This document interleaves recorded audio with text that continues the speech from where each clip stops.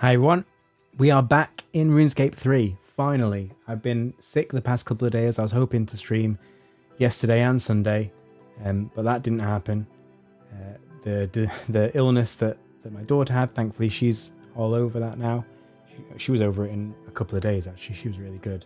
It then hit us over the weekend, so we've been really sick, but we're better now pretty much. So yeah, I decided to put a stream on for tonight instead to try and catch up. Things have been going really well with leagues. We hit some hiccups because of the illnesses in the family, so we're not quite as far along as we thought we were, but you might notice that I've been busy since the last stream. You see here, we're only 30 points away from the next relic, which is going to be huge. If we look at our relics, if I can open it here, not only do we get a combat relic, so we've been doing necromancy as you've seen in the previous stream, so we'll go with Soulborn. Not only do we get all these upgrades to our combat, we get all the abilities from the Necromancy Well of Souls talent tree, and we get ancient curses. We get all these spell books and things available even without doing the quests. We do need the prayer level to use those ancient curses, but it's still good stuff. So that's going to make a huge difference. And today we're going to get to our first boss fight, and I think we're going to take on a few bosses today. So I've got a couple of bosses lined up, and I've got one secret extra boss that I would like to take on, but I don't know if we'll be able to. So let's gear up. I've also been doing some herb lore. I've been making prayer potions in preparation for bossing, and yeah, you see we've got 56 prayer potions in the bank, which is very nice. I'm trying a third stream today. I'm streaming on YouTube Shorts as well, so let me know if the stream seems a bit choppy, if the load is a bit too much. If it might be my internet, it might be my graphics card. Let me know if there's any issues, and I can downsize the stream. But I think we should be able to now stream on Twitch and YouTube, both vertical and horizontal. So hopefully that's working. But please let me know if it's not. Yeah, let's give this a try.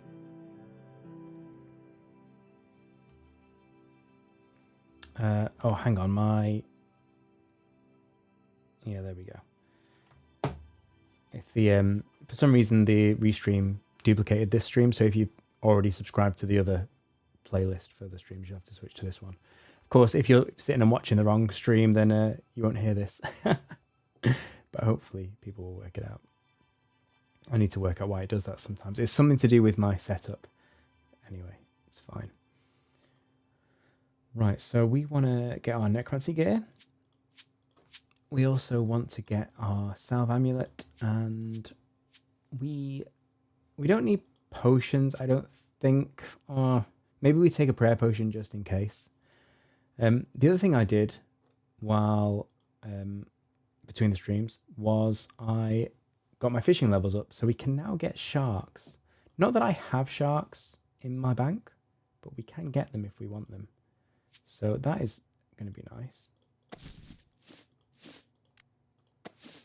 Right. So yeah, we want to take on the next necromancy quest, because that's going to unlock her mod for us, which is going to let us get our gear upgrades. That'll be our first boss kill. I think that will unlock the War's Retreat, and then I'm thinking we can start. We'll farm a bit of her mod, get materials for one upgrade, I think, which doesn't take long, I think, for the first upgrade. And then we will take on... Thanks, Koopa. Hey, good to have you on the stream. Hey, Latara. Hey, Koopa. Good to see you. Is it Koopa or Koopax? I'm never quite sure which to call you. Yeah, I've been grinding out fishing. It's just very AFK. And while I was sick, it was good. What did I do to do the fishing? I think I just literally went up the skill guide, and then I unlocked Menethos and did it AFK there. And we've now got all this fish here in the bank as well that we can use. So like the jellies will come in handy later, I'm sure. We're going to take some runes with us as well, because we've also got this bone shield unlocked, which will, one, just reduce the damage we take, but two, we can now use these defensive abilities, which is pretty cool. How are you guys doing anyway? Have you had a good couple of days since I last spoke to you? Right, what else do we need for fighting? Oh, I said prayer potion, didn't I? We'll just take one for now. No, we won't. We'll take a few.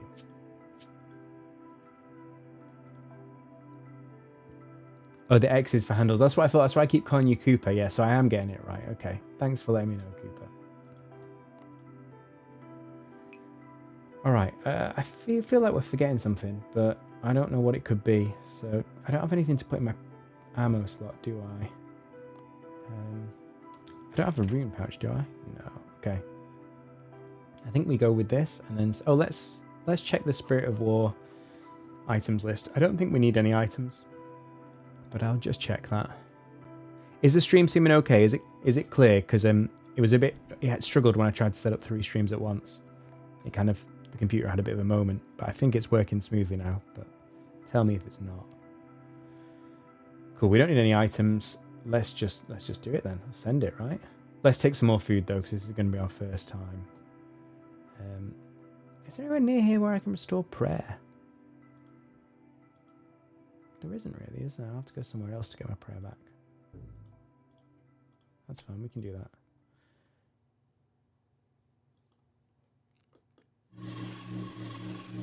You unlocked Invention in Tier 5 thinking it was a free 200 mil and 800 points, but you need some materials, so really Invention boosting is Tier 6. Yeah, I can imagine that. I did wonder whether I should be unlocking Invention to try and get the... Because while I'm skilling anyway, I could get the passive XP. But I decided that, well, actually, I've got virtually no other than Necromancy, I've got no other skills to 80. So I'm not going to rush crafting, mining, crafting, smithing, and especially divination. I am going to do the caches a little bit between streams to get the divination level up, but I think I'm going to rush it when I get my tier 7 relic, because then you get your next big update, don't you? If you look here, sorry, not tier 6, because I get, not only do you get perfection, but you jump up to 12 times XP, so it'll be so quick. So the big obstacle, I think, was between like this tier and the previous tier. Like, I'm about to unlock the next relic. I think there was a big gap between this, where is it? Sorry, I've got the nose down that network out as well.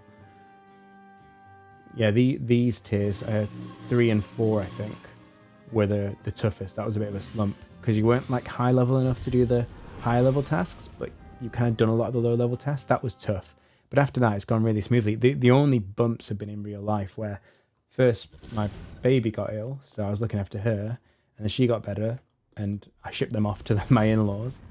And I thought, right, I'm going to have a week now to just stream, and then I got ill. And it's funny, actually, my wife was with the in-laws, and we both got sick at the exact same like moment. Like, we texted each other, and it hit us both at the same time. It's like clockwork. How about you, Cooper? How's your journey going? So you picked up Invention in tier 5. So what are you tier 5 now then, I guess? How do I start this quest? Spirit of War. Oh, do you know what I also did? We will unlock all of the Well of Souls anyway when we get our next relic, which is very close, 30 points away. So basically, no, in fact, any task we complete now will get us the relic. I could make a few more potions. I could clean a few more herbs. We could do anything. But that will come, I think, when we take on her mod. But you'll see I did get some more souls. I did get some more tiers of the well unlocked, and I've got a talent point to spend. So I already unlocked the ghost and the zombie and the threads.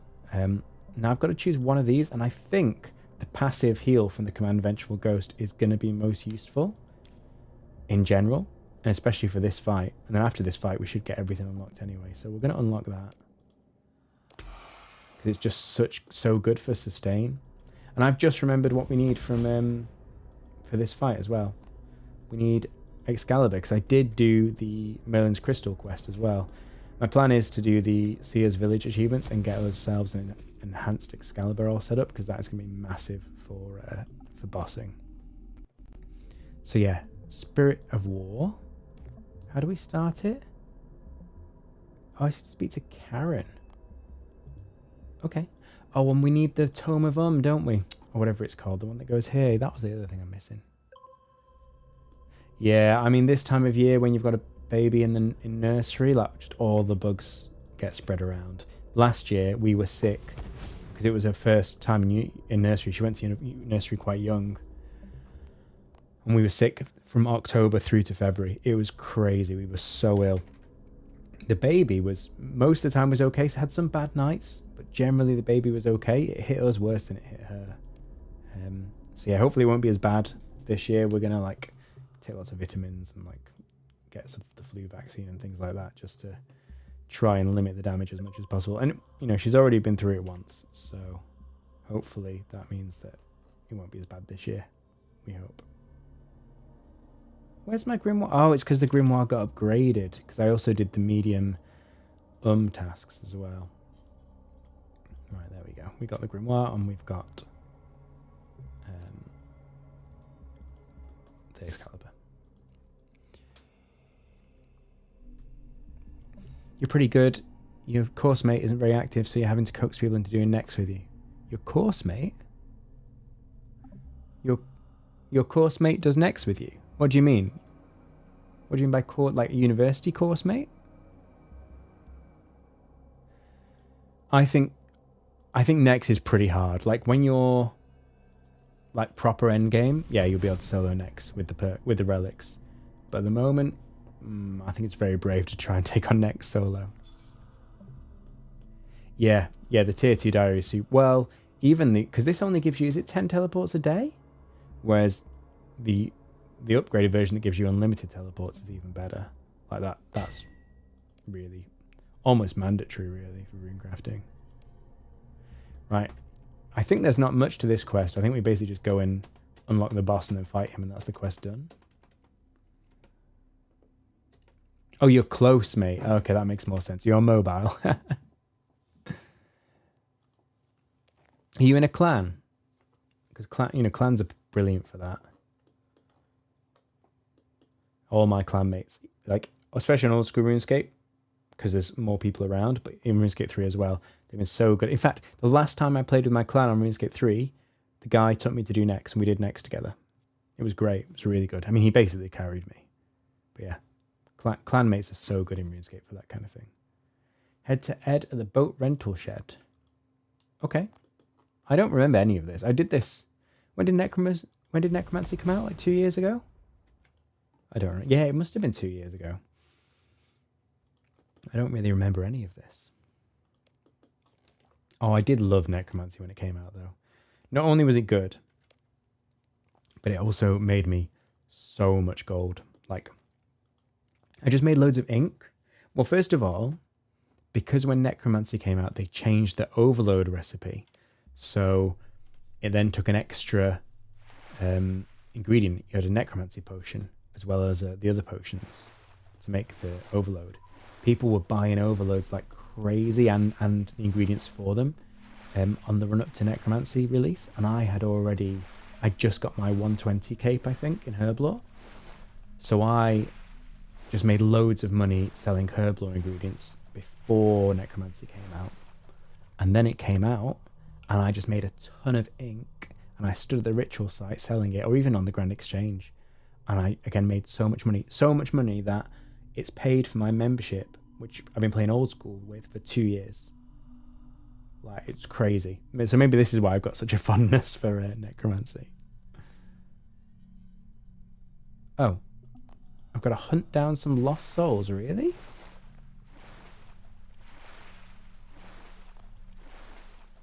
I thought this was like a... I didn't know this was an actual quest. I remember doing this, but I thought this was like just a little bonus to get. I love that you can use the maneuverability abilities on this.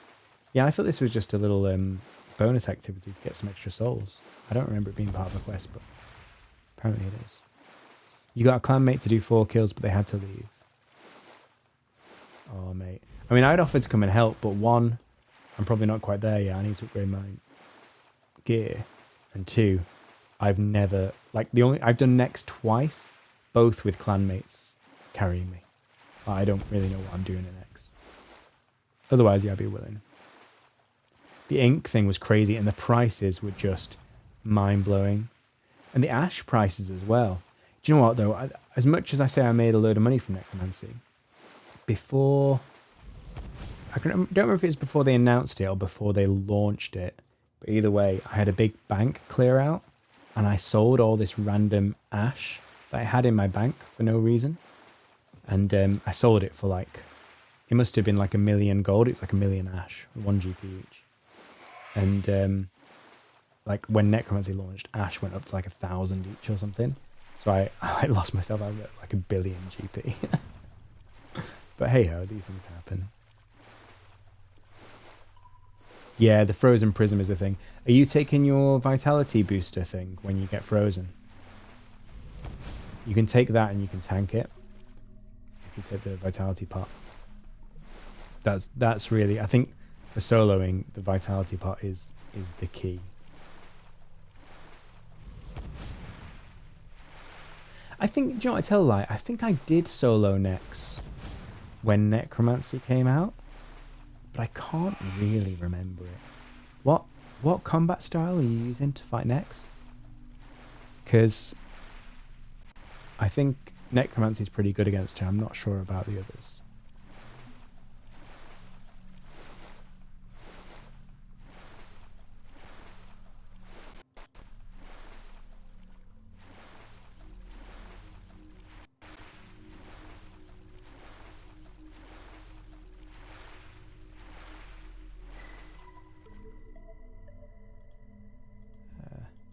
Just checking my streams are alright. Something funny going on. Okay, no, it's fine. It's fine. It's all good.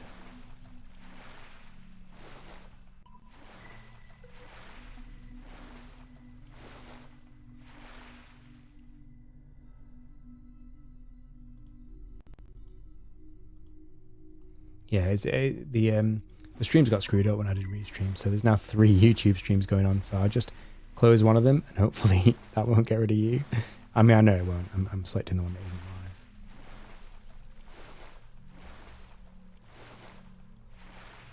Is that our last soul? Yeah, this is our last soul. Great.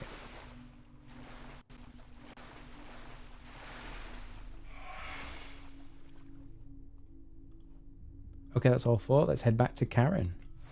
Is there a joke in there? Because like the River Styx person, is that called Sharon? Or keep Karen with a C? I think that might be a play on that word. I'm not 100% sure. Yeah, you're using necromancy. Okay. Oh yeah, the 114 herb lore. Yeah, I mean with necromancy, because you've got so many heals with the ghost, you'd probably be okay. But generally, if you're soloing next, like the vitality booster is the way. But yeah, I guess there's a bit out of reach right now.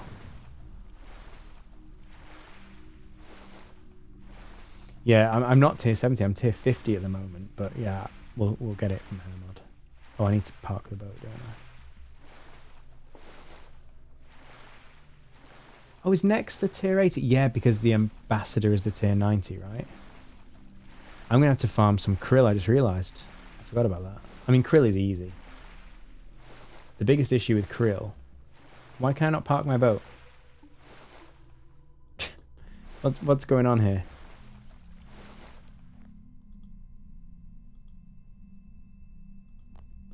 I got the souls, right? How do I get out of my boat? Am I in the right place? I am definitely in the right place. Do I just go and talk to her here?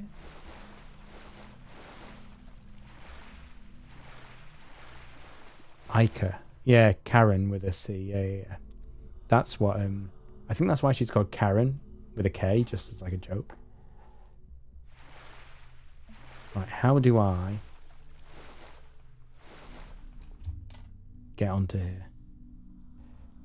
Oh, disembark. There you go. It's great. I've got so many wires on this desk. I really need to sort out my cable management. Yep, back onto dry land. Oh, so you can take the boat and you can get off anywhere. I thought you could only get off there where you started. That's good. Right, I have your obols. Yes, I'll hand them over.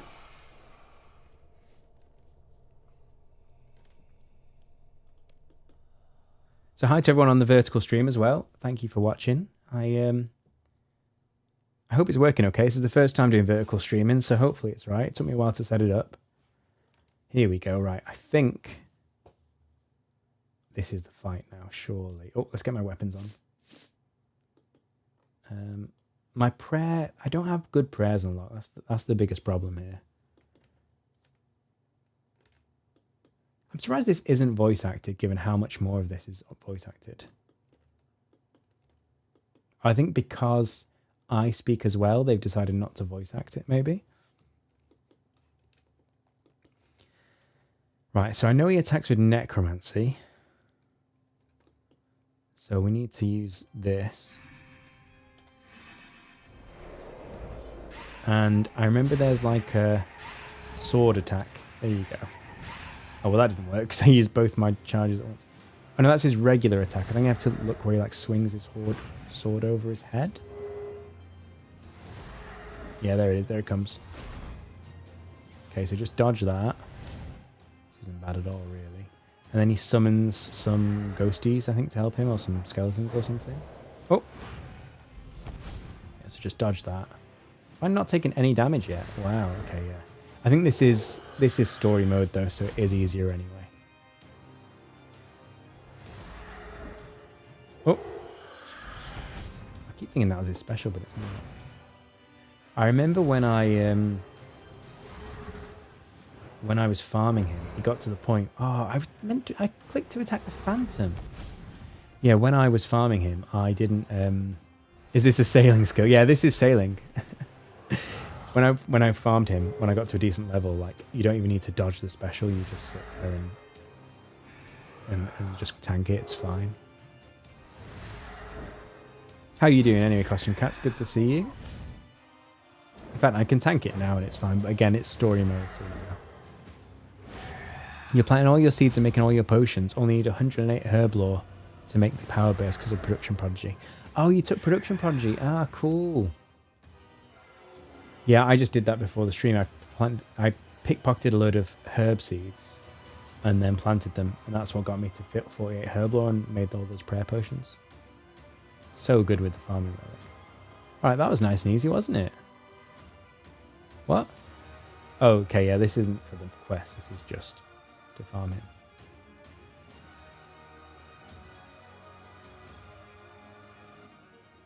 I think I might be able to kill him without using prayer.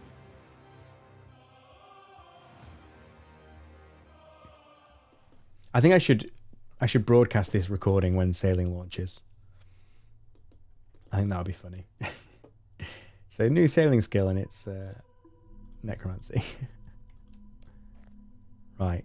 Who do I need to speak to now? Oh, speak to Karen. Okay.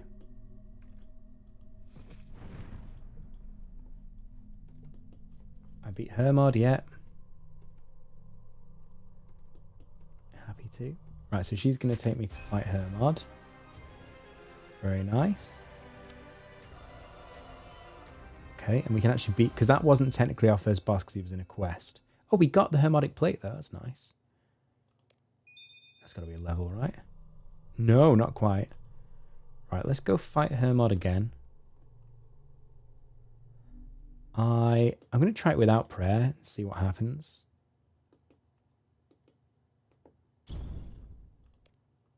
I use no prayer at all, and we'll just see.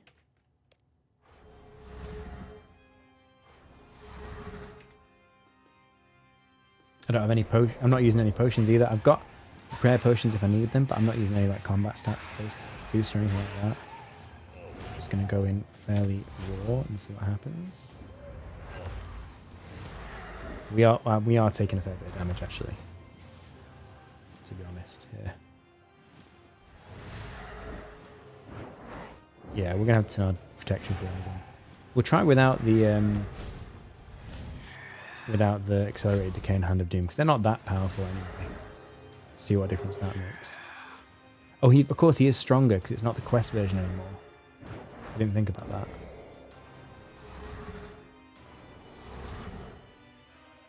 Oh, here's him summoning his dudes.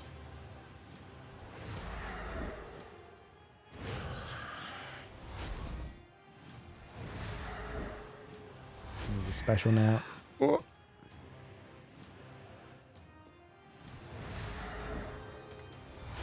Okay, now we've got all our ultimates up. Do this. Do this.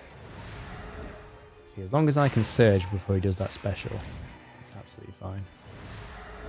I am going to run out of prayer points, but I think that's okay. Oh! I missed that one. It's nice having surge and dive unlocked by default, because then you can always dodge, basically. Especially because the cooldowns are so low. Right, can we use this again? Yeah, we can. I need to use my necromancy stats on cooldown. I keep forgetting to use those stacks.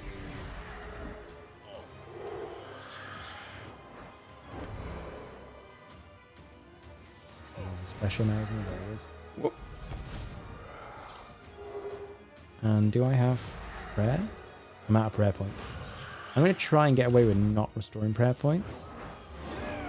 I've activated Excalibur for a bit of a heal.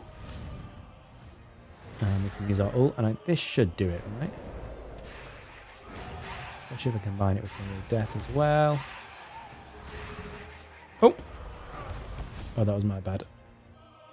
I was so focused on just trying to finish him off, I didn't even realise he was using his special. And now I'm moving when I don't need to move. We can always eat fish if we need to. Oh, no. Really? Okay, we're going to have to eat some swordfish. I mean, that's fine. We don't really need to use swordfish. Oh, we so nearly got the kill before he summoned these guys.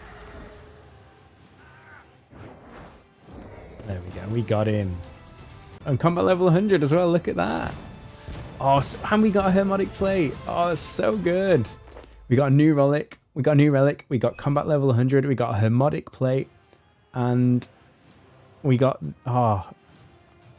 And we got our first boss kill all at once. That is amazing. Look at that. Right, let's go to Draenor. And then we'll see if we can get into War's Retreat. How many unlocks can you get all at once? That was brilliant. I didn't plan that. I made sure I didn't get anything big off stream. But I was just like making prayer potions and doing fishing training and random stuff before the stream. And it just so happened to take me to just 30 points off the next relic. It wasn't planned or anything, it just happened. Yeah, that was great. Hang on, we don't need to go to the bank. What am I doing? So that's just muscle memory. Okay, let's do our relic first of all. And we know we're going to take the necromancy one. It's a given, right? And we get all of our abilities, which is amazing. It's a bit tough. If you don't know the necromancy abilities, this will be a bit tricky to do. Like you have to suddenly learn what they all do. But yeah, I know what they are. So, and now we can use Greater Bone Shield, which is better. Although we do need to use flesh runes for it, which is fine. We can make flesh runes. And I have a little note here from my main on my setup. Let me just get my action bar set up, because now we've got all these things unlocked. So what do we have here? So I need to have my darkness incantation here, and I need to do summon undead army here. Why can I not activate that now? Oh, I need 99 necromancy. Fair enough. Do I have the War's Retreat teleport? No, I think I have to maybe go and speak to War. Can't remember how this works. Hermod definitely counts as a boss, right? I can definitely... That does unlock War's Retreat, I would have thought. If not, we'll go kill like the giant mole or something, it's fine. Here goes... Oh, we know Spectral Scythe. That's going to be so useful for AoE damage. G is Threads of Fate, which is here. And C is the Soul Sap, which we basically... Not Soul Sap, Soul Strike. Which we basically never use except for bosses like the giant mole, where we need to stun them. Thanks, Cooper. Yeah, it was such a good unlock. It was really good. Yeah, we're in War's Retreat now. Great. And we can talk to War. Hello, War. He can also decant our potions, which is quite nice. And like combine our jellyfish and stuff.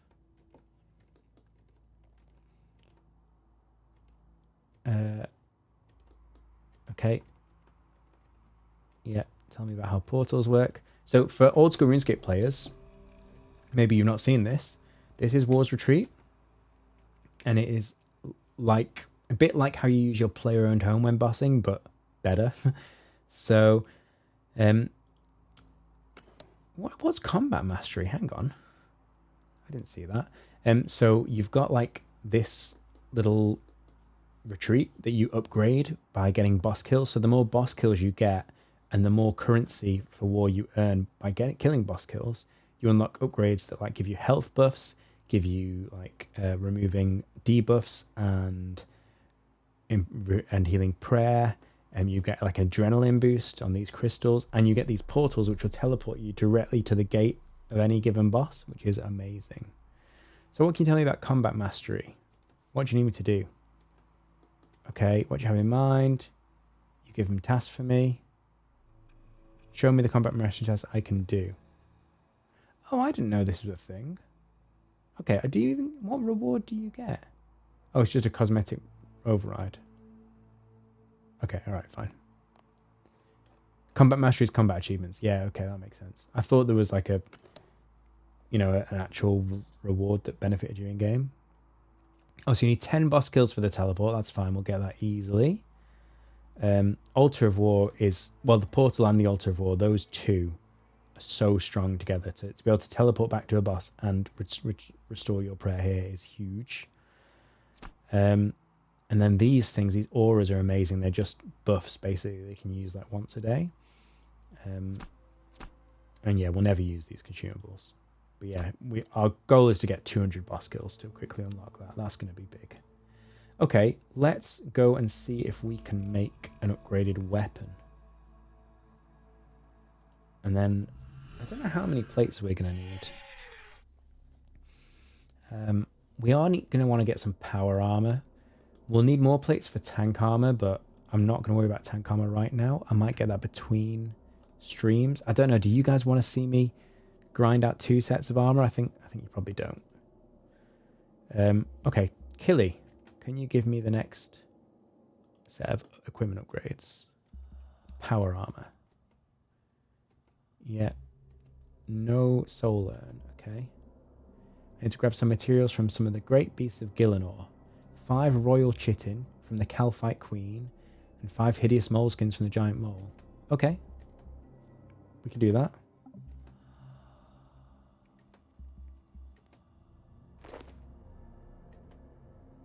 Let's just go do the mole right now. You AFK'd Archglaive or normal mode for 200 kills. Actually, yeah, do you know what? I think I did that as well. Yeah, it's such an easy way to rack up the kills, isn't it? I might do that, actually, between streams as well.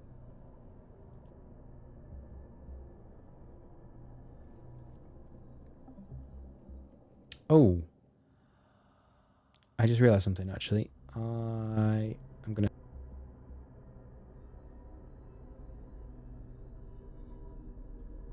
I'm just trying to work out how the vertical stream is working with the horizontal stream.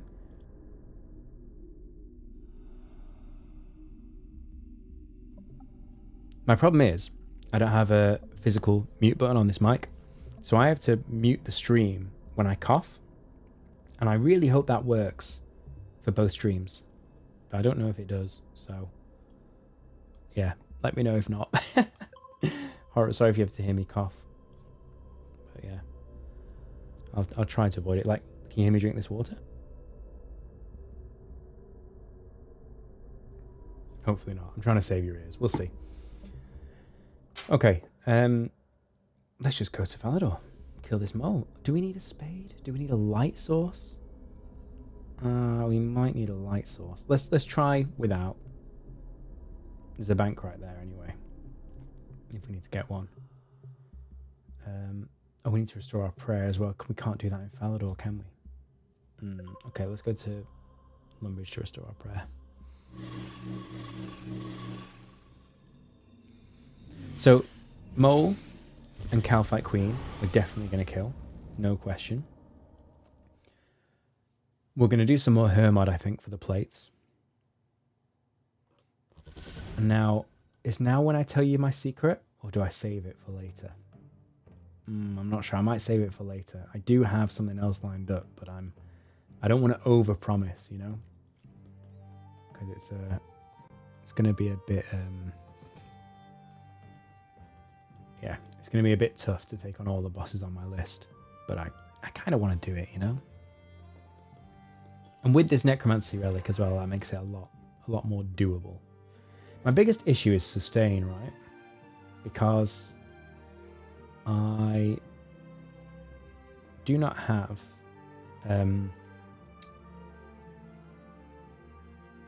what do I not have? I don't have Saradomin Brews, and I don't have Overloads.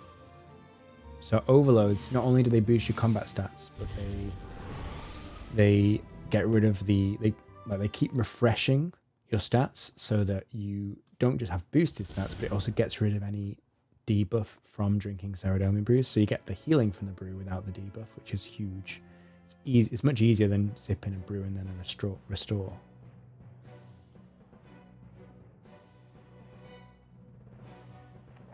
So yeah, I would like to get them unlocked to take on like the end game bossing, but I don't think we necessarily need to. Oh, there's this weird bug again. See this? So I've already unlocked the relic, but it's telling me a new relic is available. Weird. Okay. Right, 7,000 points into the next relic, which will also get us 12 times XP, which is an insane amount of XP. Right, I think we just go for this. Oh, brilliant. Thank you so much for the follow. Thank you very much for that. For some reason that's not shown up on my overlay, but I heard it. Hey, Wood. First time chatter, good to see you. Thanks for joining the stream.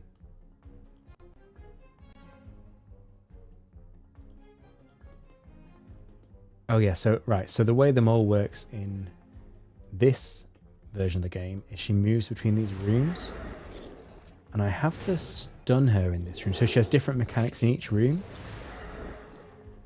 Oh, so now I have to stun her when she gets the green glowy thing. Oh, yeah, she's getting damaged so quickly. It's I'm phasing her so quickly that yeah, this is going to be easy peasy. So this room, I think stuff falls from the ceiling. You have to keep running around. It's been so long since I've done this. But yeah, I'm going to try it without prayer as well, just to, because I think we're doing enough damage that we're not really taking any damage.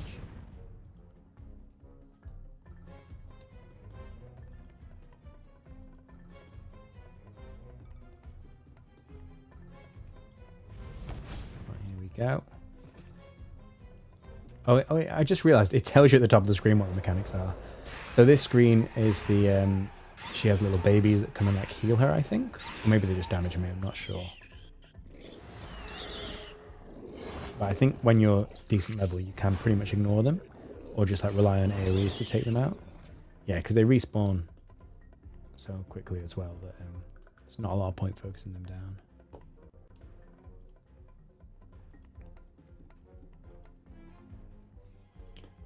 Right.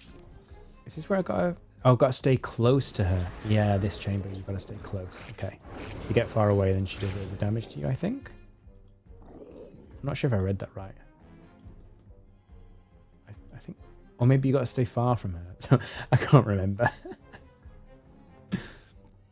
Anyway, we got her. Right, we just got to beat her again in the final room. So in this room, all the mechanics are active. Now, we killed her so quickly in those bottom left and bottom right rooms that we didn't even see the mechanics. But we might not see them here either. Oh, we saw that one. Oh, if I didn't have to spend all this time re-summoning, I definitely... Oh, so I'm stunned because the rocks hit me. Oh, that was quite bad, actually. So I should always save a soul stack thing to be able to stun her so she doesn't do that massive damage to me. It's fine, look at that. I got my Excalibur to heal. Oh, Mystic Cloth is actually super useful. Because we actually have lower tier armor. What is that? I've never seen that before. A clingy mole? What is a clingy mole? What on earth?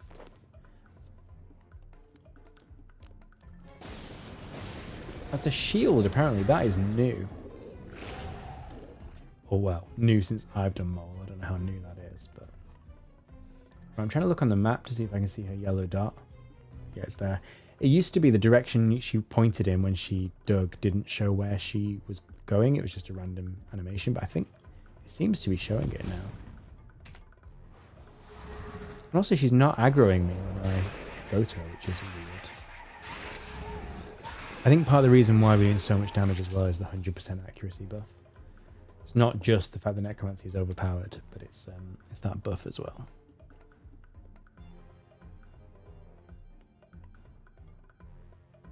I needed 5 moleskins, right? Or not? Yeah, I did. I need 5 kills.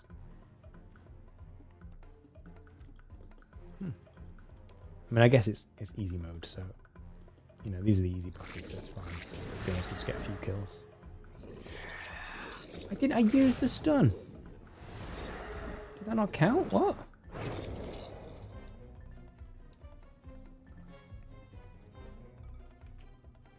Okay.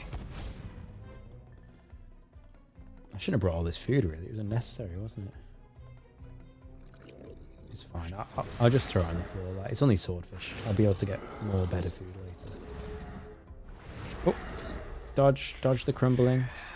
Oh, I just remembered. The reason why I can't do this is because she stuns me, and I have to use my freedom ability to get out of the stun, and then I dodge the falling rocks. It's all coming back to me now. It's all coming back to me. So you'll see, I've got more health now essentially because. After I summon the ghost, this will continuously recommand the ghost to heal me. So I've got really good, well, pretty good sustain. Could always be better. But yeah, it's definitely not good for me. What we have before. Okay. I thought that would have finished her off, but no, apparently not. Okay. She's already summoned her little friends. Use all my AoEs. Oh, I need to save her. Oh, use a stun, use a stun, use a stun. Did that work? That worked, great. Right, we got her. Do we want adamantite stone spirit? Not really. I mean, we're going to end up dropping like all this food, aren't we, anyway? I think I do want this moleskin, you know? Because I think I can trade it in with Wyson for seeds? Question mark. So it is going to be quite useful.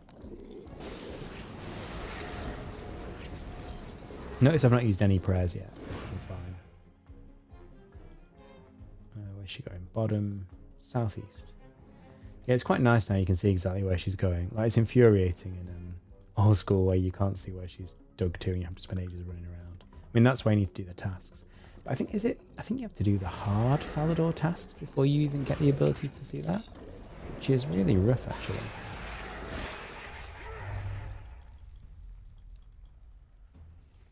So you see there, I used freedom before the rocks fell, and then I could run away. I meant to actually use anticipation, which that stops you getting stunned in the first place. But hey ho, it still worked, didn't it? And I want to attack her before these little wisps around me disappear, because I use those to stun her. Although I just wasted them by using that ability. Oh yeah, because I was stood too far away, that like range damage started hitting me, because it forces you to be in the same room as her, so you can't dodge her mechanics that way. Right, okay. Well, these kills are pretty quick. It's just the running around that's slow. Got 3 more, and then we can move on to Calphite Queen. And I'm trying to think, how does Calphite Queen work in RuneScape 3? I remember she's easier than in old school RuneScape. In old school RuneScape, she is like broken. She is literally broken, like the code is broken. So she is like too accurate, basically. It does too much damage. in RuneScape 3, I can't remember much about her. I think it's the same mechanics.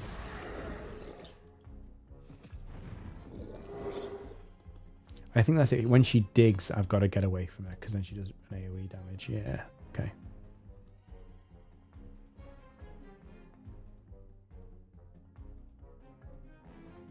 The benefit as well between the streams, I did a load of rituals to get the souls to start that quest. And I was thinking it was benefiting me as well to get souls for upgrading the Well of Souls, not realizing that the relic gave me all the Well of Soul unlocks anyway. But I didn't do that much. I only got like 3,500, 4,000 souls, and I needed 3,000 for the quest anyway, so it wasn't that big a waste. I guess I'm gonna go dump these in a bank now because I've just got so much in my inventory. So yeah, the other thing that doing all those rituals got me is 1,000 ectoplasm. So now we don't have to be quite so stingy with our summons, which is nice. Ectoplasm is still going to be a bit of a challenge, but I think we just do one ectoplasm ritual now and then, and that should cover us, I think. I hope. Right, I'll throw all this in the bank. And I guess this is going to go in like boss drops, like money makers or something strange. What is it? Can someone tell me what this clingy mole is? Because I've got no idea. Right, so just 2 more kills. And then we'll be good to go.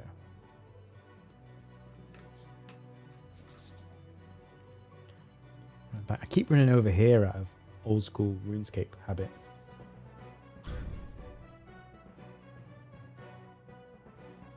Why can I not change the spawn speed? Is that a Leagues thing? She already spawns quickly. Not sure.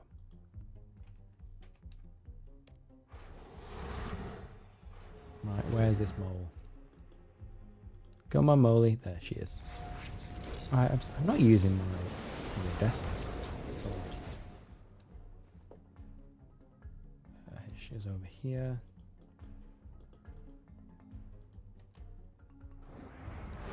We gotta use our AoEs.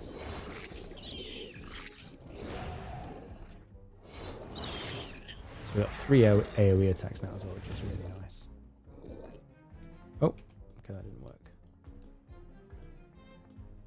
We only need to use 2 of them, and then she ran away.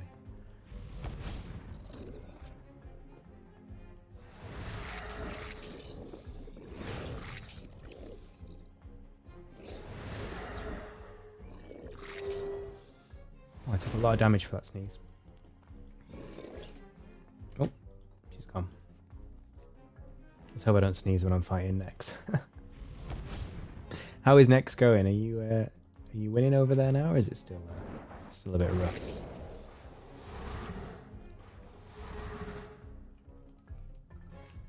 Right, I'm using anticipation so I can't be stunned, and then when I hear the rumbling, I can just run, keep running. Oh, hit me because I didn't run far enough.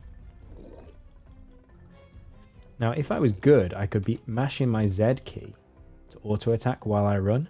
But that's a skill you need, especially when you fight like Raziel. You need to get into the habit of running and using your hotkeys to attack still. But I am not very good at that.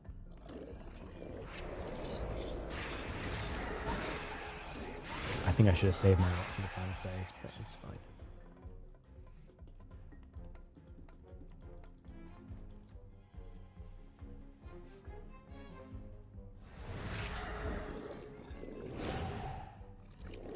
Oh, these ones didn't even aggro me, they're so far away. There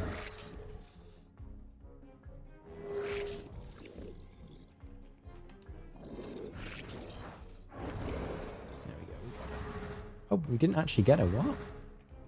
We didn't get it, and I got my... And I just used up my stuns, so I couldn't even block her attack then. Numbing Root. I have seen this before. But I don't think I ever used it.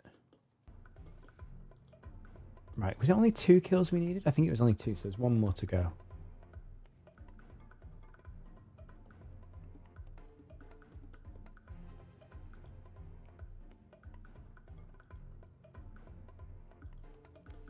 Righto, ult this to begin with. Then I'll ult you back up by the time we get to the final phase. There we go, it's already gone. Cooper says, why are you doing rituals? You're supposed to be fighting next. What are you doing? Don't give up.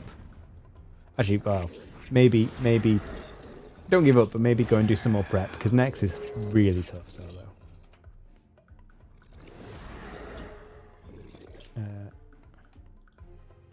How does it work? If we were to duo next to get the equipment, would we both get the drop because we both use necromancy, or is it only the person who gets the last hit gets the drop?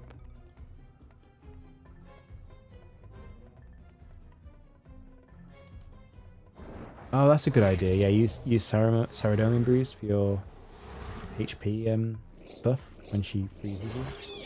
That's a good shout. Can you use barricade? Not barricade. Devotion. Is that a possibility against her attack, or is it typeless damage? I can't remember much about next, to be honest. You get full loot and quest drops. There you go. But does everyone in the party get it? I just realised I've got to do the frozen key, or does the relic unlock?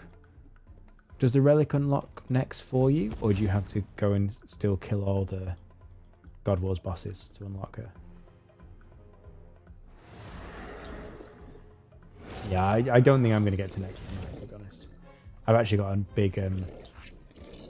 big challenge ahead if we can get through this.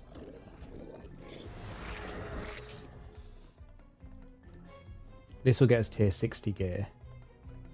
And is tier 60 gear going to be enough for what we want to do? Maybe. Maybe we get tier 70 weapons and tier 60 armor.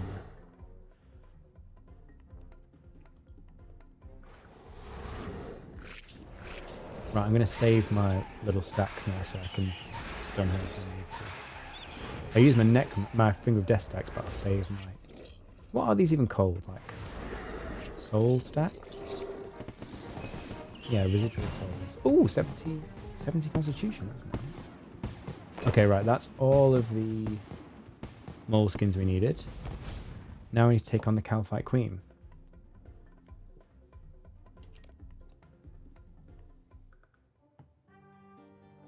Now I'm going to do same thing, same setup. Because the Calphite Queen, she prays against different combat styles, but she never prays against melee. Oh, that's true. Yeah, you don't even... Oh, really? The bosses don't even drop the key shards in Runescape 3. I didn't realise that. But given, for example, this relic has unlocked Vorkath, right? If you look here... where is it? Soulborn. Unlocked Vorkath. Unlocked Amascut the Devourer. Surprised it doesn't unlock Nex as well.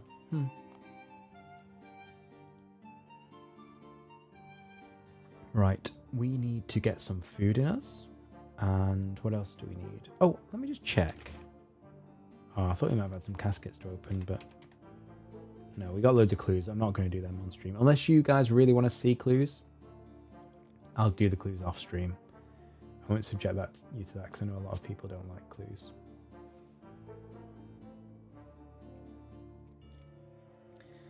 I should get rid of this burnt food. I don't know, I keep it out of habit. It's like a collector's thing. It doesn't matter in leagues.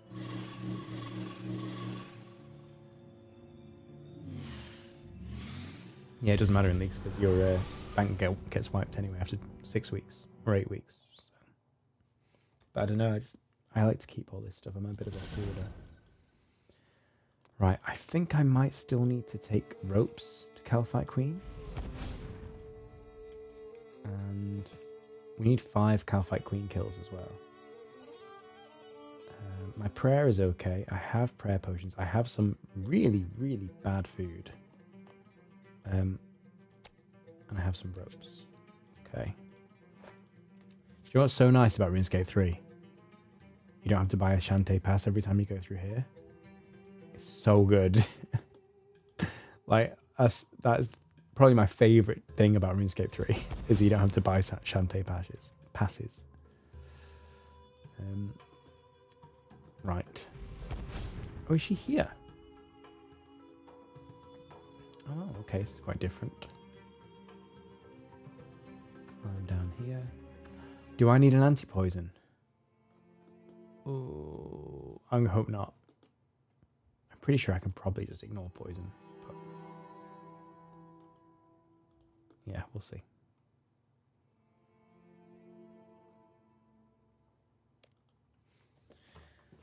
So I need to pray mage against the Calphite Queen, I think. Do I have an emergency teleport? I do. Okay, I can use the book if I have to. My salve amulet isn't going to do me much good here, but never mind. We'll just deal with that.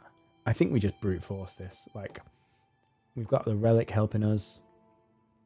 We'll get heals from the ghost. I remember this was so easy in the main game with necromancy, so I'm hoping it will be not a problem. Oh, just private encounter already. Oh, I hate this. Oh, there we go. Okay, we went public. I don't think anyone's going to be here anyway. No, okay, cool. Let's pray. Can I react to her attacks? Maybe? Question mark?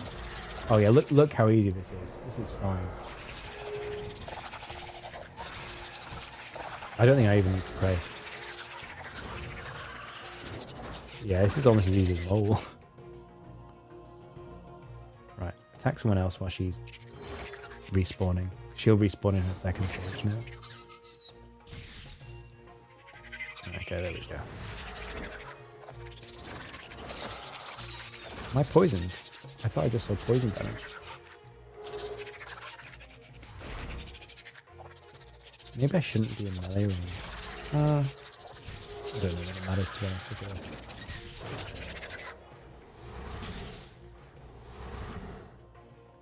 And our ult's almost back up as well.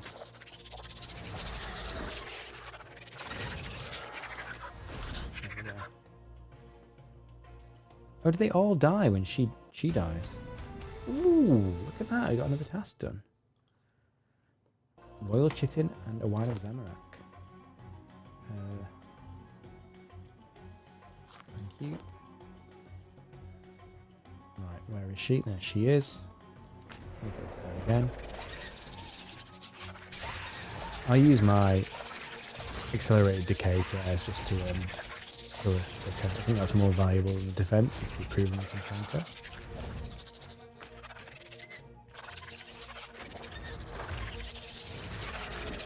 There we go.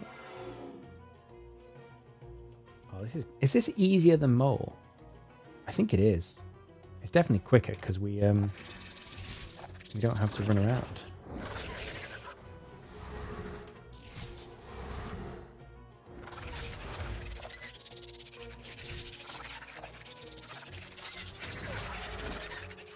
Yeah, we have to eat like a couple of food after every kill anyway, so we don't mind taking a bit of damage. Oh, this is so good. We'll use our soul stats because we'll lose them anyway when we choose respawning. Oh. Okay. Some rune arrows? Sure. I mean, we don't need them, but we need to eat the fish anyway, so. Right. Where is she?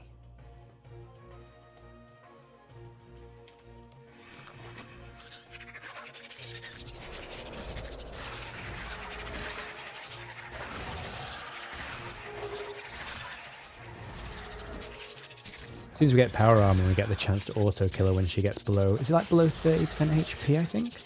You can just die. Oh, that's going to be huge.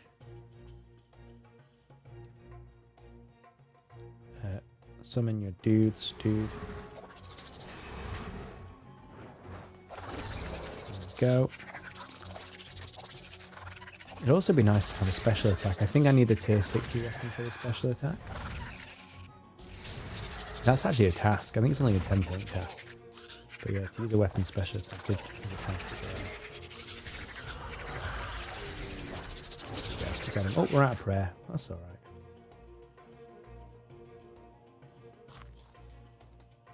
Very nice. Some good alchables. I need to do some alching, which means I need to train them. Oh no. I got the magic level. I think that's from doing the quests. Because I did the quest line up to Monkey Madness as well, just to get access to mahogany trees. So yeah, I got some XP for that. So I can add high alch as well, which is good. So I should do that to get a bit of money, because the money is dropping a little bit. Not that we need that much as an Iron Man, but it's still nice to have some rewards.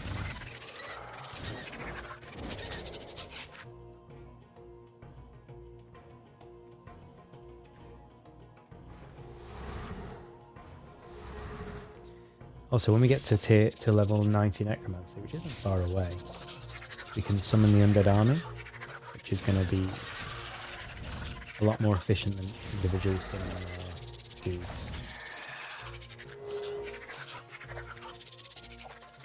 This is Calfight Queen. Do you know, I've never fought Calfight King, actually.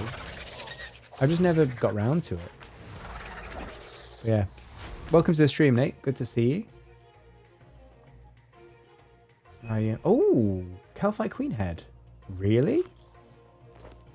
That's early. I mean, I guess that's, you know, an enhanced drop from Leagues, but even so. Man, 3 kills for a Calfight Queen head. Oh no, 4 kills. That's epic. We can mount that in our player and home and get the achievement for the Desert Diary. That's really good.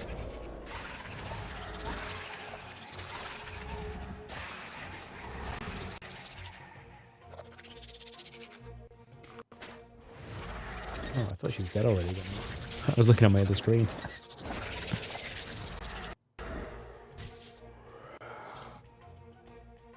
How doable an 80 melee?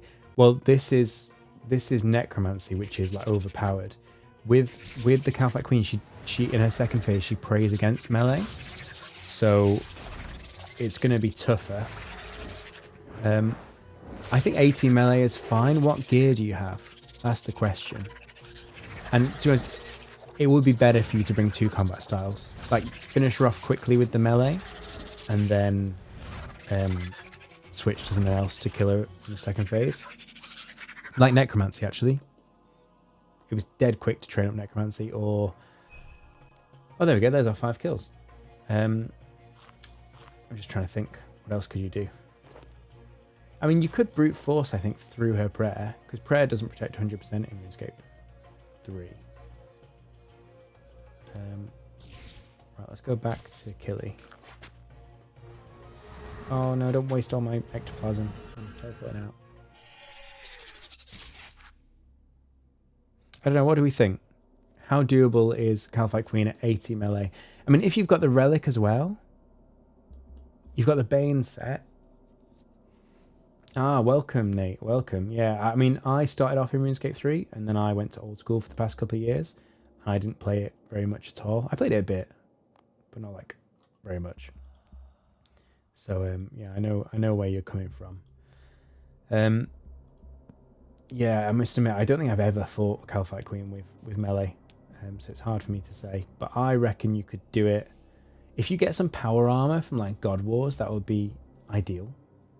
So why have you got your eyes set on Calfight Queen as well? Because like she doesn't have particularly good drops. Is it for the diary? Because I'm thinking you could farm God Wars, get some Bandos armor, and I think that would go a lot better for you. Yeah. Right, Killy. Oh, hang on, I need the moleskin as well. What did I do with the moleskin?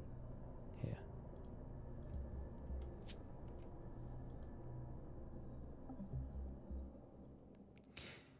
Yeah, it's weird, isn't it? She's got high defense against melee, but it's not. I don't think it doesn't work the same way the player's protection from melee works. So yeah, you should be able to just bash through her protect prayer. 80, given that you've got the relic, like, I think you'll be fine. I keep thinking of it in the context of normal RuneScape. I think you'll be fine with what you've got. Give it a try. Bring an emergency teleport. If it doesn't go well, get some power armor. Get some Bandos armor or something like that from God of Wars. But I think with the relic, you might just do it anyway. I would say you should be wearing Bandos armor. At this stage, go to God Wars, kill Bandos. He'll drop it. Because it's Leagues, he'll drop it really easily. I think that's your best bet. And also you can start augmenting Bandos armor when you unlock Invention, which would be great.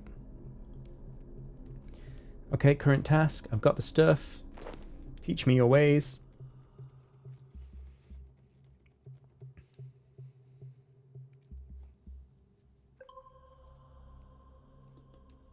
Tier 70 power armor. Look at this.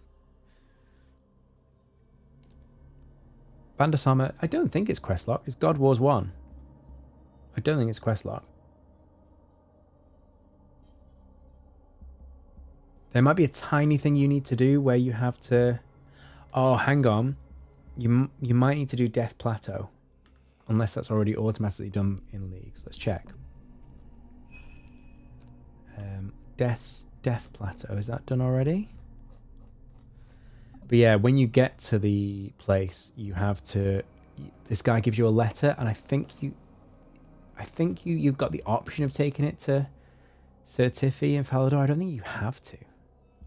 But yeah, you probably have to do Death Plateau to get there. Unless you've got some weird relic that skips it. But I think you have to do Death Plateau. It's worth doing. Like, God Wars is so important for so many things. I recommend unlocking it.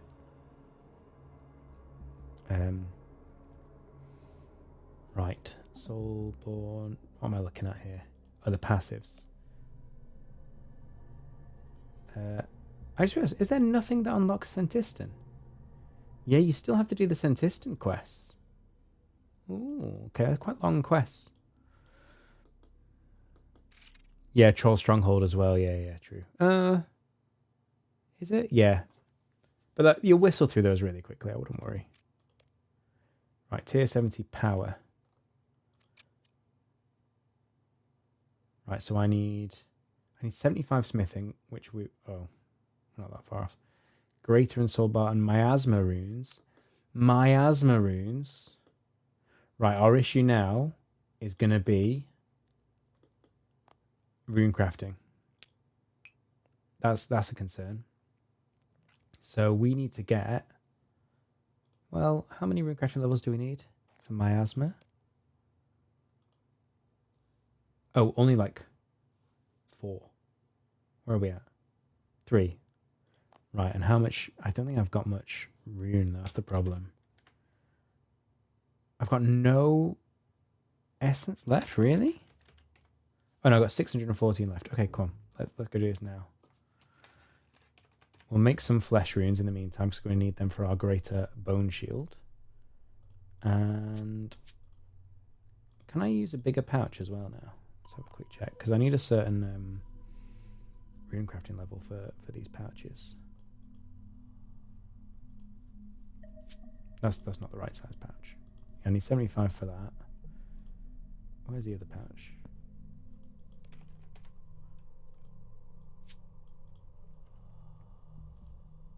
Yeah, okay, right. We can use 3 pouches now. That's good. You've been grinding Slayer. Grinding Slayer is a really good shout. It's so useful because not only does it go all the way up to 120 and it gets you loads of good unlocks, but also it trains your combat at the same time. So that's exactly what I'm going to do. You know, you see I did a little bit of Slayer, but yeah, now we're on to bossing. Like, I'm going to be doing a lot more Slayer. So yeah, I think that was a good choice by you to do Slayer. So yeah, it's gone. I mean, you've landed on your feet there. That's gone brilliantly. Right, flesh runes we need. And this might actually get us the levels to... Oh no, I don't think so. Oh, not even close. Look at that. Okay, yeah, we're going to have to do this a few times. So guys, how do we get rune essence quickly? because I don't want to go to the mine and just manually mine essence one at a time, because we're going to need like 5,000 essence, I reckon. Maybe 2,000 on top of the 1,000 we got. Oh, hang on. I need to fill these up. So what's a quick way to... Because I know I've got rune essence coming out my ears on the main game, but I don't know how I got it. I can't remember. But yeah, I recommend combat highly in leagues, just because you can get almost everything you need in the game from combat. And as an extension of that, bossing specifically. I mean, do what you enjoy as well. Like, it's a game, it's a sandbox game, you can do what you want. But if people are asking for advice, I always recommend combat and bossing. So you're already doing combat. I just think, yeah, you work yourself up the bossing ladder. Like, if you go into, is it adventures or is it hero? If you go into this tab here, beasts. So on adventures, and then go beasts, you can see all the bosses. And you can also... Oh, I don't know if it's locked behind challenges. Activity tracker, maybe? Yeah, activity tracker. You can choose a path, and you can choose a bossing path, and it will show you a recommended order in which to fight all the bosses. You don't have to do it in that order, of course, and it's not even optimal, but it's just a nice kind of little challenge to set yourself. The activity tracker is kind of taken over in leagues with this thing, but you can at least view it here. And it'll say, right, your next guy is Spirit of War. Well, I've done Spirit of War, so next one, please. I don't know if it's bugged or what, but it might be. I don't know. Anyway, that's what I did in the main game. Right.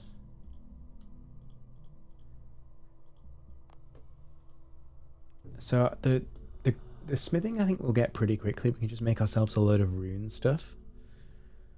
And I think this is where we're going to hit a bit of a ceiling with the equipment upgrades. So I think we'll just upgrade once, and then we'll move on and kill some more bosses, just to keep it interesting. We will, of course, upgrade to tier 80 and 90. And 70 even, because this is... Hang on. Oh no, this is 70, sorry, yeah. So we will upgrade to tier 80 and 90 in the future. But for now, I think we'll just upgrade to 70 and then go kill some bosses. I'll also upgrade my armor to tier 60, because now we've got that mystic cloth. I think we should be able to do that. Yeah, I know exactly what you mean, Nate. If RuneScape 3 was on RuneLite, it would be so good. There is something you can download called Alt 1. It's like a plugin, but it's basically just a screen reader, and it's not like incorporated into the client itself. It's just like some kind of add-on, and I've never used it, and some people don't recommend it because it is literally reading your screen. But then again, so is a lot of what RuneLite does. A lot of people like Alt 1. It doesn't do all the things that RuneLite does, but it does some useful things. I think there's is there even a quest helper? I think there might be a quest helper, I'm not sure. Like I said, I've never actually used it myself.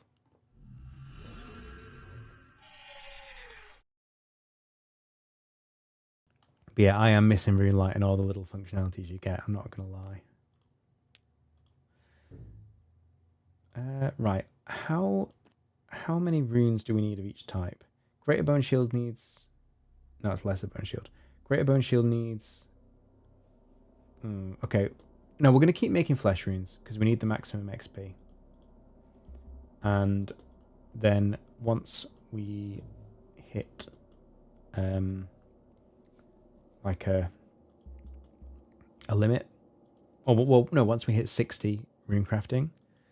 And actually, we've got a few air and bone runes already, so we'll just go straight into bossing. But when we start to get low, we'll go back and make more runes that we need. Yeah, clue scrolls are hard without RuneLite. I feel you. I love clues in old school RuneScape, and I hate them in RuneScape 3. But did you take the clue relic? Because the clue relic You don't even have to think about them. It just teleports you to where the clue is, and bang, you've done it.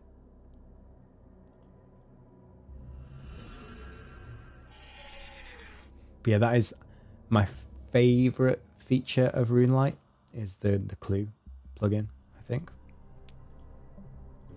We are going to run out of runes before we hit whatever we're trying to hit. Yeah, before we hit 60 rune crafting. I think we'll hit 59. How do I get more rune essence? Once we've got the rune essence, converting it to the corrupted or the impure essence is going to be nice and easy. I think certain bosses do drop rune essence, don't they? I'm just going to check the wiki. I wonder if we can go farm a boss for rune essence. Let's have a quick look. Who drops rune essence? You can buy it at the Rune Crafting Guild reward shop, but that means you have to do the Rune Crafting Guild minigame.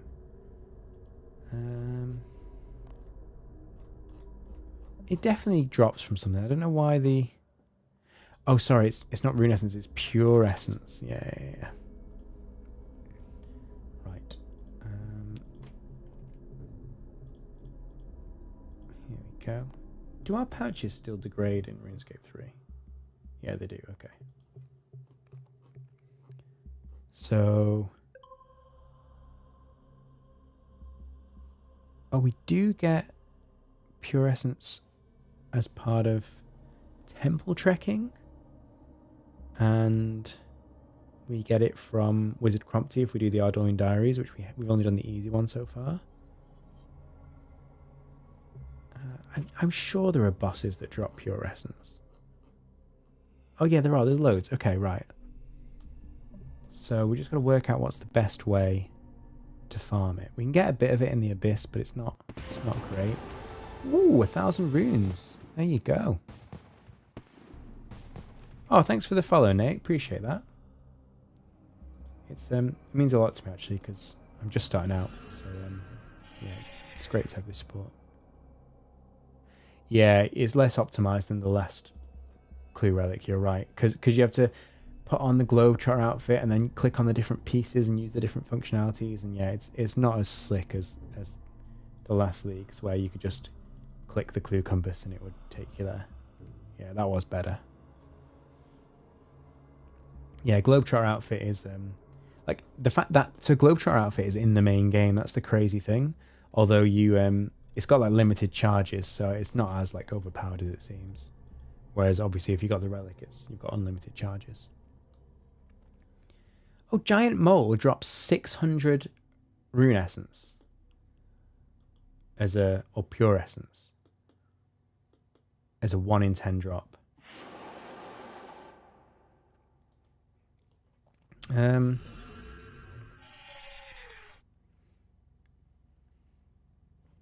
Should we do Giant Mole on hard mode? Because that can drop 900. We can do hard mode Giant Mole, right?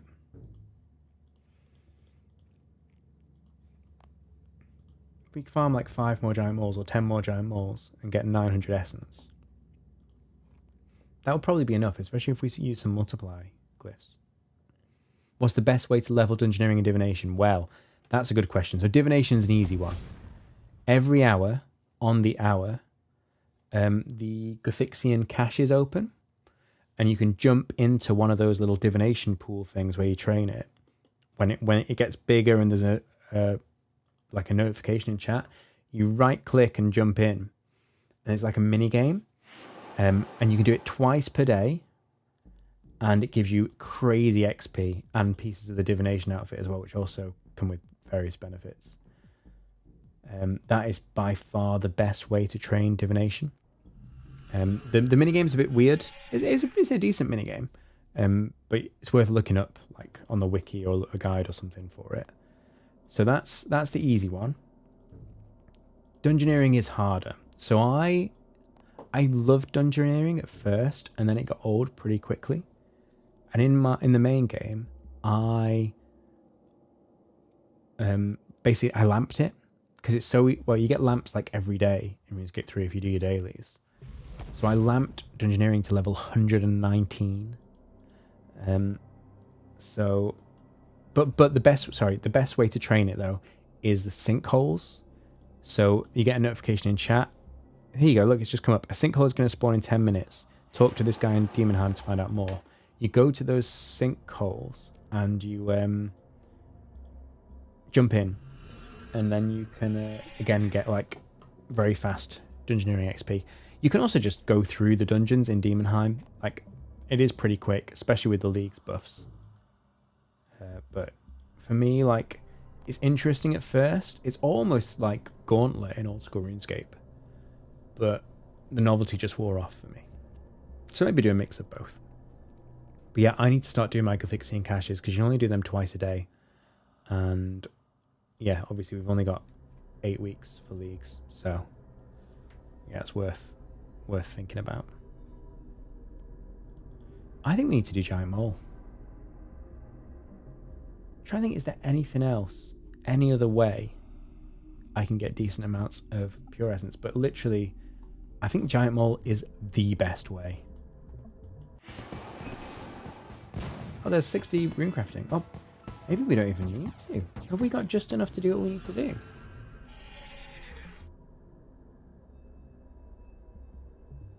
Yeah, yeah, I know what you mean. Dungeoneering gets boring quickly. I think it's just too, like, recycled. It could be good, but for me, there's not enough depth to it. I can't believe we got 60 rune crafting with essence to spare. So after all that Googling, we actually don't need to get more pure essence. I mean, we will at some point because I'm going to run out of runes. But for now, it's not going to be a problem.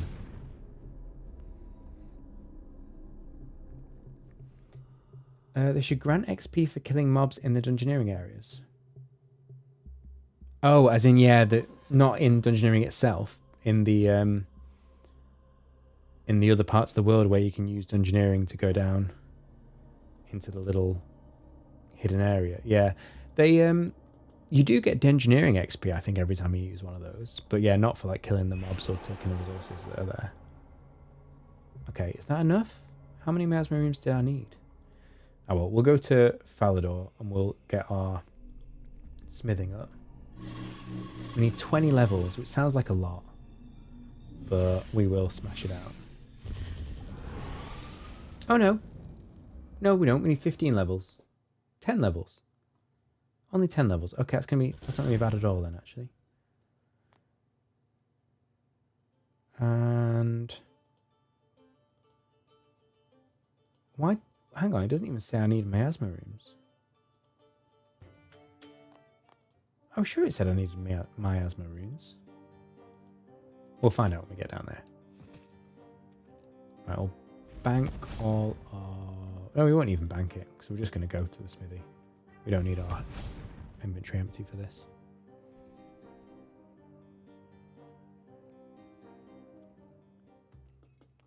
And we'll make a little rune stuff. Should we make some burial armor? I think the burial armor doesn't get buffed by the XP. Let's keep it simple then. Let's just make a load of rune armor. By the way, Nate, do you know about upgrading armor? Sorry, I'll tell you about the relic tier in a minute, but this is going to be important for you. So, you said you're on... What did you say you were on? Orichalcum armor? What quest was it? Bane. You're on Bane armor, right?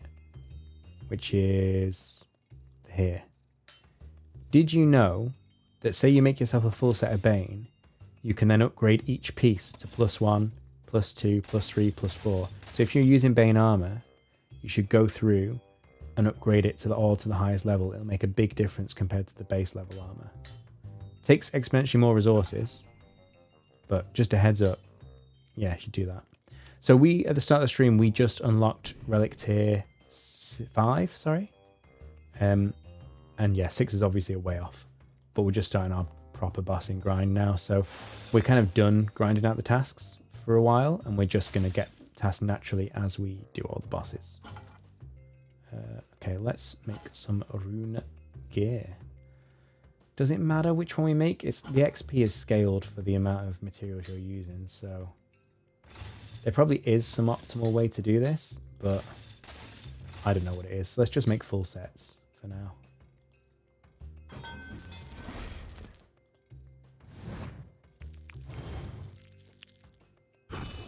Oh, you have been doing that. Yeah, it does take a lot of bars. You're right. It does. But have you got the mining perk?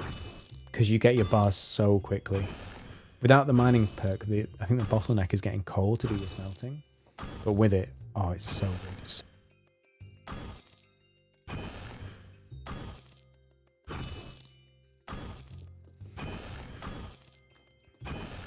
But yeah, in RuneScape 3, is it the same in old school?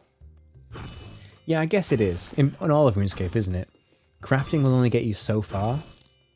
Or smithing. You really need boss drops.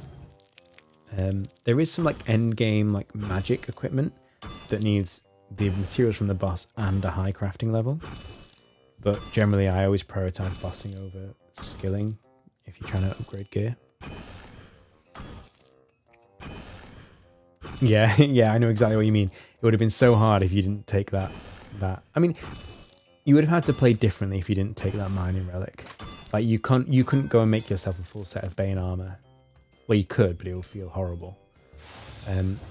You'd have to do it differently. Like just ignore crafting completely and just go in, or smithing completely, and just go and farm like Bandos, like I said. For example.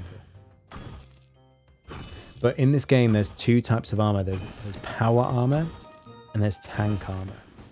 So any armor you craft, well, certainly any armor you smith, I think any armor you make yourself, I might be a bit wrong with that, but definitely anything you smith here is tank armor. And then bosses typically drop power armor.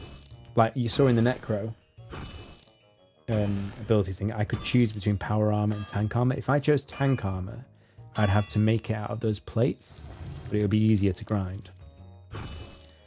Because I chose power armor, I have to now go and kill a load of bosses, and then that unlocks the ability to make power armor. That's just a special thing for necromancy. In other combat styles, you don't really make power armor very often. You only make tank armor. And the difference is the tank armor gives you a lot more defense and in some cases health, but you don't do as much damage. And there are certain cases where that's really helpful, but generally power armor is so much better. You do more DPS, which means you kill the boss quicker, which means you take less damage anyway, and it's just better. So that's why I'm pushing you to get Bandos or something else, because the Bane armor you've made is tank armor, which is still fine, but you will get a lot more bang for your buck and speed through the game a lot more if you're using power armor. Well, you're finding archaeology to kind of slow for having a relic geared towards it. Think how slow archaeology would be without the relic. And to be fair, archaeology is meant to be slow, and archaeology is the reason why I got into RuneScape. So I did a free trial of RuneScape membership, and I tried out archaeology and I loved it. I loved it so much, like the puzzles, the story, the lore, it was so good. And that, just like a week of that, made me want to buy membership, so I did. And then as soon as I got membership, like everything else unlocked, and I was like, oh, I'm going to try this, that, and the other stuff. And it took me ages to get back around to archaeology, but it's still very good. But it's a long journey, especially because it goes up to 120. And it's meant to be the slow, methodical thing where you unlock the lore and the story. And it actually, like by the time, when you get to 120 archaeology, the stuff it unlocks is insane. Like really powerful updates. I'm trying to think. Yeah, Zolo Remains gives you like a really, really powerful like combat buff that you can have active, so it's actually really important. But yeah, the main reason I took that relic was not for the mining, although now I realize how good the mining is, but for the archaeology, because to get to the top tier of bossing, you need those archaeology relics unlocked.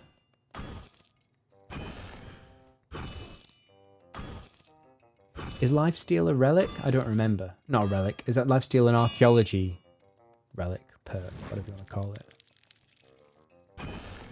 I mean, there's no wrong, is there? It's a game.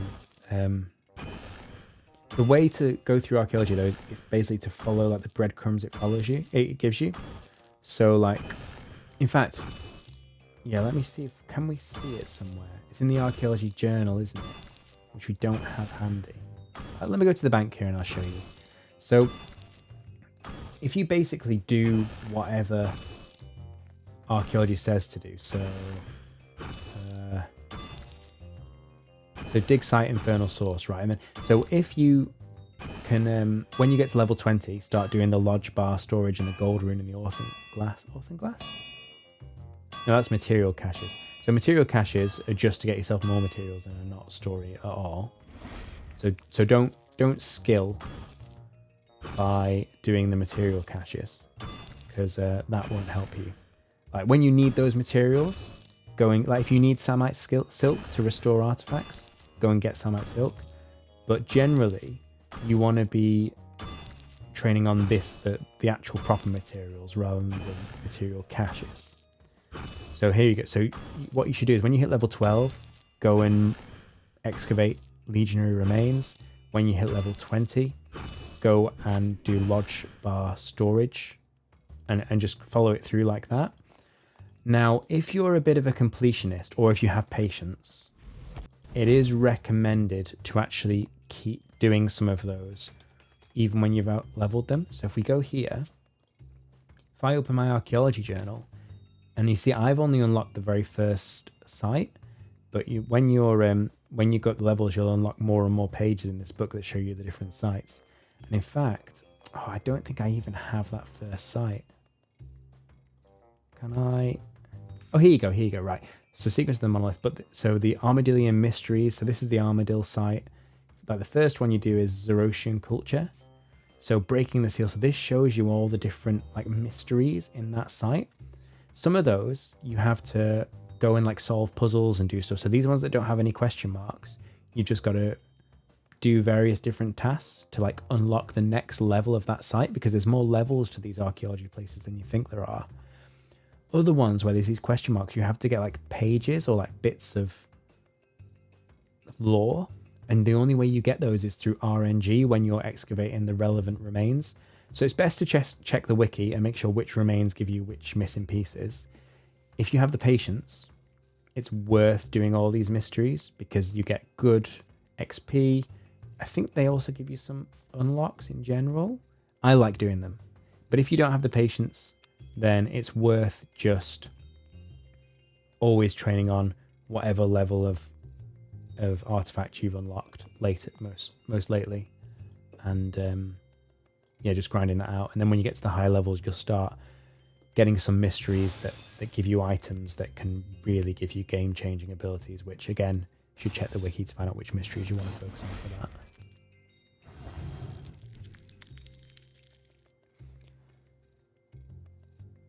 Oh, I see. Yeah, because of you've taken barbarism, you then get the lifesteal. What is it? Melee damage heals for 10% of the damage dealt. Yeah, that's really nice. Yeah, you get materials through geodes. That's not normal. That's just because of the relic we've gotten.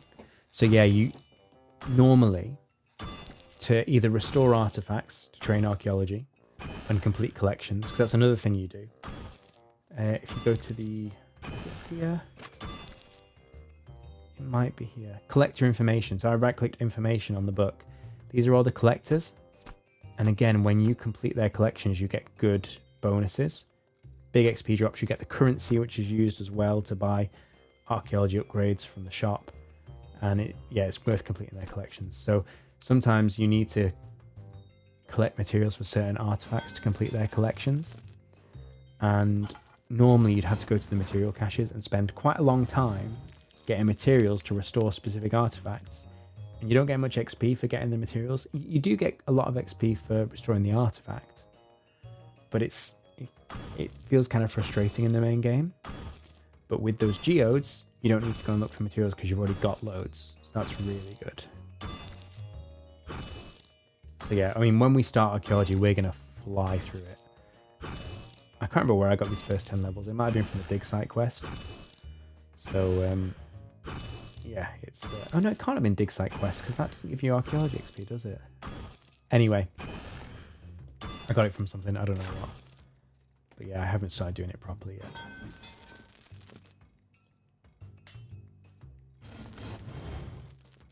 We might be running out of rune. We have to go get ourselves some more rune ore.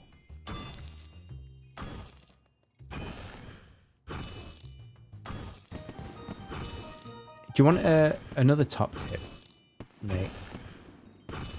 Which is actually especially good for archaeology.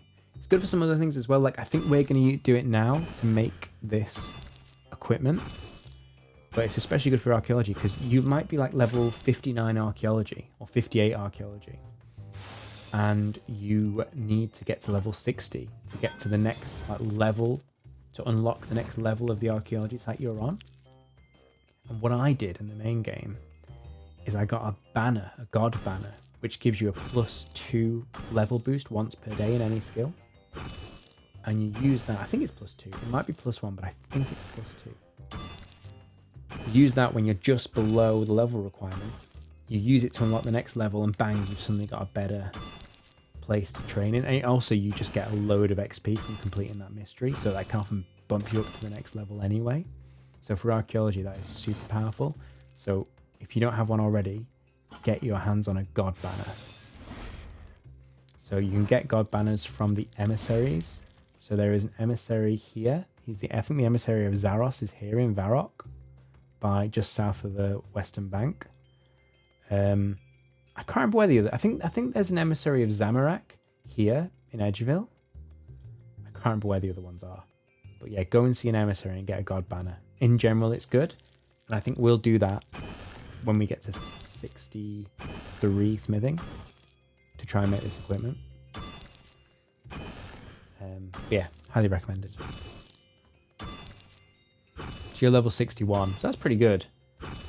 But there'll be, you know, it goes all the way up to 120. So I remember, especially those last 20 levels get really slow. So having that little boost just to get you a higher rate of training, even for a few minutes, can be really helpful.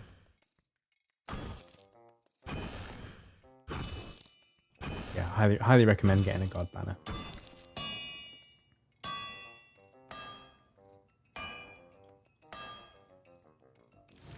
I do quite like this being able to upgrade the armor, because it's nice to just train smithing without filling your inventory with loads of duplicate items.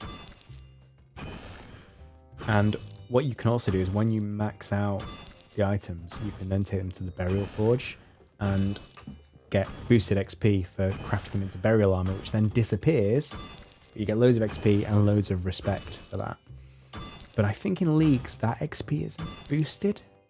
They said something about burial armor in Leagues. So I'm not sure if we're going to do burial armor. But yeah, in general, it's pretty good. I think smithing was one of my... Was it one of my first 99s? I don't remember. It goes up to 120 now as well, doesn't it? After they started putting like the crafting, crafting and smithing skills up to 120, I didn't really... I went and did a guide on launch day for mining and smithing, because I completed all like the main content. And I think I got to 110 smithing. But yeah, I've not been back since I got them all up to 120. I might do that at some point, but yeah, I'm not doing that at the moment.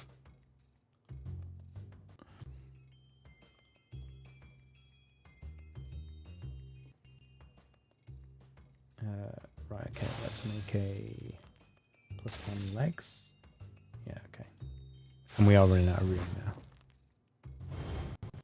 now. I just realised something. Am I streaming vertically on both streams? This wasn't happening before. No, I'm not. Okay, something strange is going on with my display then. me just check this out. Ah, here we go. Okay. Right, we're good. I was worried then that I was streaming vertically even in the horizontal stream. That wouldn't have been good.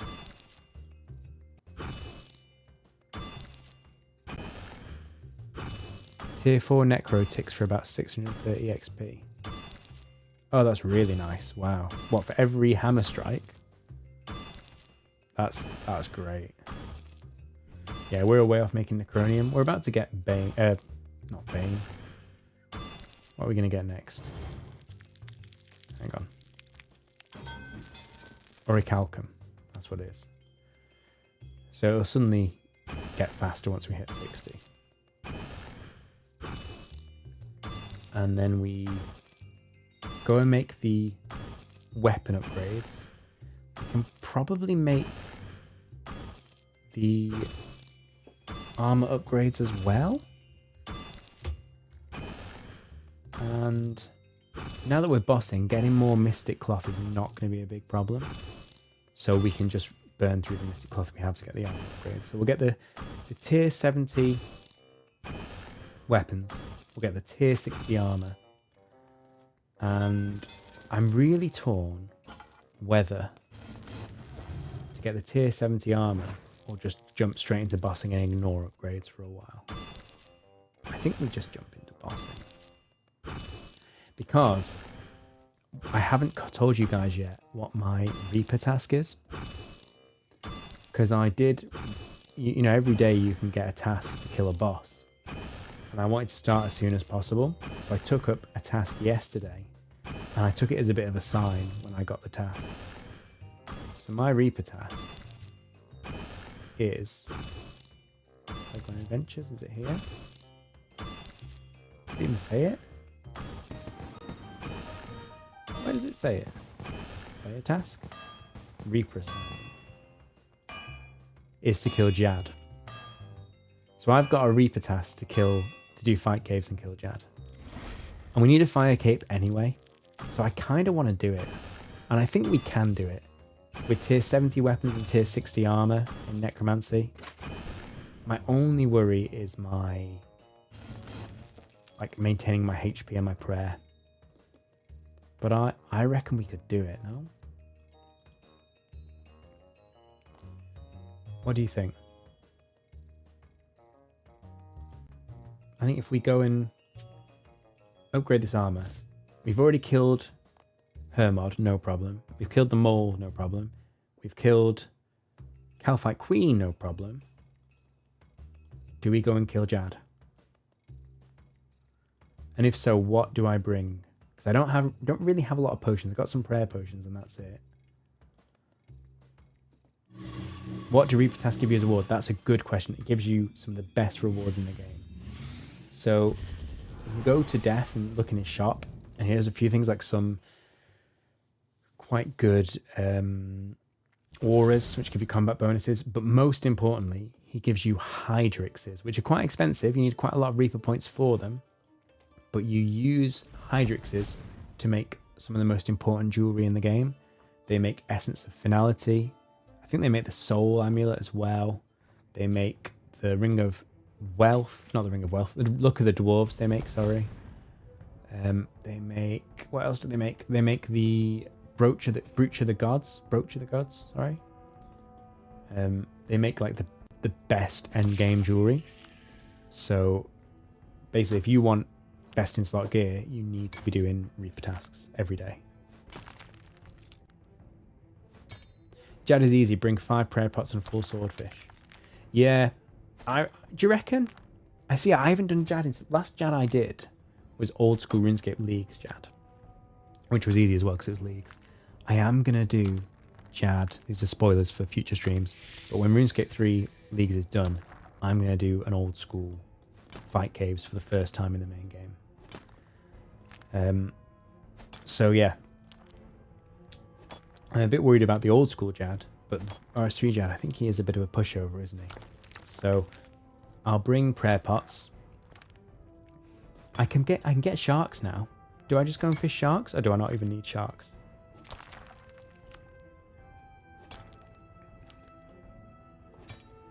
You've got Hydrix bolt tips from a clue scroll. Yeah, so the Hydrix bolt tips, I've never used Hydrix bolts. I can't tell you anything about them really. They might be good, I'm not sure. But that's not the main use of the Hydrix itself. I guess you probably can chisel down a Hydrix into them, but I don't think anyone ever does. It's that you want the Hydrix itself from death, and then you combine it with an onyx, and then you use that to craft the jewelry. And it is so good. Yeah, Jad won't one-shot me. No. He definitely won't one-shot me.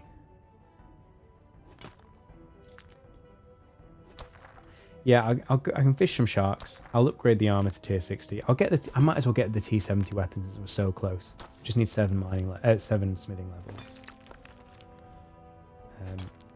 I have no idea how to track like how many rune bars we have.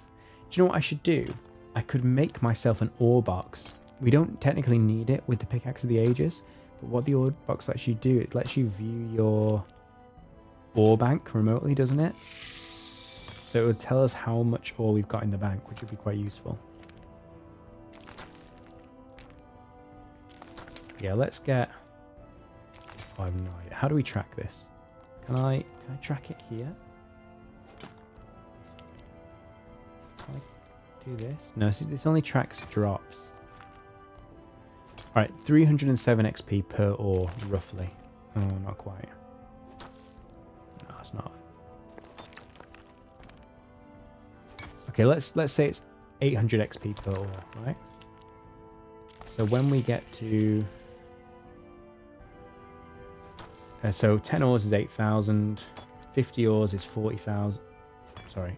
Yeah, 40,000. Right, let's get to 76 mining, and then we'll go back and finish off this smithing grind.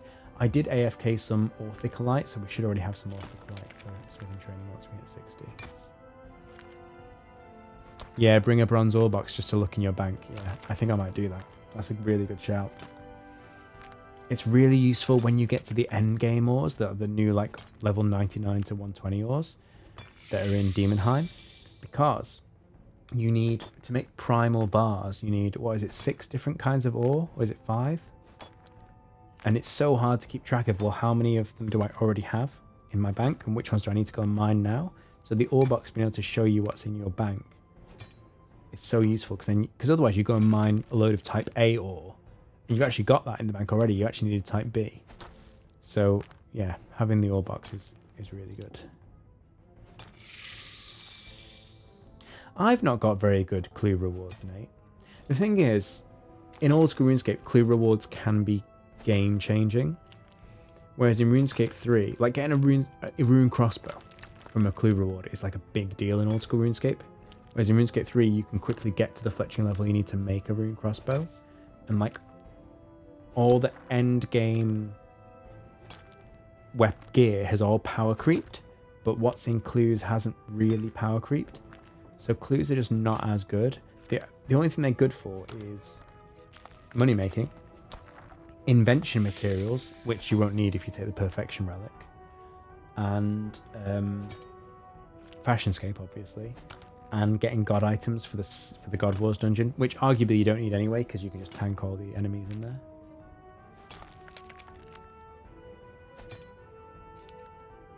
Oh, Cooper, that's a really good point, actually. You will. Yeah, because of the relic in this Leagues, I'm pretty sure that just one primal ore will give you one primal bar. That's actually broken. But I reckon that is the case. I mean, we can't test it until we hit 99, is it? Hang on. Resources. Primal mining is level 100. So we can't test it until we hit level 100. But yeah, I think you're right. That's insane. You'll get primal bars so quickly. They might have, like, if they thought about it, they would have patched that out. But also, like, if I go and mine some coal now, I get steel and iron from it, don't I? I might even get, like, rune and everything now. I'm not sure, to be honest. We should check that as well. How many bars do we get per coal? because they made it so overpowered with the coal mining. I don't think they nerfed it for the primal mining either. Yeah, I get it. Oh, okay, I just attacked a skeleton. Is he just going to attack me while I mine? He can't even hit me.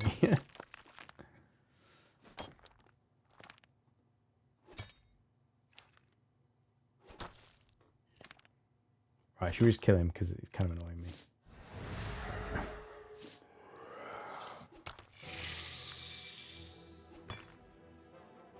So how did you get all the way up to 94 mining? Are you got all your skills up to the 90s, or is it especially mining you focused on? Oh, iron gives iron and steel. Yes, you're right. That's what it is, isn't it? Because when you mine iron, there's no way the game can know whether you're mining it to get iron bars or steel bars. That's what it is. So, yeah, iron is kind of OP, at least for that phase of the journey. Yeah. Because I did wonder how they were going to handle that. It would be frustrating if you wanted iron and the relic just kept giving you steel as soon as you unlocked it. We should kill a chaos elemental at some point as well. It's kind of an annoying mob, but if we fill our inventory with stews or something or cakes, we'll be fine. Or just trash, really, because we probably won't even need to eat. As long as it doesn't unequip our gear. Because if you're necromancer and it unequips your skull lantern, all your summons go. It's horrible. So yeah, you can't let it unequip your gear. Oh, we got 76. Let's go in let's go and foundry this stuff up, or whatever you call it. Forge. You're pretty pumped up for bingo, are you? Do you know, I've been really torn about this. So I love that they're doing that grid thing, which we would call bingo in old school RuneScape. But I hate like getting into one event and then having it overlap with another. And I'm thinking I might just full commit to RuneScape 3 Leagues and not even do the grid locked. I mean, what would you guys prefer to see? Would you prefer to see this or the grid locked, whatever they're calling it? Because I'd love to do both. I have no idea why Jagex are competing with themselves and they've set up 2 events that clash with each other. I think that's crazy. I'm a bit annoyed about that, but I am glad that they haven't put it over Christmas this year, because it was such a pain last year when it went over Christmas. Okay, we are good. Yeah, okay. So yeah, I don't know why they've made it clash. I'm quite upset about that. To be honest, because I've got to like make videos as well. I don't see how I can cover both. I mean, I guess if we get really far in this league in the next like 3 weeks, then we'll be like, we can kind of tie a bow in this and move on. But I was planning to do this all the way up until the last day. Yeah, I saw the video today. It does look interesting. I mean, I read about it before, but the video gives a nice summary. So coup point at 80 crafting and 80 smithing. And then you need 85 mining with a +6 boost to make the Grace of the Elves. Grace. Oh yes, Grace of the Elves is another endgame jewelry for skilling. That's really important as well. So now you're 94 mining. Okay, fair enough. I see how you got there. Yeah, I've enjoyed coming back to RuneScape 3. Since I started old school RuneScape a few years ago, like I have generally preferred it, but there comes a time, you know, where people generally, not everyone, but most people take breaks at some point. And I do feel like if I took a break from old school, RuneScape 3 would be different enough that I could play that for a bit and then go back to old school. Yeah, I was watching the video today, and the bingo thing does sound quite similar to Leagues. It sounds, to be honest, it sounds better than Leagues, because you've got a bit more versatility in how you unlock stuff and what you try to unlock with the whole grid system, which is pretty cool. But and being like Leagues is not a bad thing, because Leagues is great.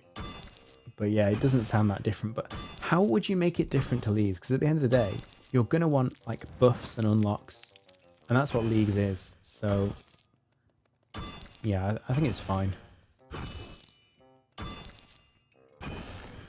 So I think they've done it. You're right.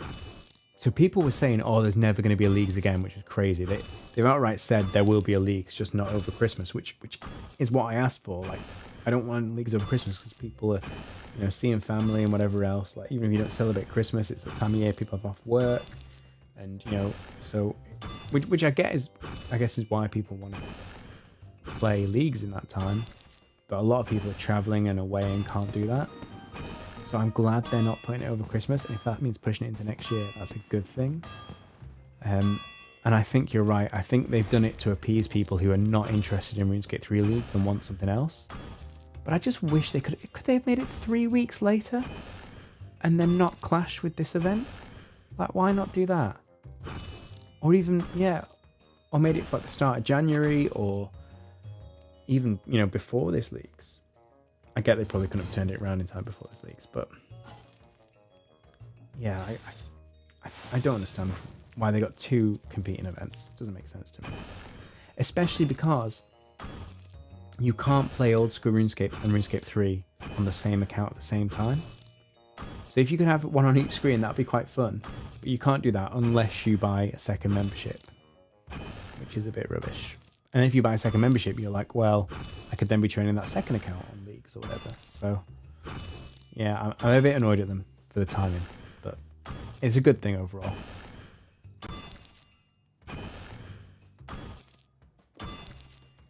Okay, well, I wasn't expecting to be training smithing again so soon, but we are making progress now. As soon as we hit 60, we'll get the faster training method, and it's going to get a lot better, and we'll get back into bossing.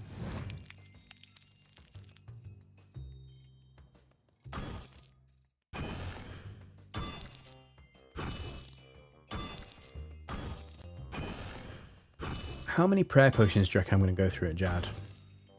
I think I won't use many for the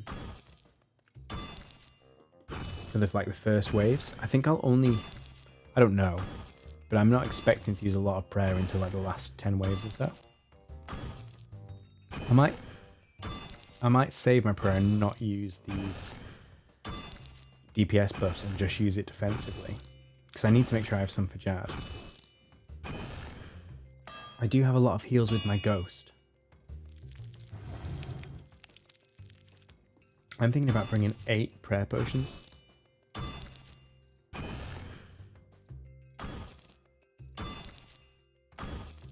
Is that too much? Is 8 prayer potions too many prayer potions for Jad? You 3-hit Jad in tier 60 necro gear? No way. No way. Why did you fight Jad at tier 60 necro? That's not a killy task, is it?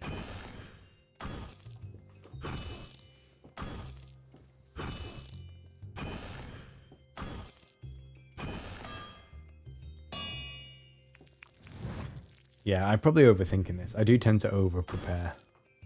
But since we're close to tier 70, we'll get the tier 70 weapons. And, yeah, then we'll teach Jad a lesson.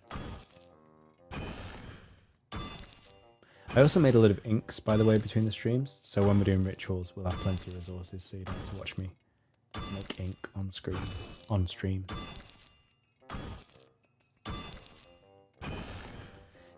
Did you hit Jad? Did you kill Jad to go and get the kiln cape? Oh, you had Jad Reaper. Oh, it's the same as me. Okay, fair. Yeah, I didn't want to, because I couldn't stream for the past 2 days.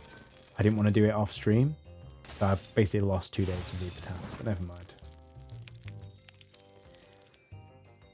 You also remember there is a task to use the fire cape on Jad before he dies. So don't turn your fire cape in to the, is it fight kiln? Is that what it's called? Whatever it's called. Don't use your cape on that until you've got that achievement. I mean, that's why, because for Necro there's no point getting a fire cape, because we don't need the strength boost. Except it then unlocks the kiln cape, which then unlocks the Zook cape. So it is worth it. because the Zook Cape is just incredibly powerful. Because that gives you the extra death bounce, doesn't it? Which we will get at some point. We will fight Gazuk as well at some point, certainly. Do you know what? I fought him a few times on the main game, and I got into a bit of a rhythm with it. But what put me off was there was the achievement for getting like the perfect kill. And there's some... I think you've either got to kill like one of the phases within a certain amount of time or not take any damage or something. And I couldn't get the timing right, and it started to annoy me. So I got tired and just stopped doing it. But yeah, you can make really good money with Zook. And the Zook book is really good.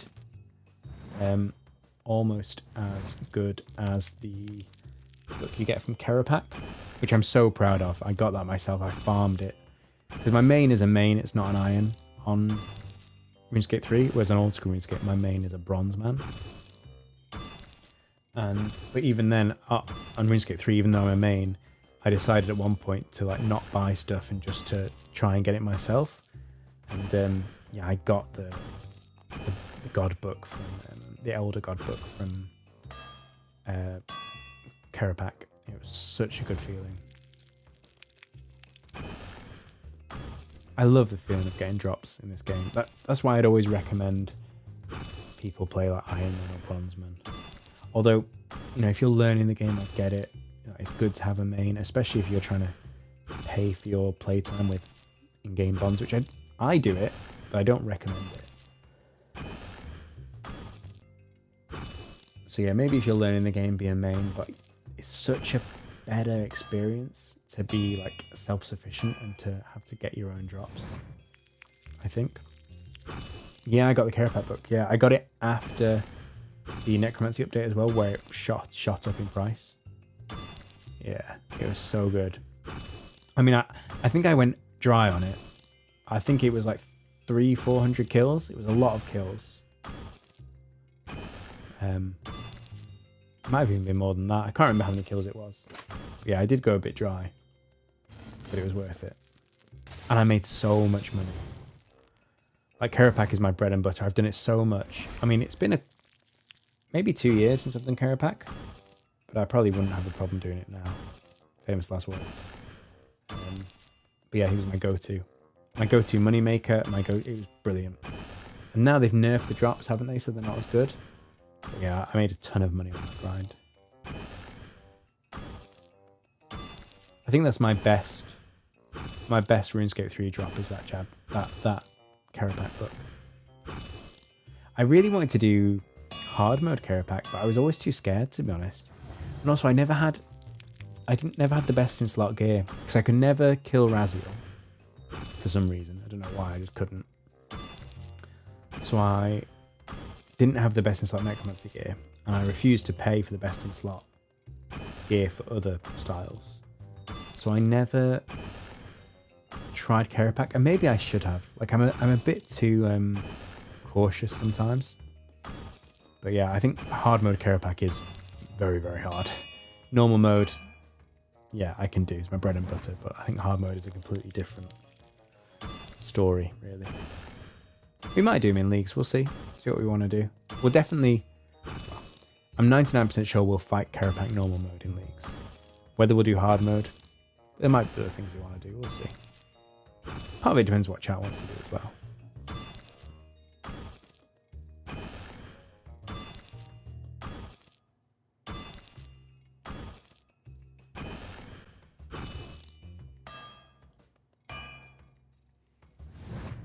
I hope you guys are not minding the smithing grind. It's not. It's going to be worth it. When we fight Jad, it's going to be worth this.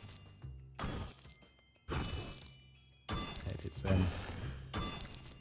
Yeah, appreciate maybe it's not the best viewing content. Yeah, put this in my shorts. Clip this. Yeah. I do like the smithing. It's not really a mini game, is it? But the animations and the mechanics for smithing in RuneScape 3, it feels a lot more interesting than old school RuneScape. And yeah, it feels slower, I guess because, yeah, well, you don't instantly create items like you do in old school, but equally, like, you're still getting good XP because every hammer blow is giving you XP, and you need less raw resources to train it, and it just feels a bit more natural, you know. And the fact there's 2 stages, well, 3 stages. You forge your bars, which is the same as old school, and then you go and you heat it in the forge, and then you smash it, and then you have to reheat it and all that stuff, and you get all these buffs as well, and you get the special furnace core thing that keeps them warm, and all these things. I just think there's a lot deeper, there's a lot more to it. Oh, I'm glad you like just grinding and chatting. Yeah, this is going to be a just chatting stream for about, I'm going to say 20 more minutes. And then we're going to be cracking on with the bossing again. I thought we were just going to fly straight into bossing. I had no idea that we were going to need 65 smithing for the next upgrade. I wonder if we're going to need a higher crafting level. Let's have a quick check. Quick sanity check. Please. Oh, Death Warden. Death Dealer. Oh yeah, that's for the tier 70 armor. Okay, yeah, that's fine. For the tier 60 we'll be fine. Okay, cool. Yeah, so that's something else I'll do between the streams. I'll train my smithing and my crafting so we can just upgrade all the way up when we kill these bosses. I won't do that on stream.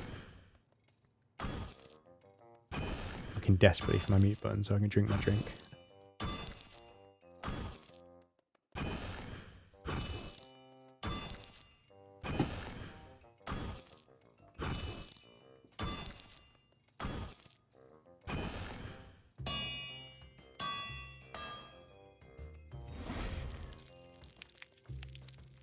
So how long have you guys been playing RuneScape for? I keep trying to work it out and I get confused. I'm not including 20 odd years ago when I was a kid. I didn't play for that long when I was a kid. I don't really know why I stopped. I actually, do you know what? It was the one time in my entire childhood that I convinced my dad to like pay for a subscription for a video game for me.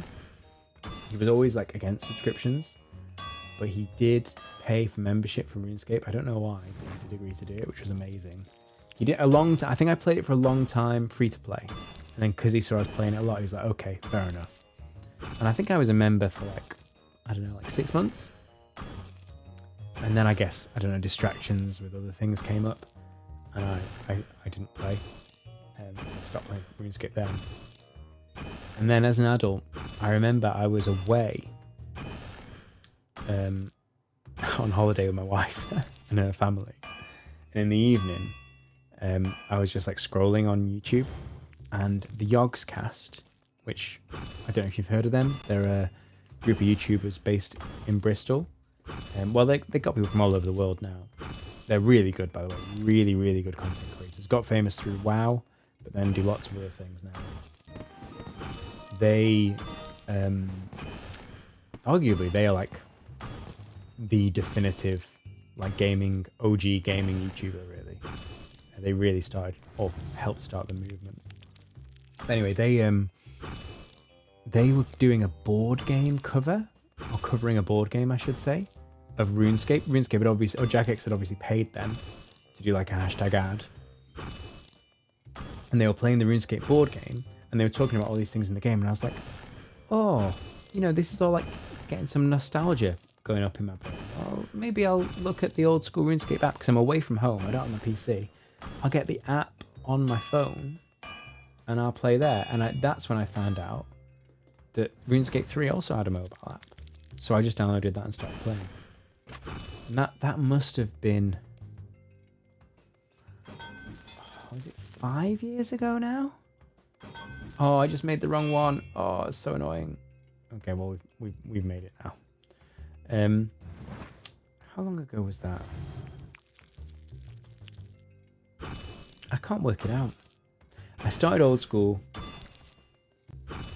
like seriously, about 18 months ago. Maybe 2 years. Maybe 2 years ago. And I must have played RuneScape 3 for at least 2 years before that. So it's only been 4 or 5 years. You know, there's people who've been playing the game for like 20 years. But I remember I had the email address I originally signed up to RuneScape with 22 years ago. I used for other games. So like there was a game called Travian. Did anyone play Travian? It was a browser game where you had like a city and you built up your city over time, and you built an army and you send out your armies to go and invade other people's cities. And you establish these clans and you'd band together and you'd send your armies to reinforce other players and stuff like that. And there was a server wipe every like maybe every 6 months.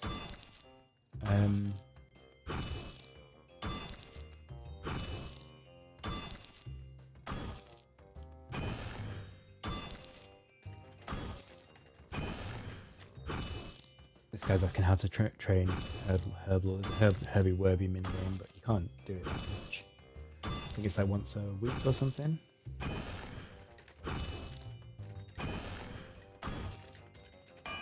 So yeah, sorry, what was I saying? So yeah, Travian, when there was a server wipe, you then had to organize with all your other clan members for the next server when to join the game, so you all ended up in the same place. Because what it would do on day one, everyone, I think you picked a quadrant, you picked northeast, northwest, southwest or southeast, and then in day one people would spawn like near 0, and then day two they'd spawn further and further and further out, and as more people join the game, your city would be created further out from the middle of the map. And so if you wanted to be with your clanmates, which typically you did want to do, you would have to coordinate when to rejoin the game after the server wipe. It was a really weird mechanic. And like Discord wasn't a thing then. I think we had an online forum, if I remember correctly. But there was no Discord.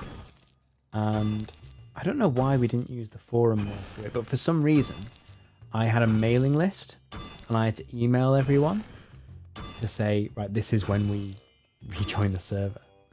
It worked quite well actually, but it meant that at like 12 years old, my email address got out to all these other 12-year-olds who then like got hacked themselves or for some reason passed it on to like dodgy sites and whatever. And now that email address is just so polluted. I can't even remember what it was called, to be honest. But someone obviously got into it and they got into my RuneScape account and it was hacked. And I think the email address was changed on the account and I didn't even realize because I wasn't playing RuneScape at this point. So I lost my account like 20 years ago. And I didn't even find out until 5 years ago. So when I contacted Jagex, they were like, I mean, you've moved house 5 times since you created this email address. You don't even really remember the email address. You certainly don't remember the password. So yeah, mate, your account's gone. I was like, fair enough. But I would have had like a 20-year veteran cape, which would have been nice. It's not a big deal really, is it? It's only a cosmetic.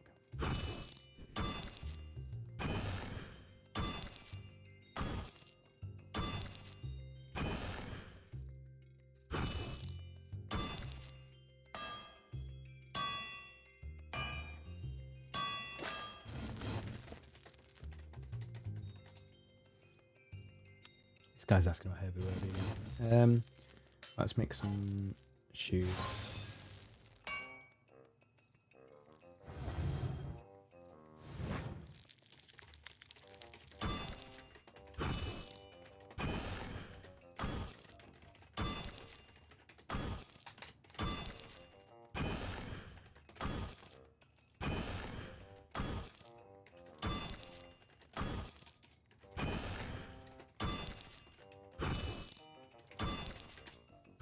I don't remember how I trained Herblore and RuneScape 3 before. I think I just bought ingredients in the Grand Exchange because I was a main. Yeah, because I think what I did, especially on the run up to Necromancy, but also a little bit before, I would buy like enough ingredients for say 100 potions and I'd make them and I'd sell 90 of them and then I'd keep doing the same again, and I was making money and I was increasing my own supplies as well for bossing. That worked really well. I've got so many thousands of overloads that I've still not used. I think I am starting to run out of Elder overloads. But yeah, it took a long time. That reminds me, actually, anyone who doesn't know this, start mining the crystal sandstone in Fitness. Like now. I think you need 81 mining to do it, so I really should do that, but again, you don't want to watch me mine all stream, so I'll do it off stream. But get your mining requirement. Let me just double check what it is. I think it's 81. Hang on. Red sandstone and crystal flex sandstone, yeah. So get that 81 mining requirement.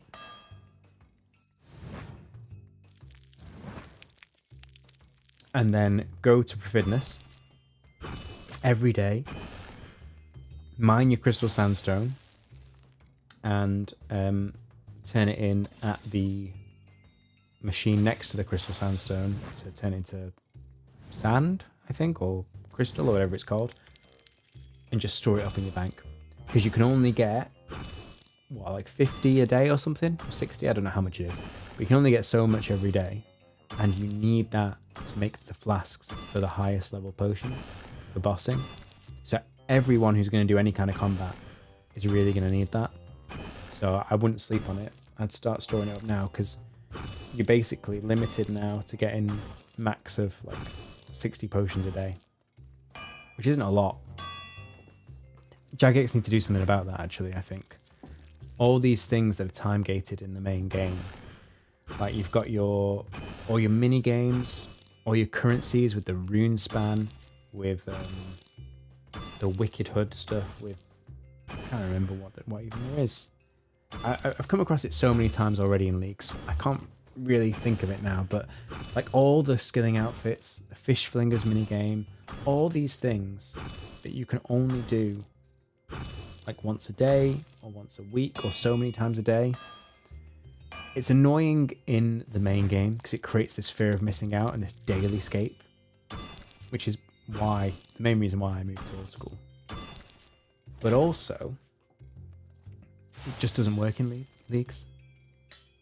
Because if you've got something, like if you can only get materials for 60 potions a day, right, you can get that over 6 months. You can then build up a load of materials and then not worry so much about it, and then have a big blowout of bossing for like a week or two. But in Leagues where you've only got 8 weeks, you can't do that. You've got, well, what's the maths? So 60 a day times 7 is 420 times 8 is 8, 16, 12, 32. 3,360 potions, which sounds like a lot, but if you're bossing like for 7 of those 8 weeks of Leagues, you're going to burn through those potions. So they need to do something about that for the next Leagues. Get rid of daily escape in general, but especially for Leagues. Get rid. We don't need daily escape anymore, especially in Leagues. We need to be able to farm whatever materials we need without a cap, because we've only got 8 weeks to do this thing. And I'm surprised they didn't think about that. Problem is, old school RuneScape had 4 leagues before they got to Raging Echoes. So they had time to refine the process and all the different mechanics they put into Leagues. And I don't think the first couple of Leagues were anywhere near as good as the most recent ones. So I've heard, I haven't played them. So in old school, took them time to get there, and also the game is less. It's complex in a different way, right? RuneScape 3 is very, very broad. The map is very big. There's a lot of quests. There's a lot of unlocks. There's more skills. There's a lot more going on in that sense. And therefore, it's hard to think of every edge case and how everything impacts every other thing. So I get they basically need to do a load of testing beforehand to see how all these things interacted, and they probably didn't have the time. So I think next Leagues, it'll be an iterative process, and they will sort a lot of this stuff out. And it is still good, but I am a bit frustrated that there's some things that are just kind of content you can't pursue in leagues for RuneScape 3 because it's locked behind doing like a daily. So I think Jagex needs to think about that for next time.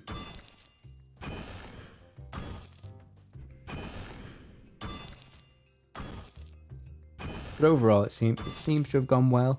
There's been some good videos put out. I saw one. I can't remember the name of the guy though, which is a shame. So I'll give him a shout out if I could.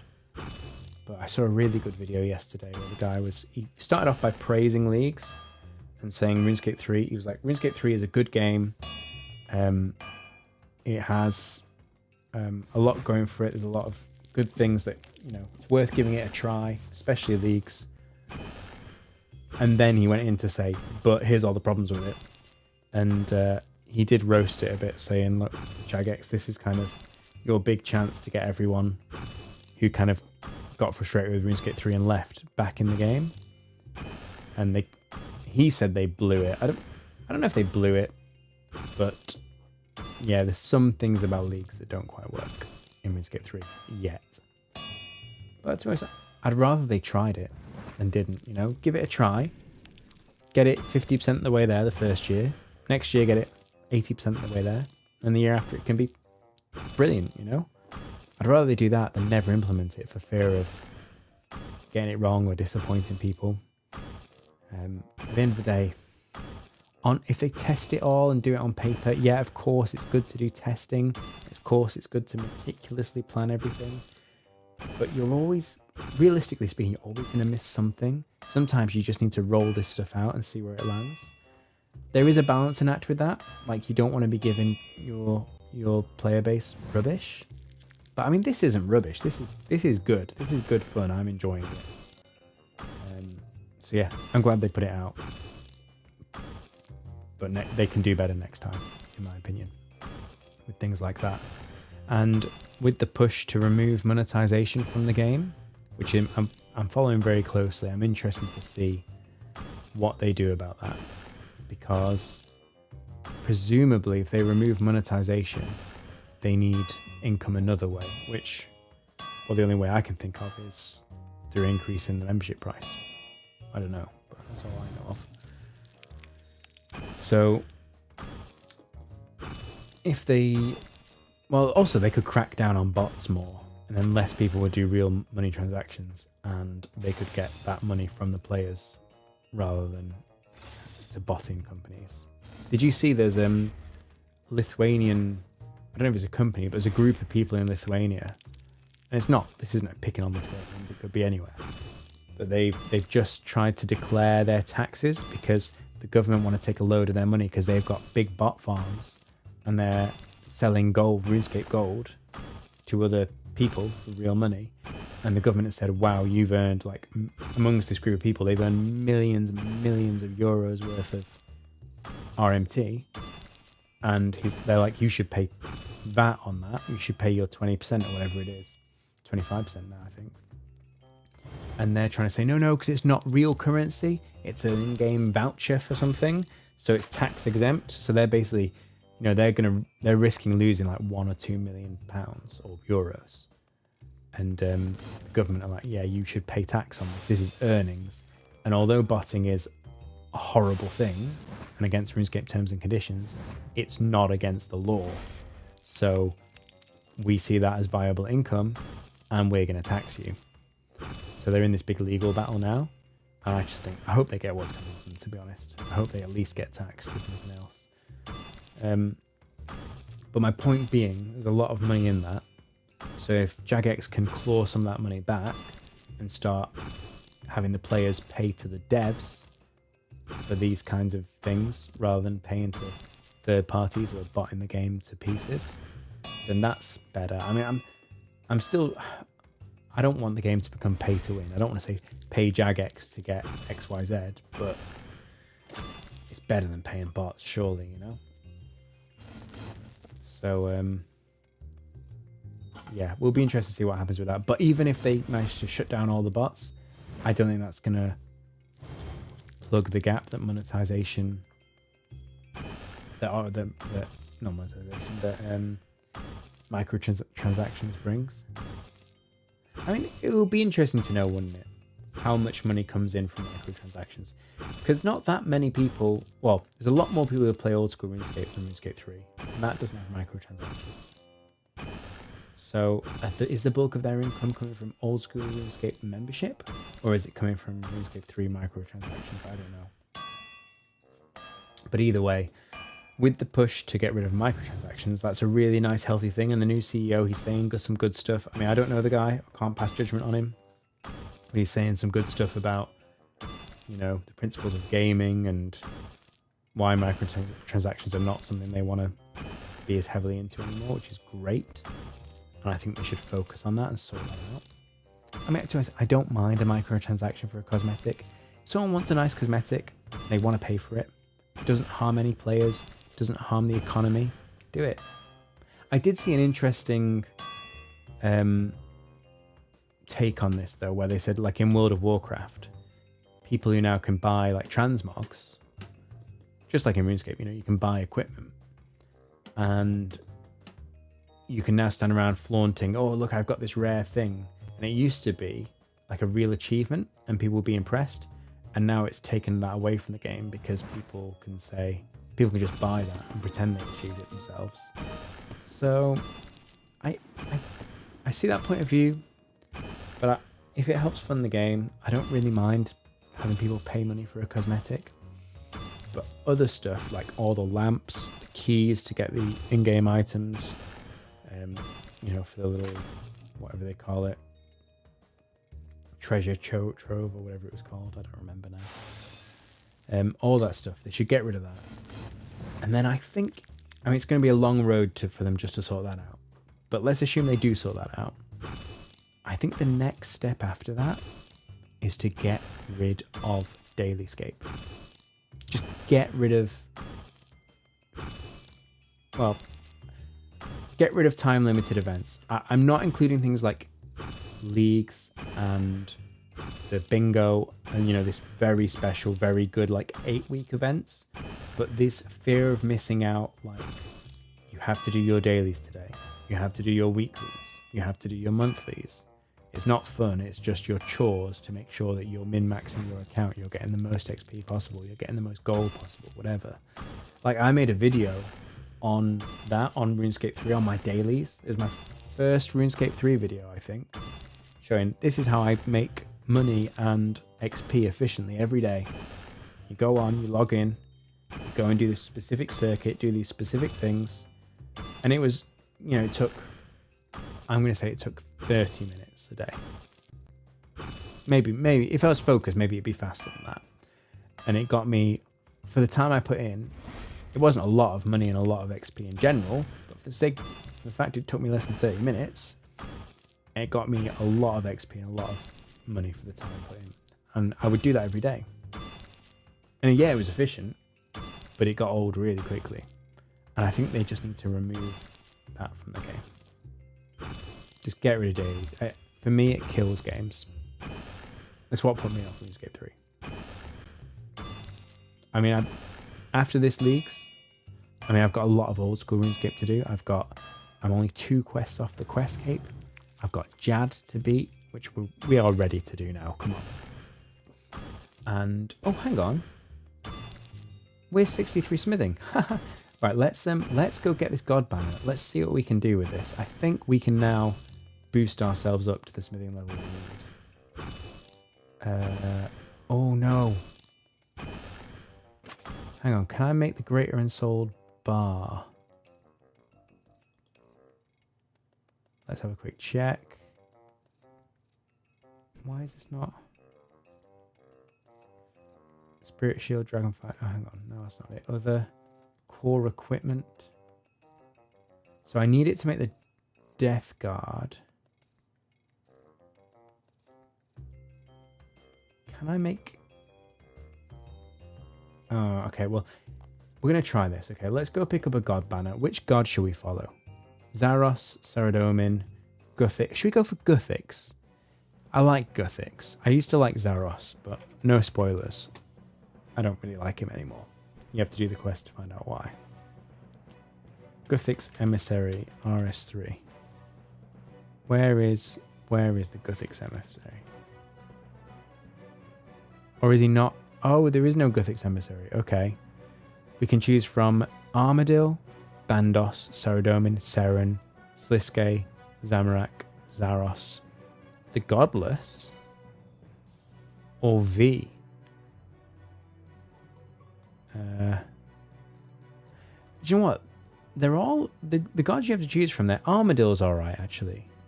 Armadil's a cool guy. Like he's pretty chill. I would say Armadil is the only god that didn't do anything wrong in RuneScape 3. And Guthix. Guthix is my favorite, but we can't pick Guthix. So let's pick up this Armadil god banner, which I've immediately forgotten where he is. Oh, is it this guy we just ran past? Yeah, it is. Hello, Torpak. Please, can I have a god banner? Can you tell me about Armadil? Oh no, I don't. I want the banner. I want to declare my support for Armadil. Right, so I didn't know about this jobs to get pages thing. Anyway, we'll come back to that later. This is weird. Anyway, right, so we contact the emissary, we can ask for a skill boost, but before we do that, let's go and make the ensouled bars that we need. I feel like I might have forgotten this. My hope is we can make all the materials and then we can boost up to 65 smithing with this banner. So I need uninstalled bars, just normal uninstalled bars, right? For tier 70. Or tier 70 power. I need 4 installed bars and 50 bone runes. Yeah, so we need 8 installed bars. Okay. Alright. So we'll make 8, oh, not those. These ones. 8 installed bars. Thank you. And just enough ingredients as well. Just enough materials.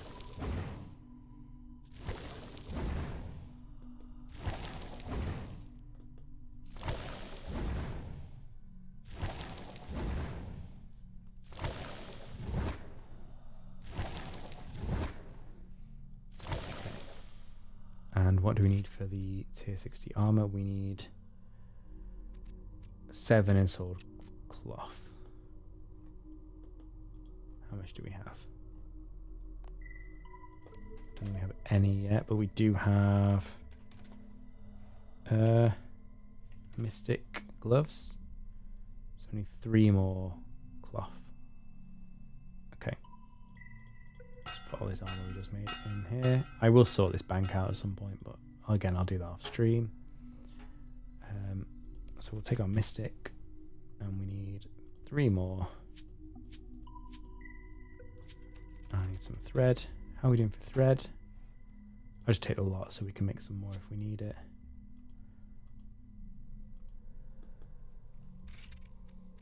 How much thread do we need? Is it just 1 thread per thing as well? No, it's 2 for the... Oh, no, it's 2 cloth. Oh, okay. Hang on. Oh, no, yeah, sorry. So it's 5 thread and 7 cloth. That makes sense.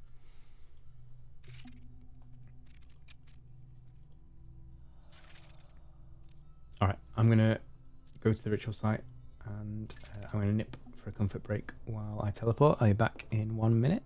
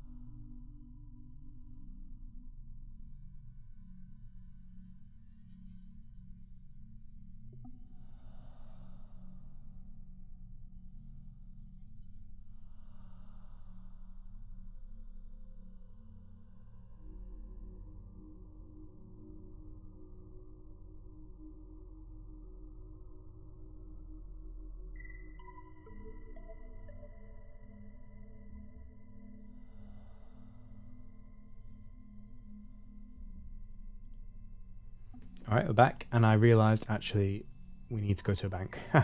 So I shouldn't have teleported so soon. I should have gone to get the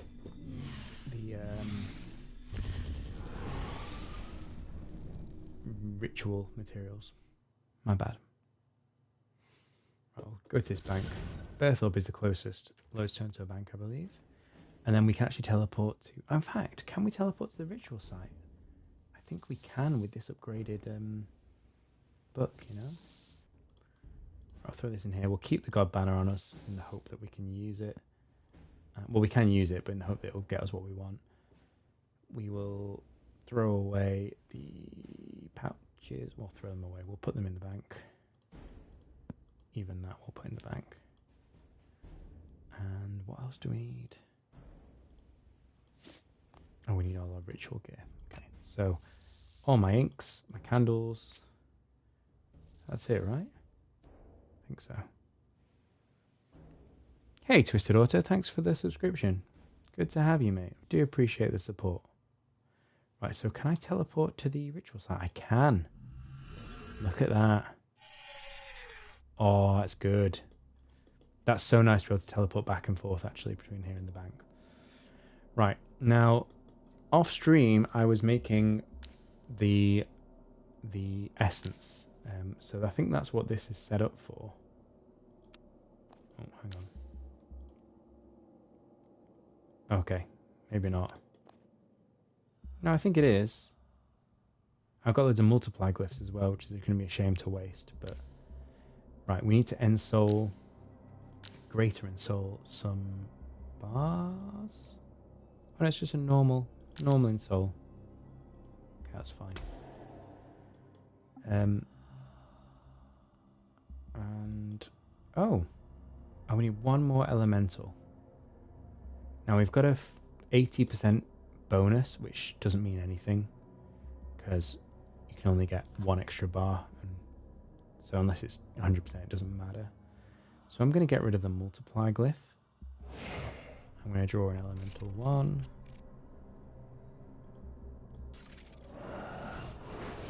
Okay, right. And yeah, we'll just go with that. It's a shame, really, because when you start wiping these these level 2 and level 3 glyphs, you do waste quite a lot of ink.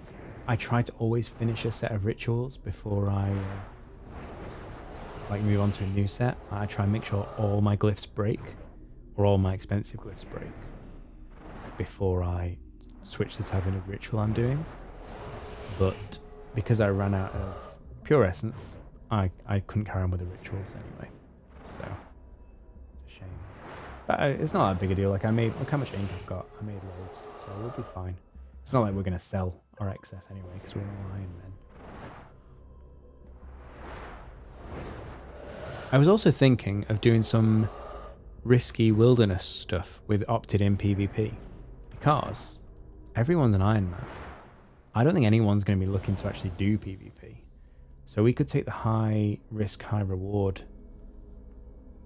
strat and go and do some PvP enabled wilderness events and get some good rewards. I don't know if I want to do that on stream, because I feel like people will try and grief me. But in general, like, do we think that's a good idea? I'm not sure, to be honest.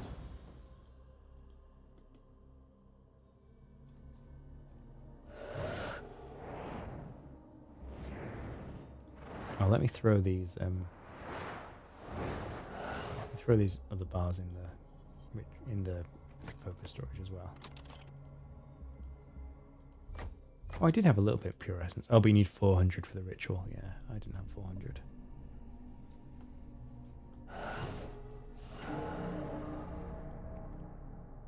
Okay. So we're going to have to do a total of 15 rituals.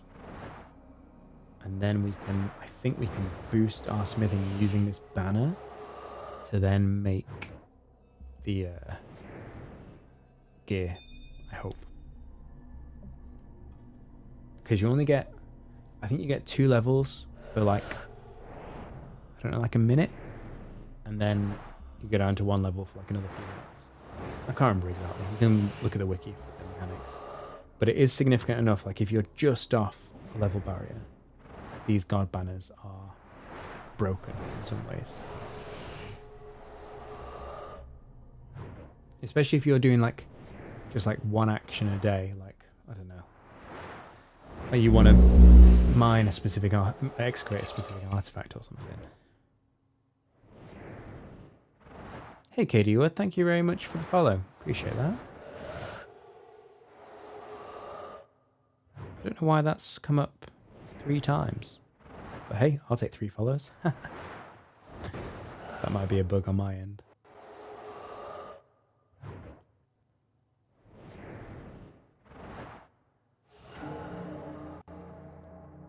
Righto. Oh, we have to repair our candles. Oh, let me clear this multiply glyph. That makes me feel better, actually. There was only one charge left on the multiply glyph anyway, so we didn't waste that much. Right, repair all the candles. Because if I repaired it then with the broken glyph, it would have re-enabled that multiply glyph for nothing. Now, I could put like a communion glyph on here to get more random events, or I could do the speed up glyph. But let's not make it complicated. Like, we'll just stick with the normal ritual and just get it done. Because we also don't need the random events, because the main reason for the random events, well, you can sometimes get some inks and things, or some necroplasm, but it's mainly there to get the focus, like the mementos for the souls, and because of our relic we don't need souls, so we're actually not so bothered about these random events anymore. It's still good XP, I guess. Actually, it's still really good XP.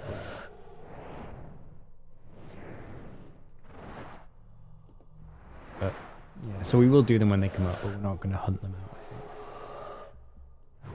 Also, we're not, like, obviously we have been doing some skilling, but we're not going to do the really big skilling grinds until we hit like the 12 times XP.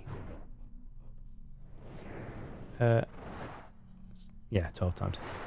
Or maybe even 16 times. But I think 12 times would be good enough for a lot of the grinds we got to do.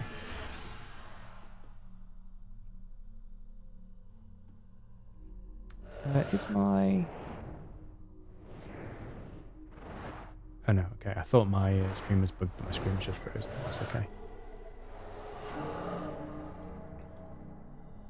Yeah, that's the thing. When I stream on 3 different platforms at once, it's the windows get a bit funny. There's only I can watch my OBS, and that shows me what I'm actually streaming. But some of the other, like YouTube and Twitch and Restream, they get a bit laggy and they show what was there like 5 minutes ago. I could refresh it, but I'm not going to mess with it. As long as you guys can see me and hear me and it's all okay, that's the main thing.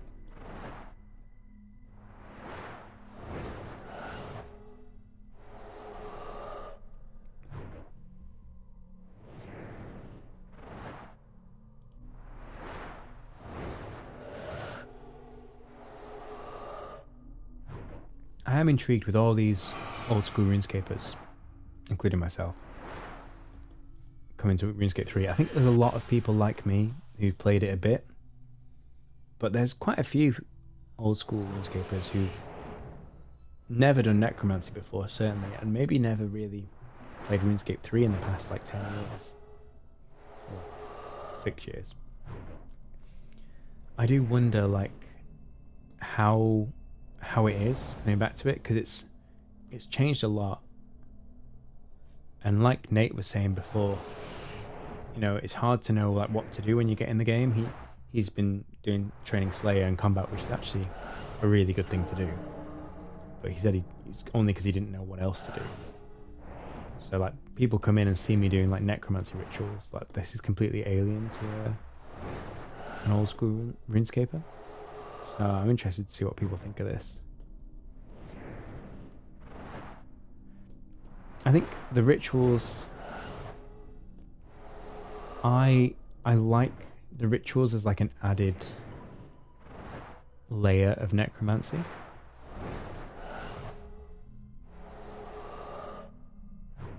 And in leagues, it's great.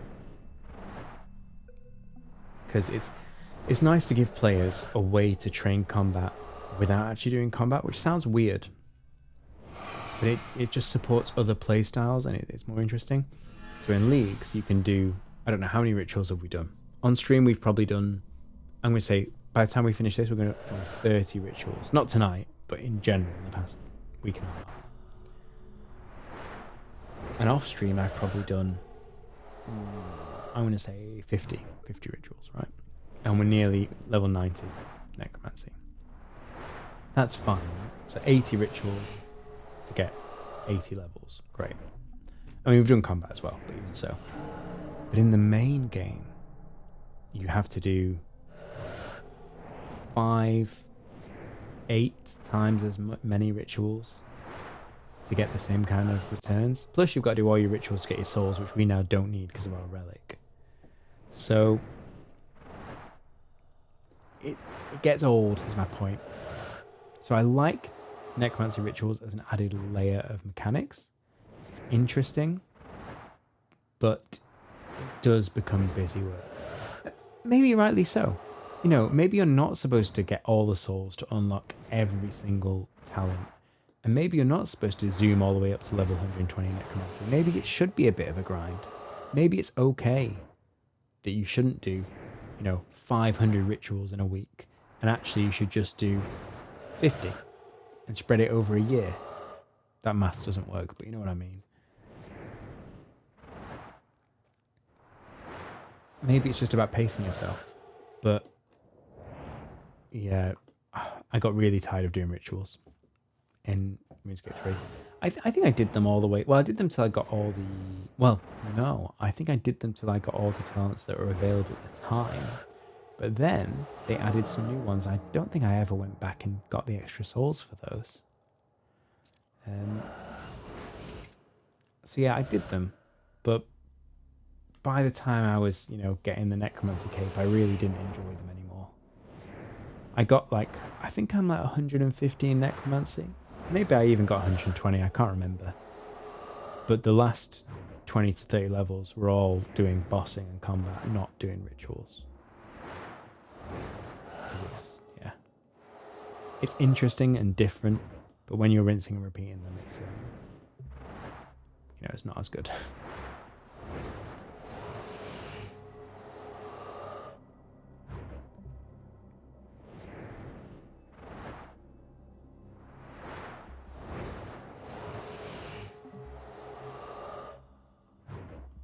Why does it think there's no tasks in It's a bit weird, isn't it? I think it's confused. When you teleport around, it does get a bit confused, this little task planner. By the way, that I was not complaining, but I was pointing out, things they could do better with RuneScape 3 Leagues. This is actually really nice. I mean, yeah, it's kind of a little bit broken sometimes, but it's a big improvement on old school RuneScape Leagues. The fact that you can have a little activity tracker that tells you, here are tasks you can do in your area, and it updates live when you move between areas. That is cool. That is really good. Do you know what they should do? The next time, give you the ability to go through this list and pin certain achievements and make yourself a little plan. What would be even better is if you gave you access before leagues started. Let you make a plan in this thing and then have it pop up at the start of leagues, and you could just work through your plan in game rather than have to go and do it separately, like a lot of people have done. That would be very nice. I mean, it's very much a nice to have, and it's not something any other leagues has done. But since they've got this functionality here anyway, just let us pin stuff. Say, right, I want to do this, then this, then this, then this, and just have it all queue up here, and then you can just work through it. I'd love that. But this is a good step forward. This is a nice thing. They could put it in old school RuneScape as well. It's not as fitting with the old school RuneScape UI and the aesthetic, but I think it's generally a good tool for leagues, and it'd be nice to have it. I wonder if someone will make a Runelight plugin that has it actually. People don't tend to be big on making Runelight plugins just for leagues because it's such a limited time event. But I think it could be a good idea. Oh, we finished all our... Have we really finished all of our bars? We have. Wow, that was quick. Okay, so we just got 7. Oh, we got. Hang on. We got 7 of those, and we've got to make 5 threads as well. Oh, sorry, dude. 5 threads.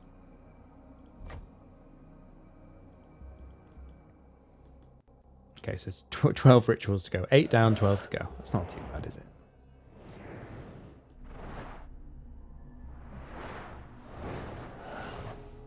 If we have to go back and get 65 mining, like 65 smithing, that's not so bad. Like, we're nearly at 64 already.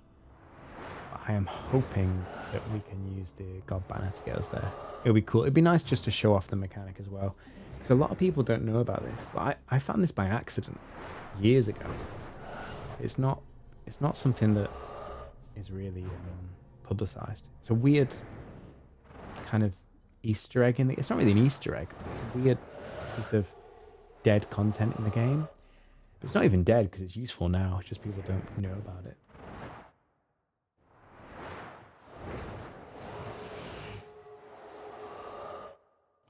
I think, and I don't know because I wasn't around at the time, I think these god emissaries were added when the Elder Gods quest chain came back, when the normal gods came back, actually. Because the whole thing was, the gods were in the world, there was the God Wars, Gothics banished them, and that is... did that happen in old school RuneScape? Yeah, I think it did. Yeah, Gothics banished them in old school RuneScape, and that's kind of where it ends. Not where it ends, but kind of as far as the lore gets with those gods. And whereas in RuneScape 3, the gods all started gradually getting through Gothics' barrier and coming back into the world. And I think that's when Jagex added these emissaries into the game. Because these emissaries all come to herald the return of the gods and try and say, oh, follow this god, follow that god. And I think they did it as like a piece of the lore and almost like a publicity thing to say, right, all of these new gods are coming and all these quests are coming.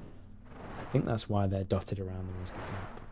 Obviously, that was a long time ago now because the gods came back and then an even bigger thing happened. No spoilers. What I will say is everyone's heard of the Elder Gods. The Elder Gods turned up as well, and then loads of cool stuff started happening. But that quest line is so good. I really highly recommend it. It's really, really good. We are going to do that. That's a good question, actually. Because I was thinking we would need to do Desert Treasure for the curses and the ancient spells. But we won't. Well, we don't need to, because we've got that unlocked with the relic. But there are certain quests that we will need to do. For example, the Sentistan quest line. Oh, now we've got the 3rd level of the Scythe. That's good. Yeah, okay. Oh wow, we've unlocked loads of stuff. Look at all this stuff we've unlocked. Okay, alright then. Yes, so we will need to do some other quests like the Sentistan quest line. Now, I mean, we've got some buffs, but generally, Leagues isn't going to affect our questing. Watching me do the quests in Leagues is going to be a very similar experience to watching me do the quests not in Leagues. So my question is, do you want me to do the quests off stream or on stream? I'm talking about the big quests, like the minor quests that aren't that interesting. I'll definitely do those off stream. But the really big quests, like the Sentistan quest line, and there's other big ones as well. Like, I mean, there's 500 in this list, aren't there? But there's, the fairy tale ones, I'll do them off stream. But there's a lot of big ones here that are really, really important. They're really good quests, but they're just not specific for Leagues. I don't know if people want me to see them. I might do a poll to see if people want to see them on stream or not. Because you can watch them anytime, right? You don't have to watch them during Leagues. But I will do them. Because we're gonna get the Elder God Wars. We've got to get that going. We're definitely going to do that. I also might do the Sliske questline. Because it has some really, really good unlocks. I can't actually remember what they are now, but I remember they were really good. So,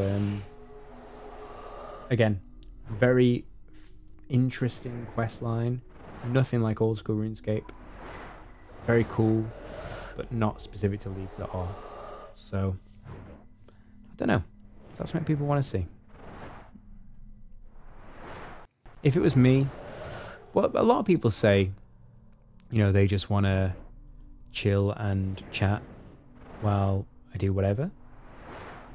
If it was me watching a League stream, I feel like I want to see like the, you know, the number go up, the skills go up, the unlocks, the bossing. I don't know if I'd want to watch, you know, a big long 2-hour quest on stream, but maybe that's just me.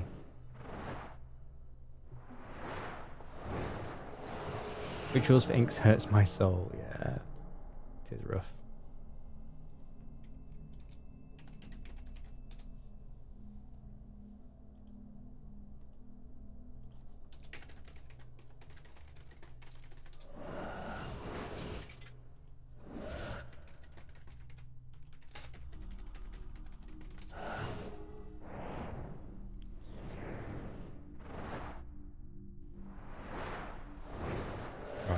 We're going to have time to take on Jad, don't worry. I'm not sure how many rituals we've got left to do. I think about 9. And yeah, that's it. We just take some... Do we get sharks? We should get sharks, right? We only need to get like 20 sharks maybe. We can go quickly get 20. Well, maybe a bit more because we have to cook them. Let's say 40, because I'll probably burn most of them. Oh, what's my cooking level at? Oh, actually, can I even cook shark? Oh no. Maybe we don't. Where's shark at? Meats. Is it a meat? Is shark a meat? We need 80 cooking. I didn't think about that. Oh, it's because I got 76 fishing, not to get the food. I did it to do the Fremenic Trials quest, which is another example of a quest I'm going to do off stream. It's a good unlock. Eventually gets us to Lunar Isle along with a load of other things. But it's not something you need to see on stream unless you guys particularly want it. So that's why I unlock sharks, but I can't cook them. So I'm going to get a load of swordfish, I think. In fact, I already fished them. I might just need to cook them. So we'll go to Jad with swordfish. We'll be fine. Right, we've got good gear, goodish gear. And we've got really good relic, really good talents. Just trying to think what can we make. The whole bacon thing is weird, as well as a quest for that. Lava eel, I don't have. Desert soul, that's actually the best thing. We've got loads of them in the bank. Can we not even cook beltfish? Where's beltfish on this list? Catfish, no level 60 cooking. Ghostly soul, I didn't know that was a thing. Beltfish is 72. Okay, so we'll cook some soul, desert soul, and then some catfish, and that'll be enough for Jad. Alrighty, oh, another moth. There's loads of these moths. I don't know if they've increased the spawns for leagues or what, but there seem to be so many. Which is nice, you know, a bit of free necromancy XP. I'll take that. We now need 500,000 XP to get to level 90. It's getting some serious, well, I say serious grinds. It's not that serious at all. Nice and easy because we're, you know, getting 8 times XP rates. Soon to be 12 times. Well, soonish. How long do you think it'll take us to get 7,000 leagues points? If we look at our tier, so we've currently got 6,140, so we need to get just over the same amount of points again. I am shooting for Dragon tier this leagues, but I mean even Adamant tier is respectable. Yeah, I think we could get it. All depends on whether we go off to do the other old school event or not, really.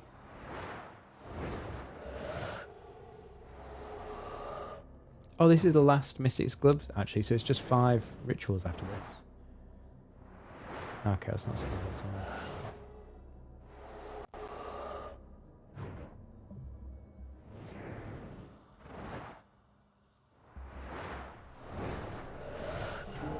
Okay. Oh. Why can I not install the thread? What am I doing wrong? Is it a lesser install for the thread? Oh, it's lesser. Okay. Oh, I have to get rid of one of these again. Oh, it's annoying. 6 out of 12. 7 out of 12. 5 out of 12. I guess I get rid of that one.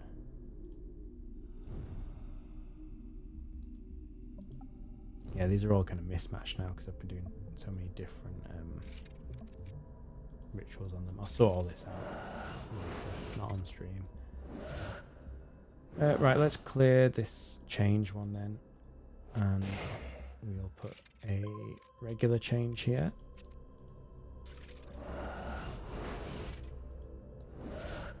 Nice, okay. There isn't a greater installed thread, is there? No, I think it's just a normal lesser installed thread and that's it.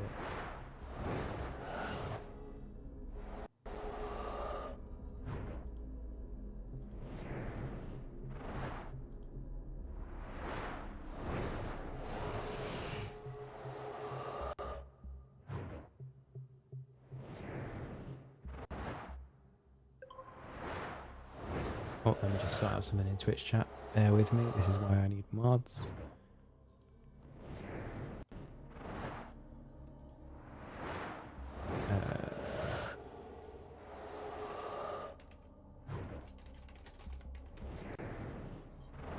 It's interesting how I didn't even see these things in Twitch chat because it looks like my new chat software actually filters out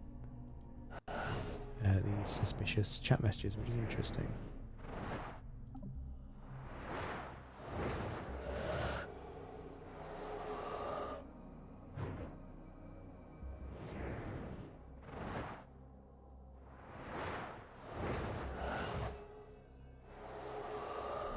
Oh, I think they're not public messages. I think you guys can't see them either. Oh, that's good. Okay, it's only coming up to me and I have to approve the messages. Okay, that seems better. Well, I'm not approving them. So many dodgy people on Twitch. A lot of good people as well, but man.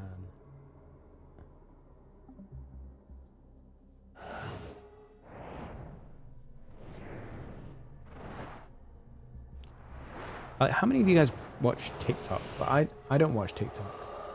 I actually downloaded the app the other day because a work colleague sent me something and asked me to watch it. But before then, I've never downloaded it. Some people said I should stream on TikTok, but I don't know. I feel weird about it. You know, it's just not a platform I've ever done anything with.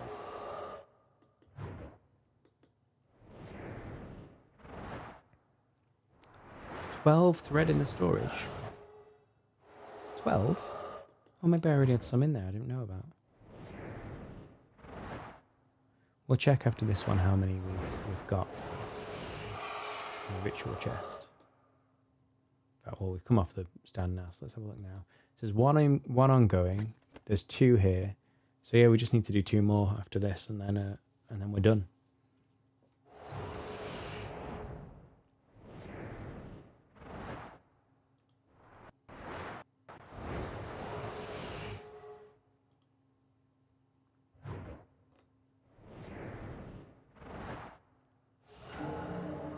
Okay, 2 to go.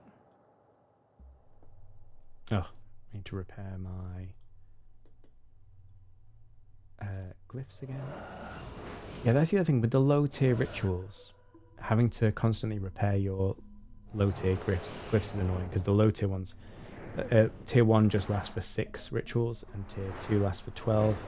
I think tier 3 lasts for 18, but I'm not 100% sure. It might even be 24.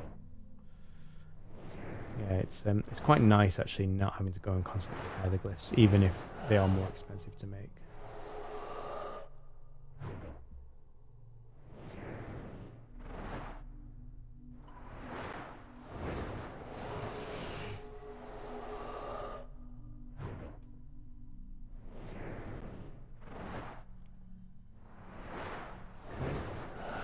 is the penultimate one.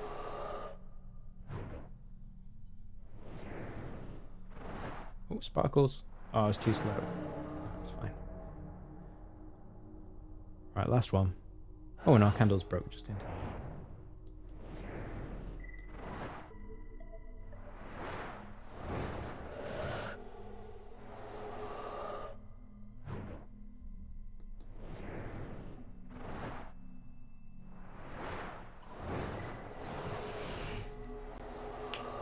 Alright. I can't wait to get this fire cape, actually. It's been a long time coming. Now, in theory, we have to do the fight caves twice. Because we need to get the fire cape. Then we need to do it again to use the fire cape on Jad for the task. Which is an easy enough task to do, so I will do it. Again, probably not on stream. I'll do the fight caves. You'll see me get my first fire cape on stream tonight. That's a big statement. Maybe I'll fail terribly, but I think I'll be able to do it. And then off stream, unless you guys want to see another fire cape run, off stream I will do the second fire caves before we destroy it. So then do fight kill, and fight kill, and I'll definitely do on stream. You'll see that as well. That's when it starts to get scary. I remember when I got my mage kiln cape. I remember I was absolutely terrified. When I got the necromancy one, it wasn't quite as bad.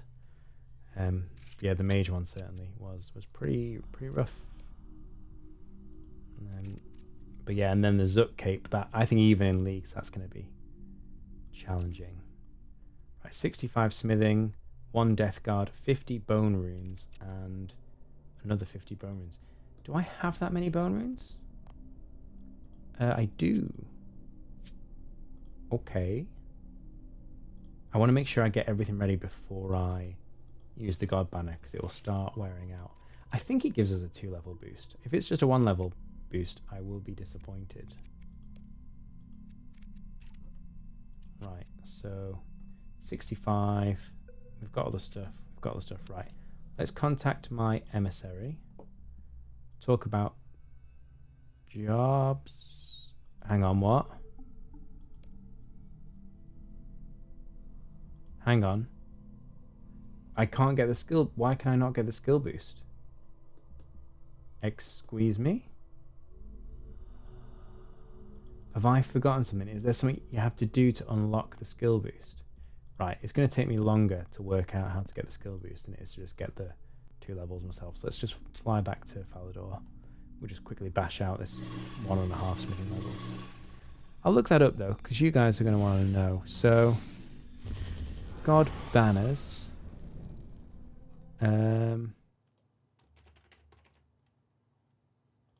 Maybe there's something you have to do to unlock the banner. Oh, you also get a tier 60 hybrid helm from them. I didn't know that. Oh, you have to complete... Oh, you do have to complete their jobs. I did it so long ago, I've forgotten. So if you complete their combat jobs, you can get a 5-level boost in combat skills for 30 minutes per day. And if you complete the skilling set, you get a 2-level skilling boost for 30 minutes a day. 30 minutes is quite a long time for a free to use daily +2 boost. That seems pretty good to me, no? Okay, right. Let's take... Is that a +1 as well? That's normal. We'll take our +1s. Right, we'll go and build these up. Hopefully I've got the ores for this. I think I will. Right, +2 is what we're working on now. Okay.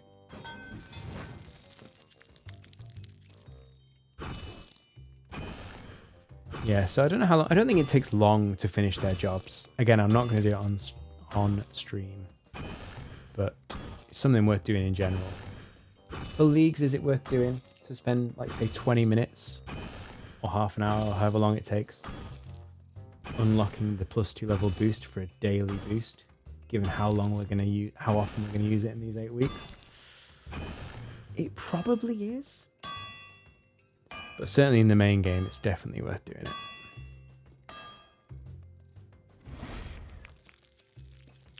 It might be worth doing it for archaeology alone, actually.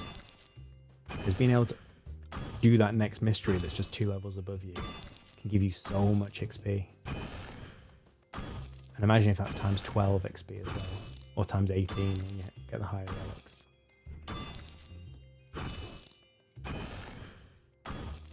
Right, so we've got 160 XP per swing. So, yeah. What, 60 swings to our next level up?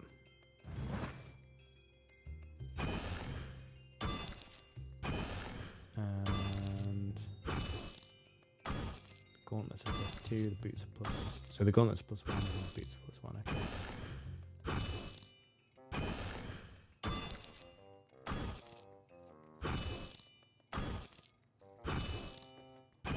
How much is this worth? I don't think it's worth very much, you know. 45k, yeah. It's so funny, like, Runescape prices are so weird. In the day, if a bot can make it, it's not worth anything. That's the problem.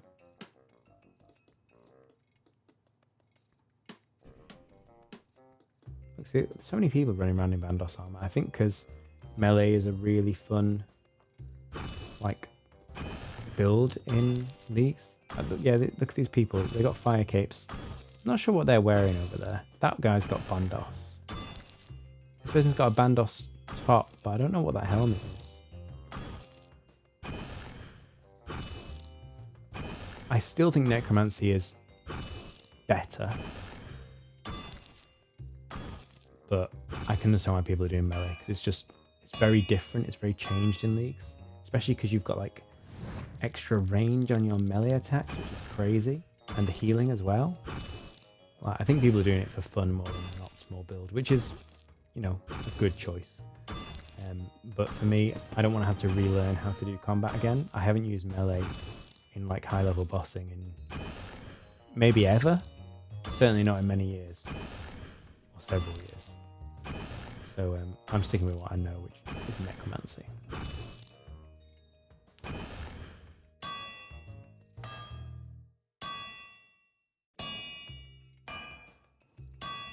Okay, we only need 40k XP for the next level. I think we could probably get a beer as well for a mining boost, for a smithing boost, right? Smithing boost RS3. For a 1 level boost, what could we use? I bet there's loads of things, right? Oh yeah, spicy stews, of course. Poison chalice gives you a... Oh, it's not a guaranteed... Oh, it's not even smithing. Hang on, I thought the wiki would say specifically for smithing, but it just says in general.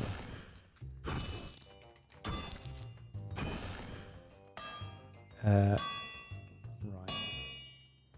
The old school Runescape wiki, if you just Google, you know, smithing boost, it will show you a list of things that give you a smithing boost. It won't give you a list of everything that gives you a boost in the game.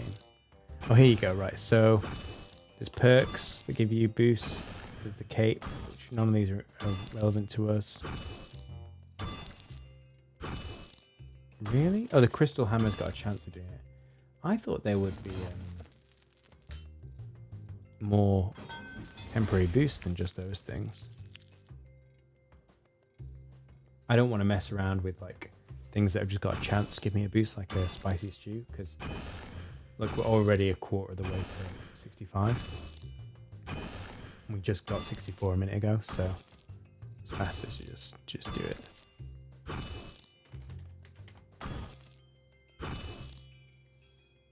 Oh, pulse cord. Ah, yeah, but you're not going to get pulse cords on Leagues, are you? Oh, it's right. Dwarven Stout. Yeah, there is a beer. I can get a Dwarven Stout. I know where to get them as well. But I think I have to do the fishing competition quest, actually, because you get them under White Wolf Mountain. And to get under there, you need to do the fishing competition quest, which I guess I haven't done. Well, I know I haven't done it, but it might have been auto-unlocked by a relic. Check. Fishing contest now. That's another quest I might do off stream. But yeah, Dwarven Stout. I think that's it. Yeah. Okay. Well, good to know. I could have taken a Dwarven Stout if I had one.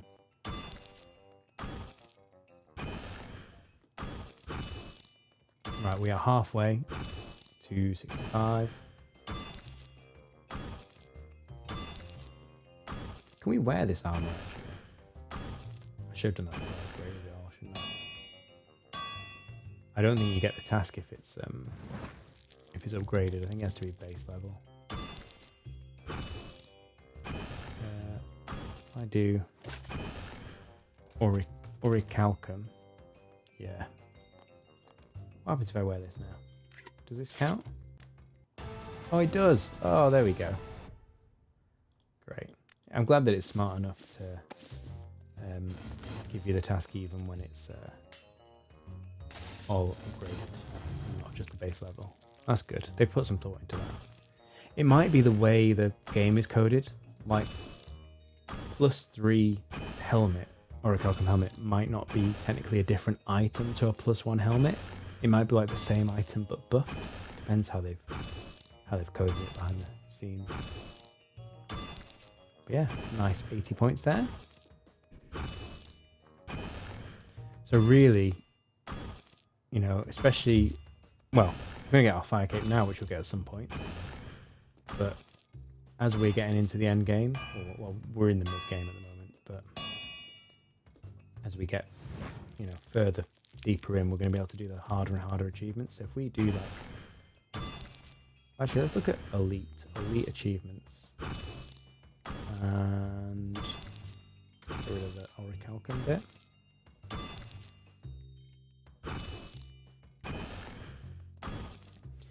So I'm not like gonna search for all the totem pieces. That'd be a waste of time, because there's a lot of RNG in that, and it's a lot of running around and doing different things.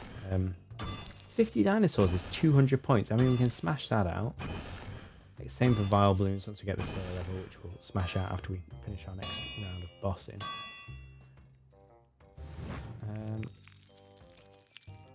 Desperate measures. I'm a bit cautious about doing quests because they take so much time. Complete a big game account without stepping into creatures' vision ring. We probably will do Big Game Hunter at some point. I got quite good at that at one point because I got the Dragon Matic from it and a few other things. In fact, I think I got a few Dragon Matics from it. I made some good money. Oh, there we go. 65 smithing.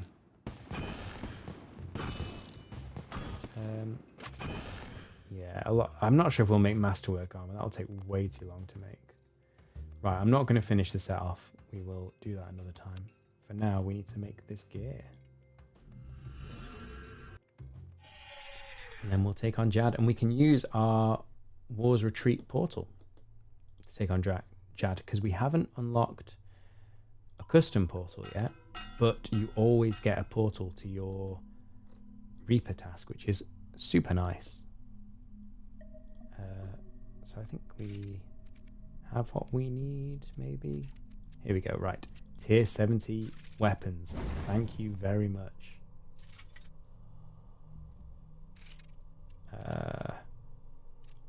Keeps defaulting to tier 70.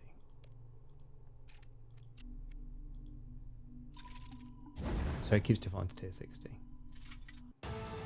There we go. Oh, upgraded set of death skull armor to tier 70. Is that what it said? Yeah. So the weapons, the tier 60 and tier 70, sorry, the power and the non-power are the same for the weapons. It's the armor where it matters. So we want to make power. No, we need Hermotic plates to make power armor.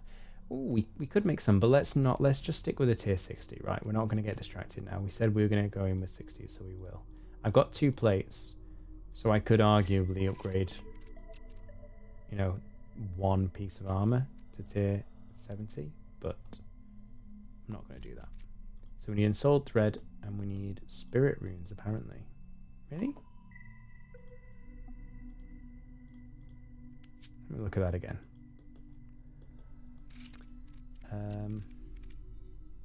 Oh, crafting level, really? I mean, we can smash that out super quick, can't we? Should I make urns? Is that good XP? I'm not sure it is. I think I've got gems here, right? In my bank that I can cut for XP. Oh, I've also got dragon hide.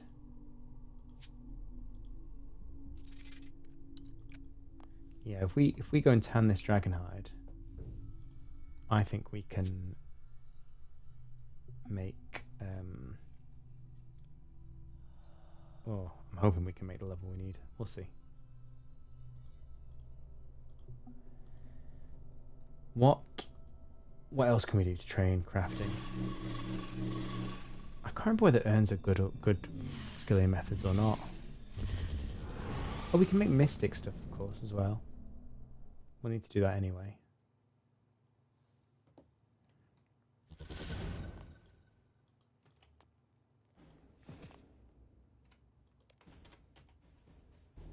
Oh, I've only got one. That's fine. We'll make it. Why not? Mystic. Oh, I need normal thread. Okay, right. Where's the thread? There it is. Mystic gloves. Right, 6k plus another what? Not sure. Can I even make stuff out of blue dragonhide yet? I hope I can. Oh, red dragonhide is level 55. Oh yeah, so blue is less than red, right? Did I catch the impling? Yes, I did. Cool. I got the frog spawn again.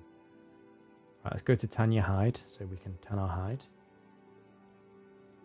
Man, this game really keeps trying to make us put off Jad, doesn't it? We will get there, though. We will do it. Okay, can I just make a full set? So I don't think I've worn a full set yet. Oh. So the other weird thing about this game is that the interface, if I click this down to 1 and then click craft too quickly, it'll craft 6.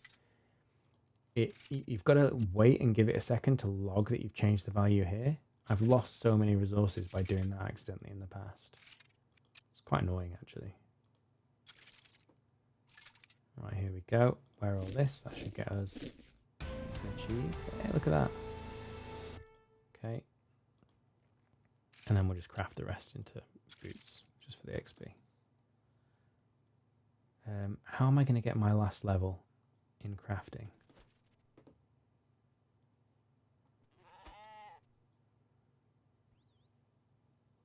Do I go mining gem rocks again, or is that just too slow?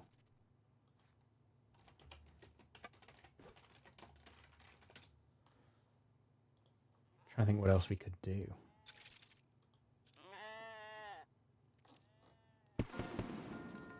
There we go. 54. I mean, 14k XP. It's not much, is it? If I had 14 more dragon hides, we'd have it. Do I just go kill 14 dragons? I think in the time I spend trying to work out what to do, we could probably just kill the dragons and move on, right? I think I'll go and do that. So many implings here. I can't catch a magpie though.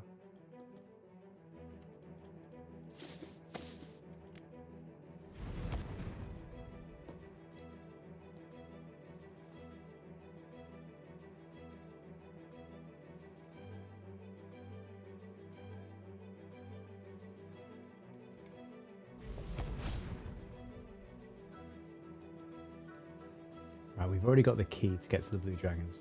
That's fine. That's nice and easy. 14 I said we needed, right?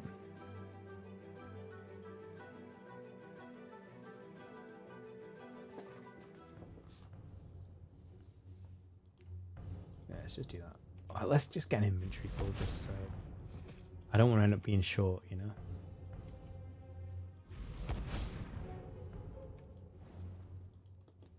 Because it's... No, it doesn't say how much XP it is in the skill guide, does it? I think it was about 1000 XP per craft, though, wasn't It might be worth doing Doric's tasks, actually. I think you get good XP for that. That did a lot of damage to me, didn't it? I also don't have any prayer points. Why are we taking so much damage? This could be problematic. I think it'll be fine. We'll just go and blast some dragons, because once we've got our ghost out, we'll be healing. It would be very nice to have soul split, but we need... Oh, I don't know. We need a higher prayer level. I think it might just be 73, actually. I'm not 100% sure. Right, come on, Ghosty, make me proud, please.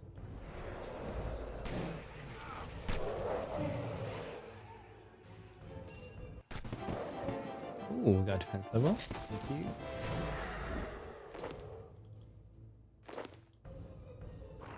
Bury the bones. I should really have got my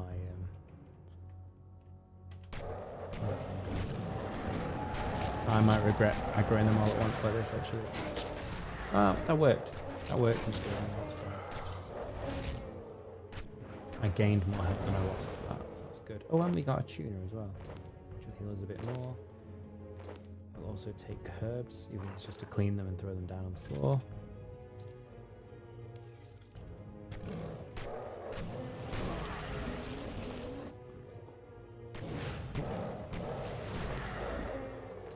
Yeah, we're fine. We can self-sustain here, I think.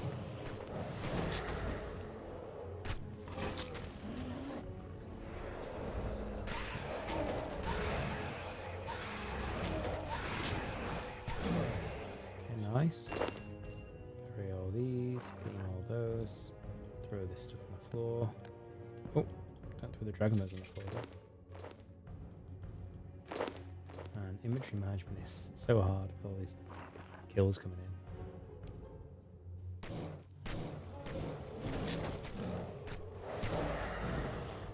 Oh, the ghosts and the summons last longer, don't they? That's one of the talents I unlocked. It's a passive. Forgot about that.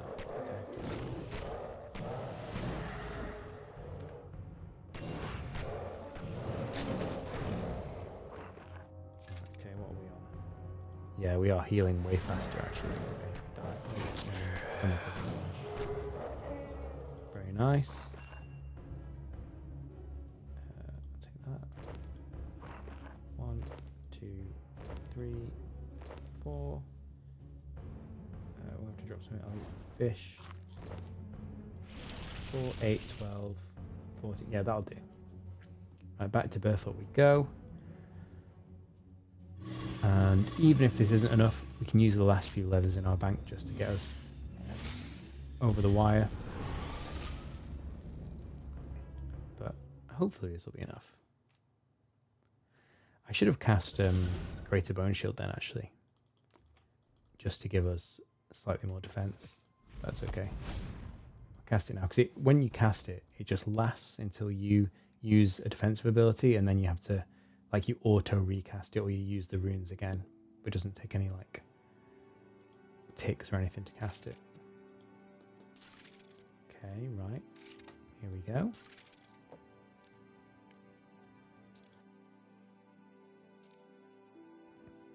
Oh, this... Oh, no, yeah, this is giving me XP. Oh, it's only 560 XP per... Oh, okay. I thought it was 1,000. Okay, we're still pretty close. Oh, we have to go back in.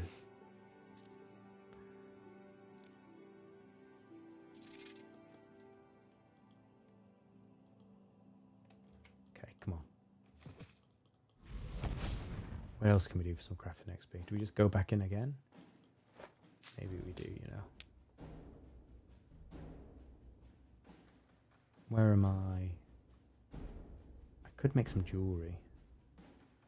I don't know how good that would be.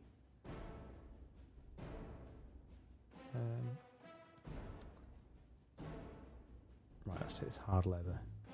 What's the best thing we can make out of hard leather? I don't think it matters actually, does it?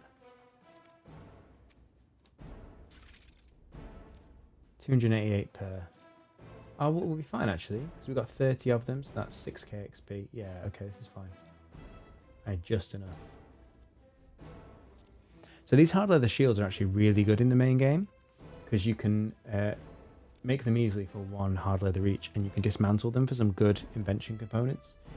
Now, if you take the Perfection Relic in Leagues, you don't need them, because you've got like unlimited materials, I believe. But in the main game, I used to make these all the time. There we go, 55 crafting. Right. Throw these, I guess, in the bank. We'll never use them, but I'll throw them in the bank for now. And we'll take our sword cloth. Put it there. Alright, back to Killy we go. Oh, actually, while I'm here, let's cook this food up as well. That would be smart, wouldn't it? So, sandfish or something they're called? Catfish I can't cook. Soul is what I need. There we go. I don't need to cook all 110. I'll cook like, I'm going to say 2 inventories, just in case we have to duck out of Jad. Now I think you get a higher or a lower burn chance if you use the Lumbridge range. But I'm not going to run back and forth between the bank and Lumbridge. I've got 100 of these fish, I don't mind if I burn some. And soon we'll have out-leveled them, we'll be using higher tier fish anyway.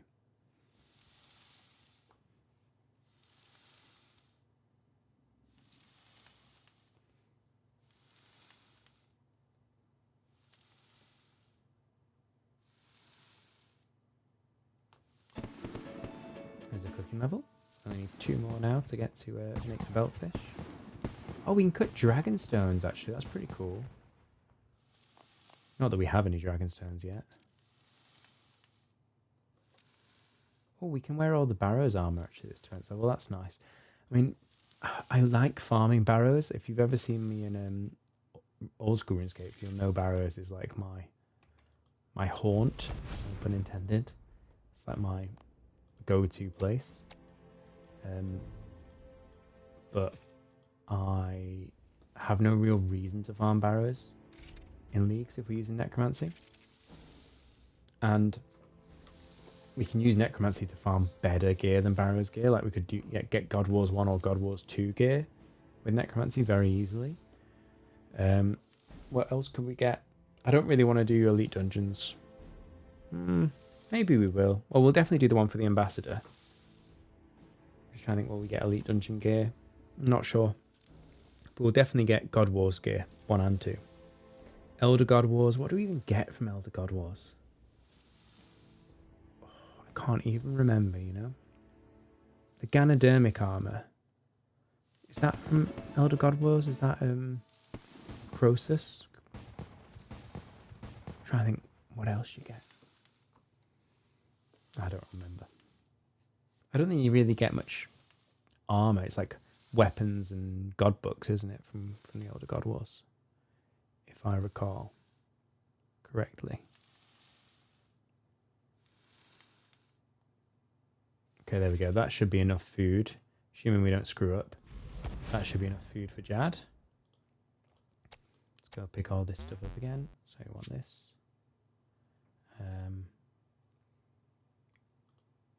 These. Is that everything? I think so. Okay. Right, Killy. Let's finally make this gear.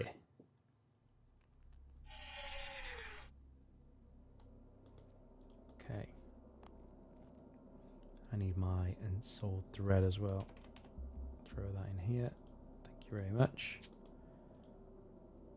Take off my armor. Why can I not make it now? Oh, it's lesser in soul thread. You are kidding me. I have to make ensouled thread. Hang on, am I looking at the right level? Yeah, I am. tier 70 power needs... I'm not going to make that. No, I'm tempted to just make one piece of tier 70, but no, I'm just going to make the tier 60 and then it'll all match. And we don't want to sit around and watch 3 more rituals. We'll just do the ones for the thread, and we're not going to do the extra ones for the extra soul cloth and everything. Right, ritual site. Here we go. Oh, I forgot my stuff again. We might not need it. We might not need it. If we do, it's fine. We'll use our teleports to go back.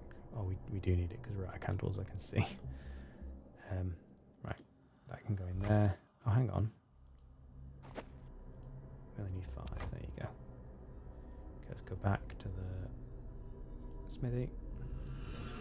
The nice thing about this book is it's an instant teleport to a bank, which there's not many of those in the game. Certainly not for free like this. Right.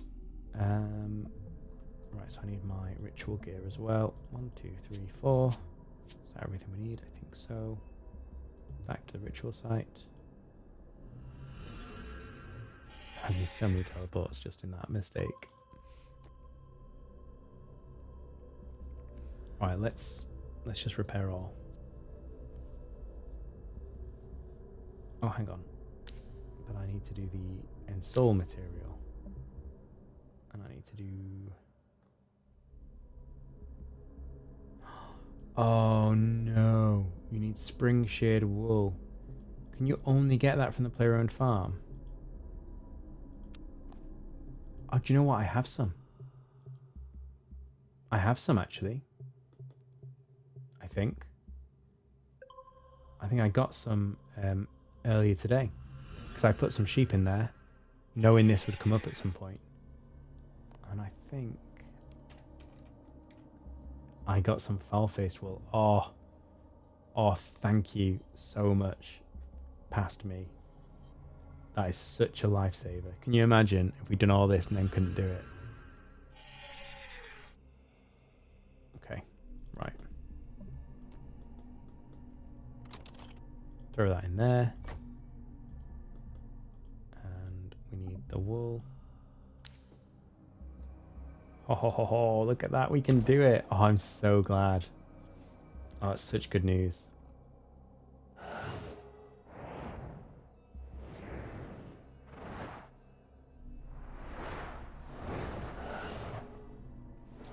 Yeah, I need to breed more sheep actually to make the most out of that because I forgot that was a thing.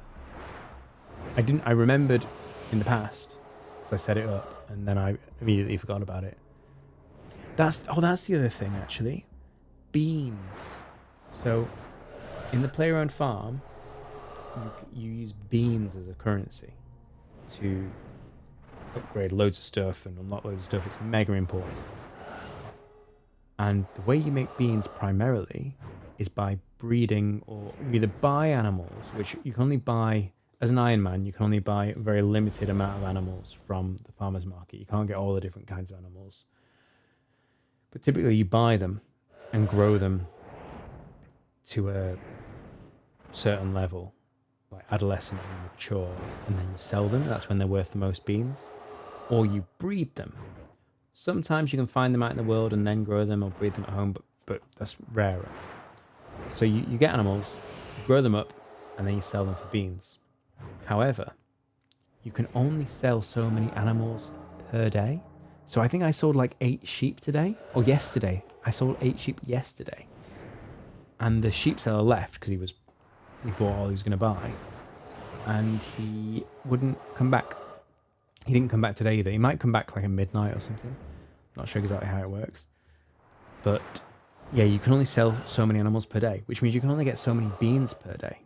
So when you need like, I don't know, like 10,000 beans to unlock everything in the player-owned farm, but you can only earn like a maximum of like 300 beans per day after expenses, then in the 8 weeks we have, you never... Does that maths work? Technically, you might just get there, but it's very tight. You have to be lucky and do all your dailies every day. It's just not good. So that's something else they need to think about is player-owned farm currency. the multipliers that you get for other things should also apply to the player-owned farm currency. Or even better, it should take off the daily cap of how many animals you can sell a day. That's just another example. This is what I was saying before. It's another example of how they need to get rid of the daily scape and the caps and things when it comes to leagues. Because, like, why limit yourself to say you can only sell 8 animals a day? Well, I'm just never going to complete player-owned farming leagues then. It's essentially dead content as far as leagues is concerned, which is a shame because I quite like player-owned farms as a thing. What is good, and actually I might just contradict myself here, because they've given you the advanced time spell that you can use, and with the farming relic you can cast it an unlimited amount of times a day, which will, I think that grows your animals quicker, but I wonder if it also makes the animal buyers return quicker. I might look into that. They might have already fixed that and I just don't know about it. So I'll have to test. I'll test and let you know tomorrow. Because I'm streaming now every day this week. Because I already planned to anyway, and because I was sick, I missed 2 streams, I'm going to have to catch up. So I'll be streaming tomorrow, Thursday, Friday, Saturday. I think my wife and little girl are coming back on Sunday. I don't think it's Saturday, I think it's Sunday. So I think I'll be able to stream Saturday as well.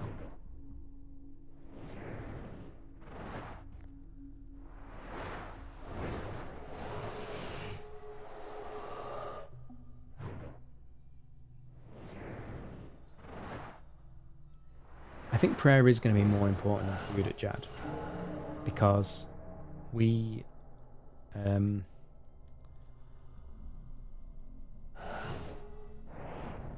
because we're going to need... Like, we can turn our prayers on and take so little damage that our ghost heals us, which negates the need for food. So I'm going to take 8. Yes, I'm going to take 8 4-dose prayer potions and the rest in Desert Soul. And that's it. I'm not going to take anything else. I'm not even going to take the Necromancy potion. It's not worth it. I'm just going to take sustain. Just resources to keep us going. I'm excited for this now. This is going to be really good. I'm worried I'm going to blow it in front of everyone on stream. Because Jad still scares me after all this time. But RuneScape 3 Jad is easy. Like, I mean, somebody's going to throw that in my face when I die to Jad. But in theory, it's easy. I just need to remember when to pray what.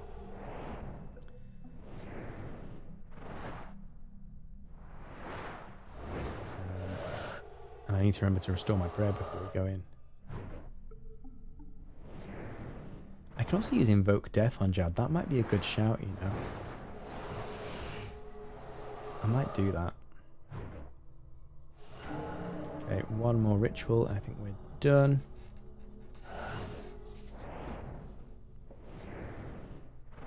Oh, that's good because our glyphs have just run out as well.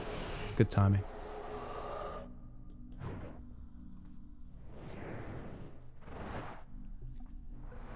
So we killed, who did we kill first? Hermod, Giant Mole, Calphite Queen, which I didn't expect Calphite Queen, but then we needed to for the equipment upgrade. And now Jad. I think that'll be a good 4 bosses knocked out in one day. That'll be pretty nice. And then, I mean, I'm not going to have much time before the next stream, so maybe we'll just do it on stream. But if I get the chance, I'll knock out some more bosses. Maybe I'll do some AFK Arc. Oh, I can't even do Archglacior because I haven't unlocked the Centistan.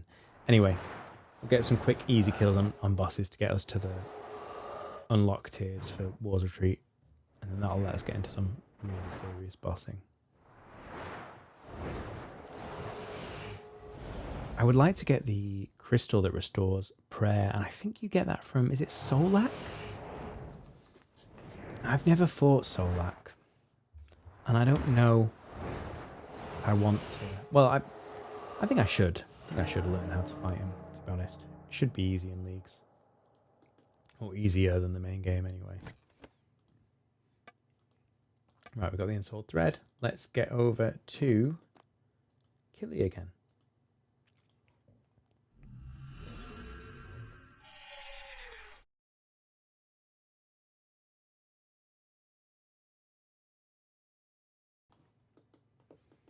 Right, I think we got everything we need. Can we just make this stuff now, please? Yes, we can.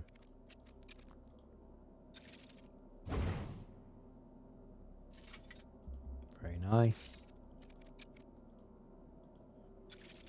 I think a lot of people will be stuck actually on the T60 gear because it is, if you don't know as an Iron Man that you need this special wool, it can be very, very painful to try and get it. I got a little bit lucky that I got one of these sheep bred, to be honest. And I'm kind of regretting the fact that I then sold that sheep, but it's fine. There we go, full set of Death Skull and Death Warden equipment. Alright, we are geared. I don't think there's anything else I can bring with me, is there? Is a miasma rune useful to me? Yes, it lets me do Invoke Death. Okay, right, well, we will keep that then. Because I think we do want to cast that on Jad. Let's take some potions. 1, 2, 3. There's a faster way of doing this. Let's just go towards retreat and do this. Because what I'm doing now is silly.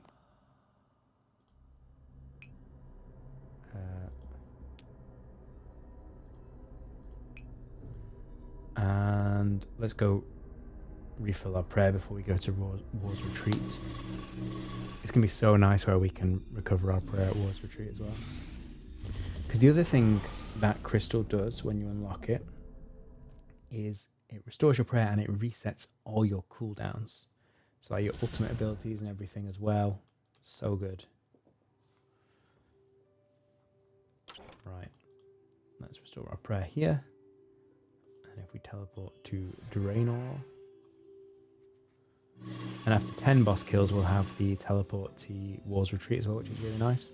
Just a one button teleport, not bound to any items, so it's a good, you know, panic button if we ever need one.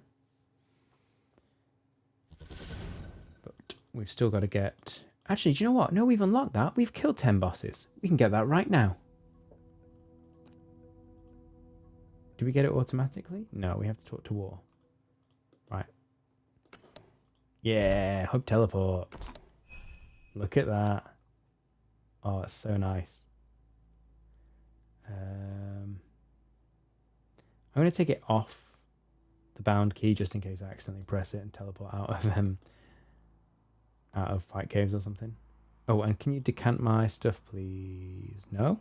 What? Is decanting an unlock? No. He used to decant stuff. Did I just talk to him?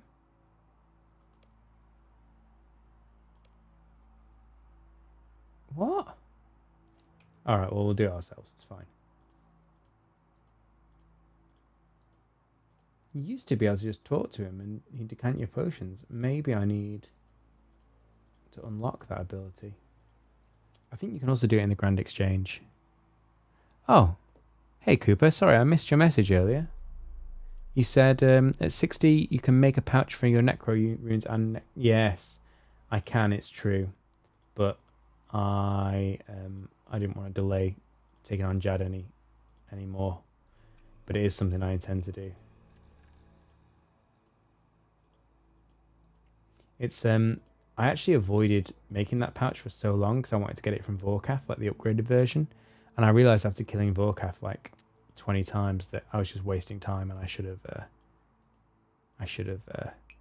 just made the interim one myself before I got the one from Vorkath. Oh, the guy sitting next to him decants. What, the clan? Oh yeah, he's got a decant option. Do you know what? I even went over to talk to him to see, and I was like, no, they've probably just changed something else. Right. I mean, I don't have anything in my ammo slot, and to your point, I could have the pouch, but never mind. I think let's just go. Let's just YOLO it, you know? We'll go through the Reaper portal since this is our Reaper task. And we will... Oh, there's a bank here. Great. Let's just go in the fight caves. Let's just do it. I've got enough... Yeah. cast my bone shield. And oh yeah, these bats. Don't let these bats touch you. I remember this now because they drain your prayer. Oh, don't they touch me? Don't touch me. They touched me. Well, what is going on? Can you please kill this bat? I'm wasting so much prayer already. Right, okay. Don't let the bats touch me, guys. Come on now. Right, okay. Yeah, they drain my prayer, which isn't that big a deal. I've got loads of prayer potions, but I just don't want to waste my prayer. So I think we don't need to avoid damage so much against these. I mean, the bats we do, but the other ones, we can just tank them and we'll heal off them, so it's not a big deal. I think it's more beneficial to get through the fight quickly than it is to try and like save all the resources in the world. Oh, the bat's behind me, isn't it? I need to save my big attacks like that for the bat. There you go. That's what we're going to do now. Whenever a bat spawns, we're going to just blast it with the Finger of Death or the Volley of Souls. That's the new plan for dealing with bats.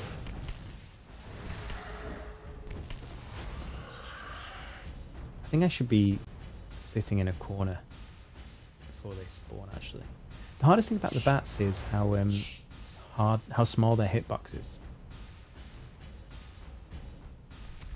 So it's hard to click on them. That's the main problem. Oh, does anyone know how many waves there are in leagues?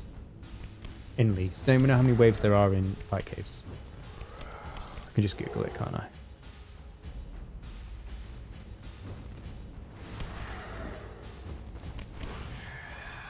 There are how many waves? Okay, right, we need to pay attention now. Where's the bat? There's a bat in like every wave, no? Oh, not every wave, okay. There's 63 waves, including the final one. Okay. So I need to make sure I am ready at wave 62.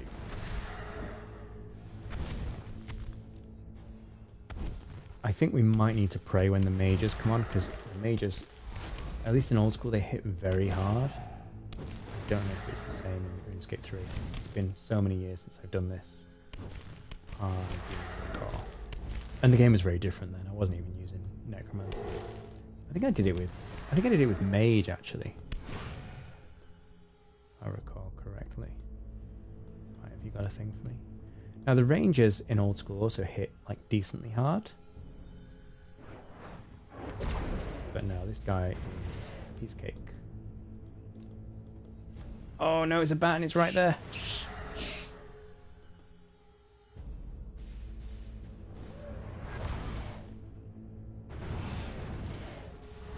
Where can I go that a bat won't spawn on top of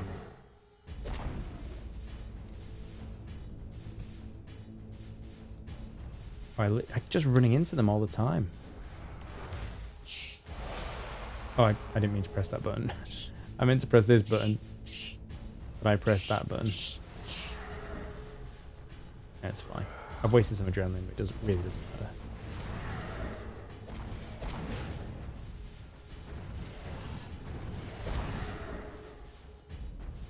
I've used 50 prayer. I've not even cast a prayer.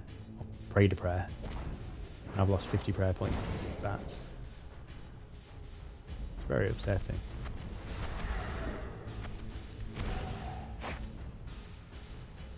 Right, so I don't know what button this is. I'll work that out later, it's fine. We'll just manually click it if we have to. Like so.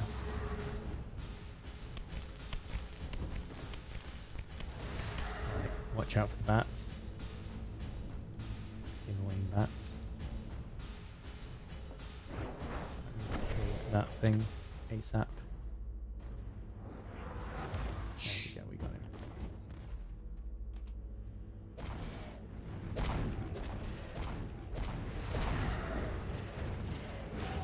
Yeah, we're fine. Look, like we're taking so little damage. And we're healing so quickly.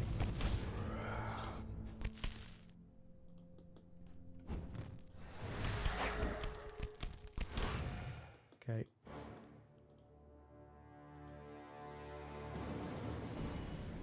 The only thing I care about right now are the bats.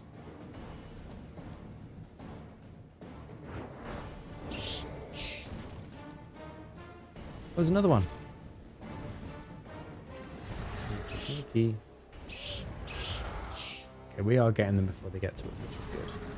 Not quite sure how, because I missed that one, but I think the Tzkek blocked it.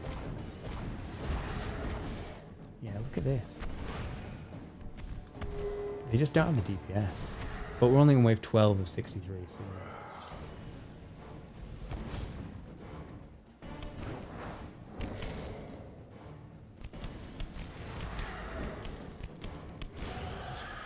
Okay. Bats. Where's the bats? No bats in this one, okay.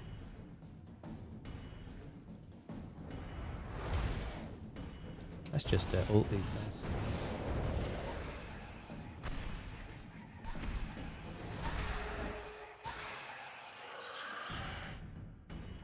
And we can... Use our area. Yeah. Oh my, guys get spawned. Just the wrong time. I thought they would finish him off when I walked away. Guess I have to do this one myself.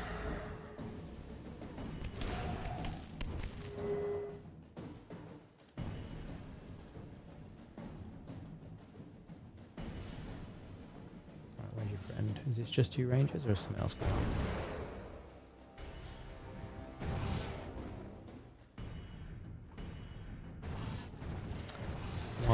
I didn't pick up a... No, why can I not cast this? I didn't pick up a miasma rune. Oh, never mind.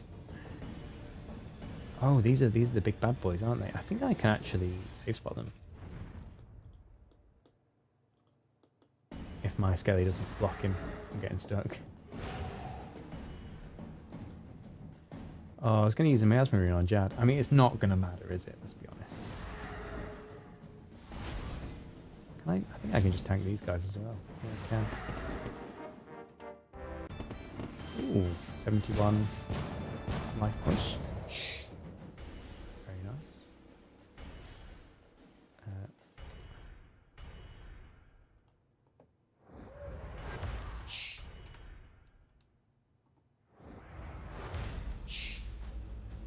Okay, that wasn't too bad at all.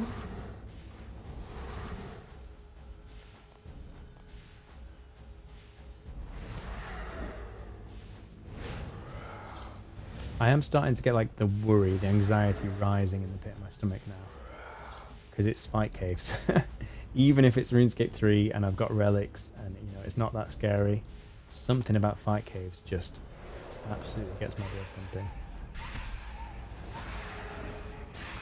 There we go. Nice. Oh yeah, these guys.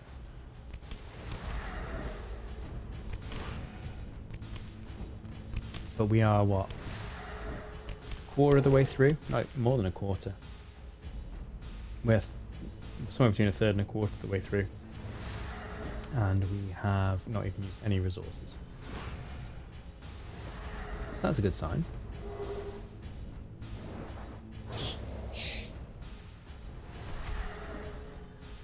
Playing it nice and slow, it's not too bad.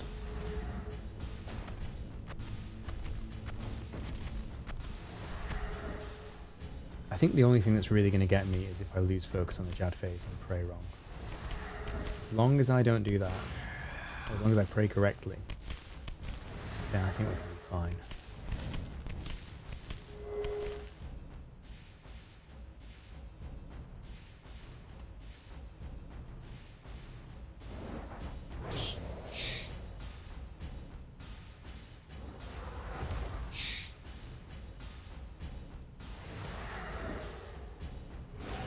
Got 3 one-hit kills for the bats. I don't...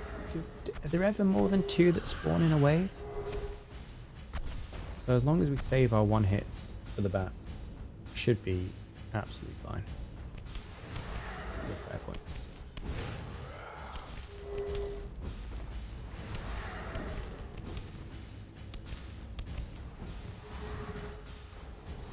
Just hit him. Don't summon, just hit this guy. There you go. Right, now you can summon. Is there a bat stuck behind him? No, there's no bats in this wave. Okay. Let's use the ult then.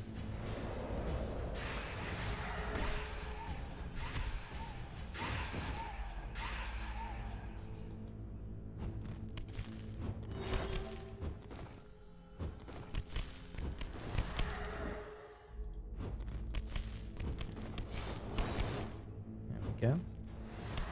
Light worker there. Look, still full health. But this ghost is so good.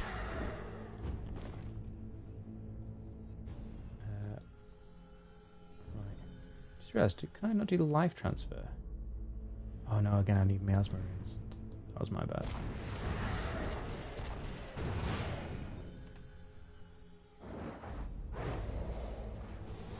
Power creep is crazy, isn't it? This was once the hardest boss fight in the game. And like even before necromancy, people were like smashing it, but since necromancy, wow. Oh, this is our first major. Let's see how. Oh no, it's not a major. It's just a one guy behind another.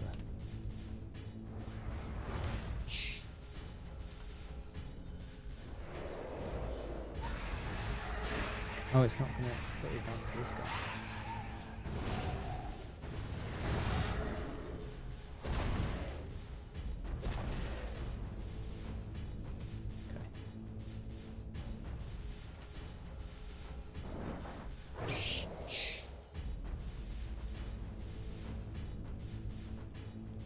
Push him off. What? There we go. Yeah, the range on necromancy isn't that long though, is it? So they can, you know, if I don't one hit them, they have a chance to get me.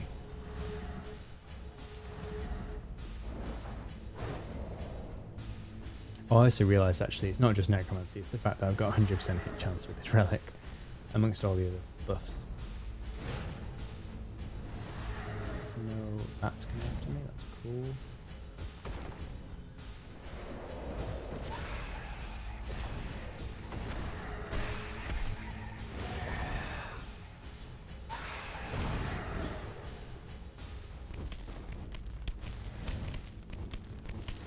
Let's keep checking the wiki again. So it's 63. I keep forgetting that number. So 63 waves. Jad is on wave 63.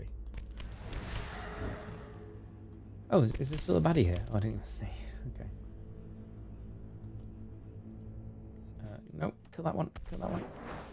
Oh, I killed the wrong one.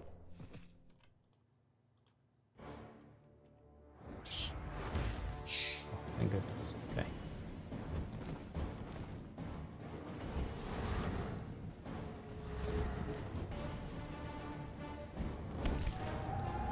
Blood siphon, get a bit of healing. Not that we really need it. Just like the other one, just to kill that guy. And we'll, I think the rangers do a lot more damage than the melee, so we'll finish off this one first.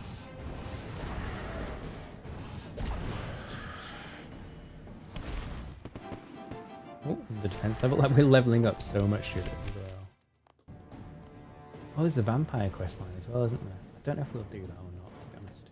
It's an interesting questline, it's good, but I don't know what it gives us for the account for leagues. It's good for the main, but for leagues I'm not sure.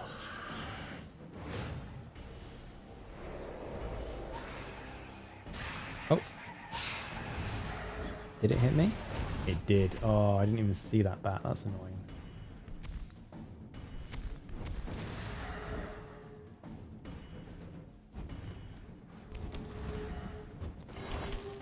There is an argument to say use all your prayer at the start and then you don't have to worry about bats and then just drink potions just before Jad spawns.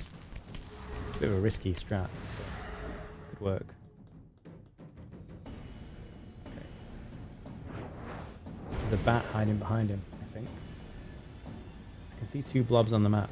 Oh no, it's a little guy, okay.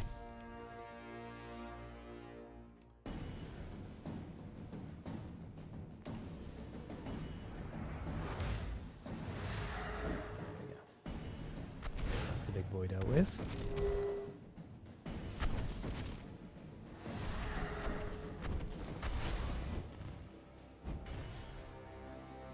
The little ones.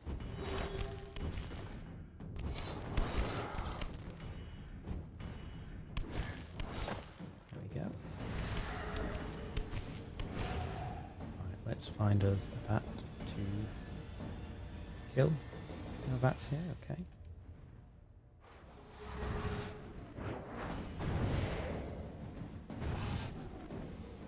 I mean, you can obviously look at the wiki and know exactly what's spawning on every wave, but I don't have the brain capacity for that. I'm not sure if the Alt 1 plugin will do it for you. Obviously, old school RuneScape has plugins that show you all the spawns and everything. I'm not sure if Alt 1 does that. It's not something I've ever really worried about. Is that a major? No. When did the major spawn? Must be soon.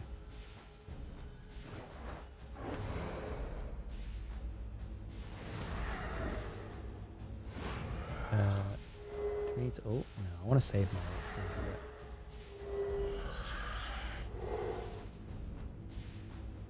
Okay, we are starting to take a little bit of chip damage now, but we're not playing very carefully, so it's fine.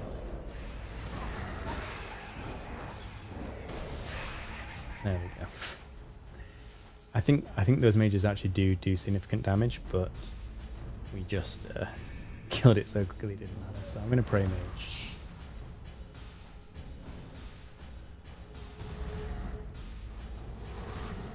Okay. Right, let's finish this off. We don't have any one-hit kills left for the bats, which is a bit concerning, especially when there's two of them there, but we get them stuck behind this major, which we failed to do. Oh no, we've succeeded. Okay, great.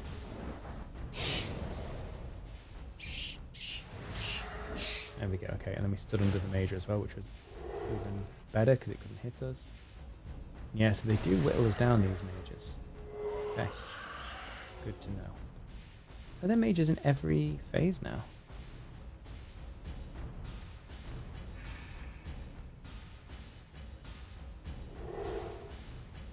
No, I'm not going to worry too much because we've got prayer potions.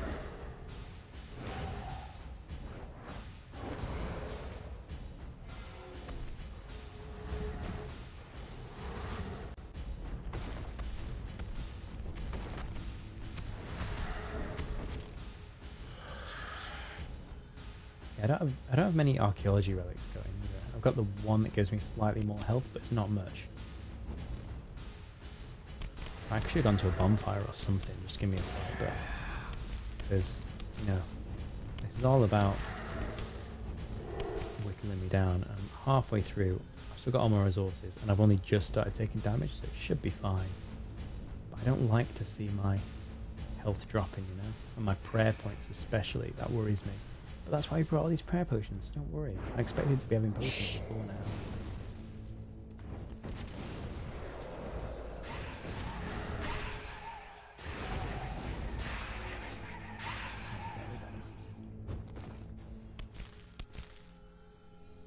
So I don't mind taking it a bit slow because I need time for that ult to come off cooldown, and I need to get my adrenaline up as well and get my soul stacks back.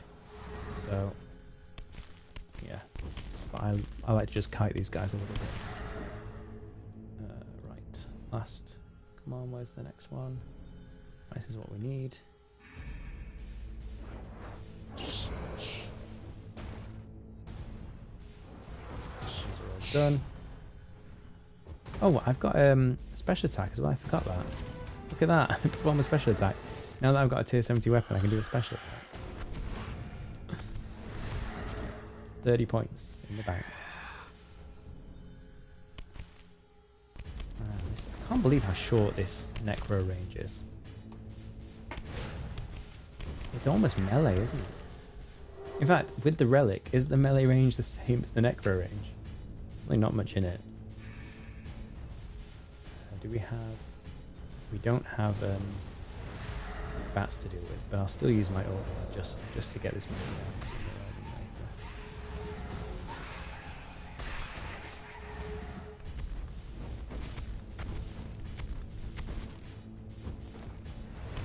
This is going alright so far, isn't it? Wave 37 of 63.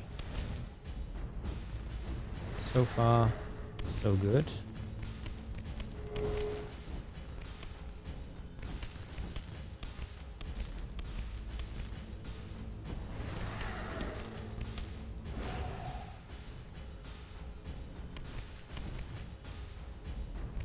Would have been nice to have devotion unlocked for this, but I wasn't going to go and do that quest just for this.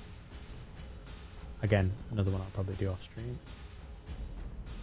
Oh.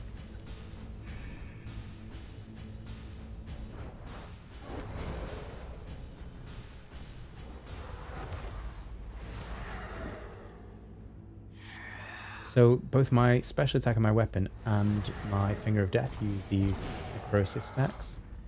Now, Finger of Death uses 6 necrosis stacks to attack without using adrenaline, whereas the Finger of Death burns all of my stacks for some extra damage, and when you do the math, it's just basically worth it. Like you should always use your necrosis stacks on your Finger of Death before you use your special. I didn't do the maths, someone else did the maths, and they said that was the case, and I believed them.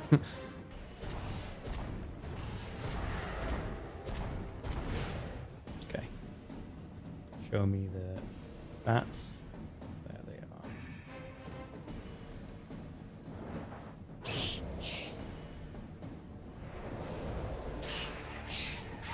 Oh no, I wasted my ult. I thought it would bounce to this major, but it didn't. I should have just wide. I should have used Finger of Death on him. It's fine. We've still got our insta kills for the next wave of bats.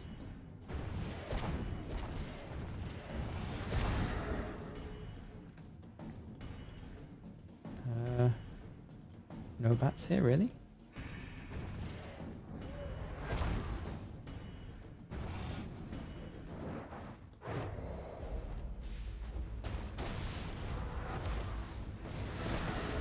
Oh, more HP, thank you very much.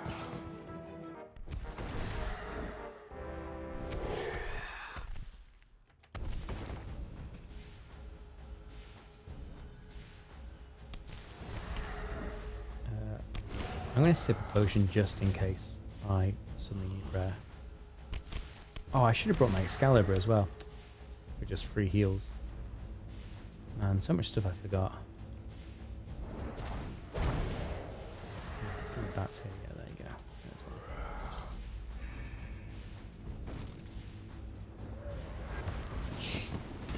you go. Ooh, level 90, 200 points.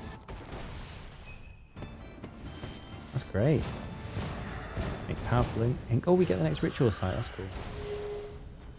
Oh, I should also farm this ring that you get from the Ungale site.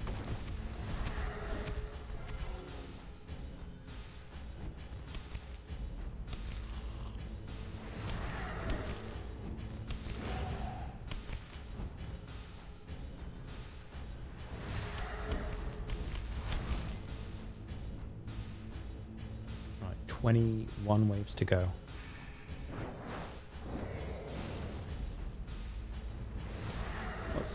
Is there something? Oh, there's a guy in there. That's right.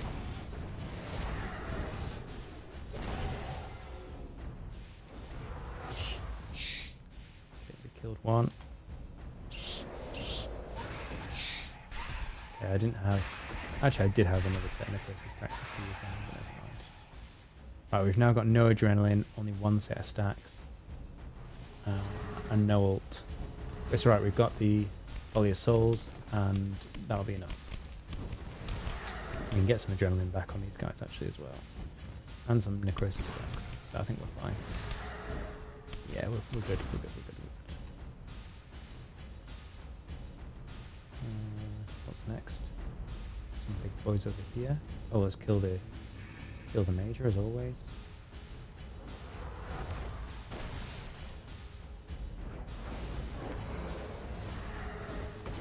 ranger. It's always the same in old school and in RuneScape 3. Kill the mages first, kill the bats first, because they drain the prayer. Then kill the mages, because they do the most damage. Then kill the rangers, because they do the second most. And then kill the melee last. Although in old school, there's not the big meleeers, are there? Whereas in RuneScape 3, there's the big meleeers and the little meleeers.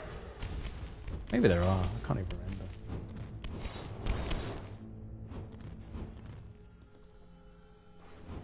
How are we looking? We got Necrosis stacks, we got Volley of Souls, we're good. There's 19 waves to go, we're blasting through this. It's getting harder, but the only thing we're using is a prayer potion now and then. 1 dose of prayer potion. So it's absolutely fine.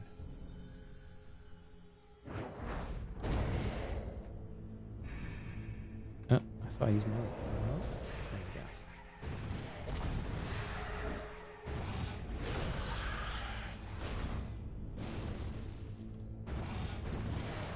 That was fine.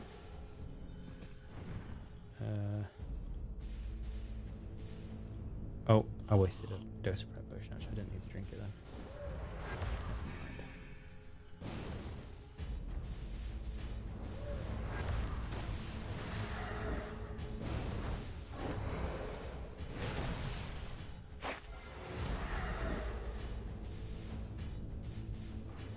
Oh wow, that's a lot of damage. Why is this one suddenly doing so much damage? Oh, we can save Spy though. That did a lot of damage to me for some reason, didn't it?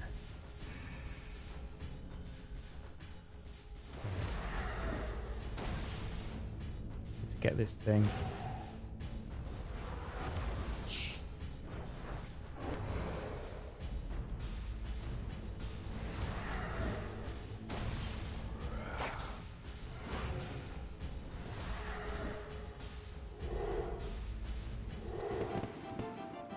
Why are they doing more damage now than they were before? That seems strange.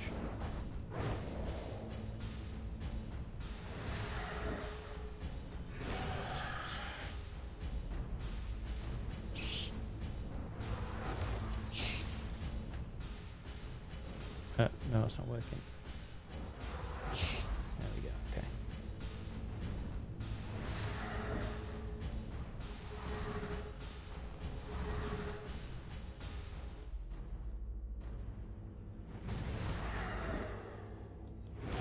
Necrosis stacks back, please. Oh, we don't have them, we just got Volley of Souls. Okay.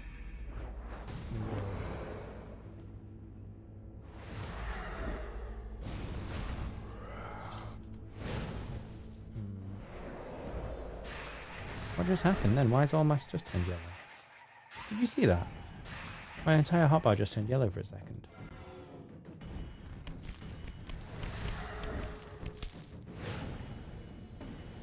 Does that always happen when I cast my ult? Or did that mean something else? Not sure. Right, well we got all our stacks back. 13 waves to go.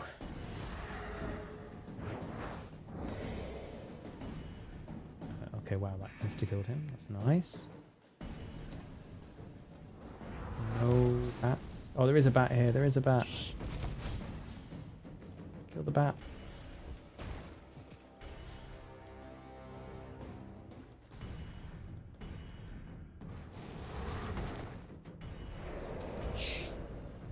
Got the bat. We had to use our ult to get it, but we did get it. That was really inefficient using resources there, but it's okay, we got it. It was unfortunate that I had to resummon my minions just as that bat got on there.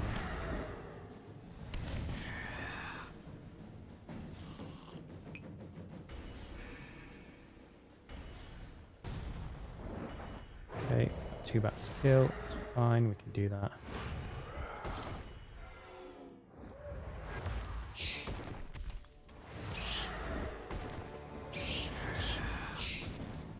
Nice.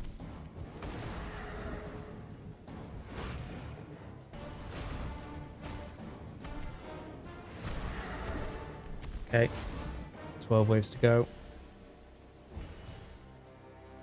don't know where Jad spawns. I think if it's anything like old school RuneScape, on wave 62, there'll be like a red major. And Jad will spawn wherever that major is not. Wherever that major spawns. Sorry, I don't know what I'm talking about. Yeah, wherever that red major spawns is also where Jad spawns. That's true for old school RuneScape. I don't know if it's true for RuneScape 3.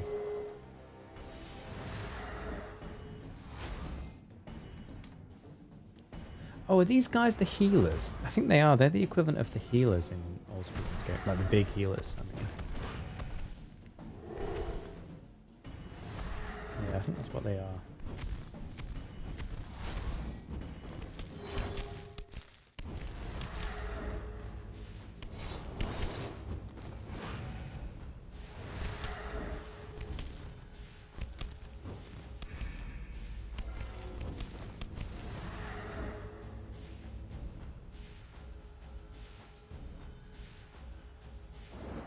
Oh, this seems like an easy wave. Oh, okay. Maybe not.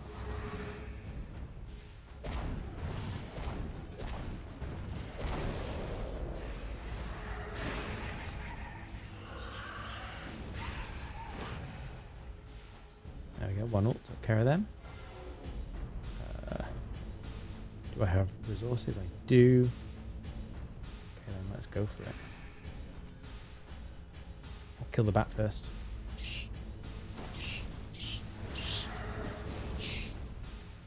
Did I already use my...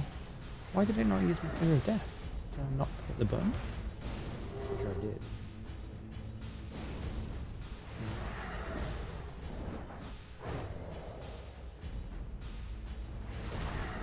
Yeah, see, these guys are hurting me. It's fine, I'll pray. No, it's okay. I should kite them to this corner, really, because these guys can't hurt me if I'm in this corner. I think. Not 100% sure.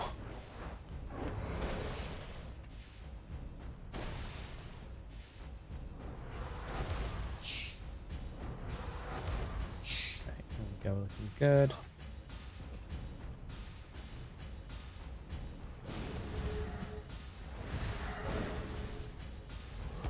Yeah, I'm taking damage, look at this. This is getting a bit risky. I'm going to switch to melee.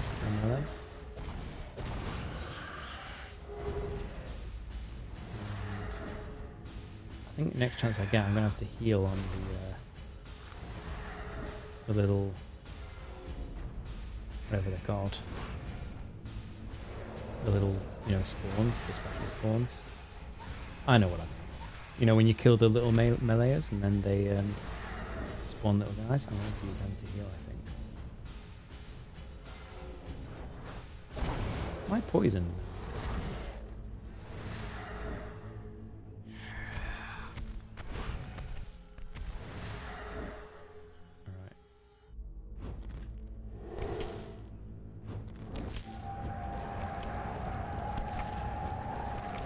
Okay, we've eaten 2 bits of food. We've only got 6 waves to go. 7 waves, including Jad. I think it's fine. Is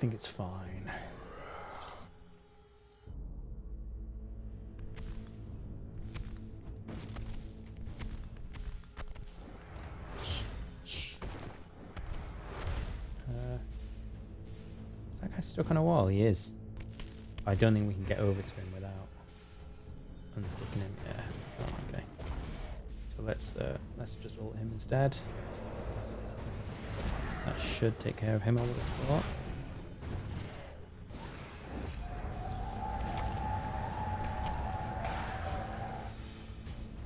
Okay, that cut my heal short, but I still got a bit of healing off it.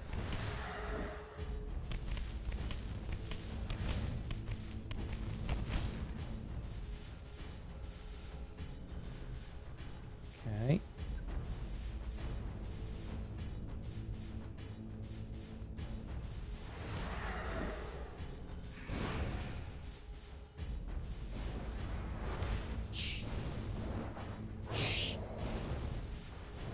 This guy quickly.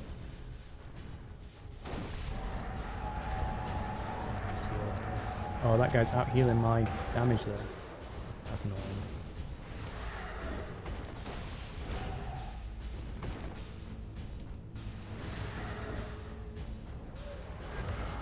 I thought my AoE attack that he also healed me would deal with that guy, but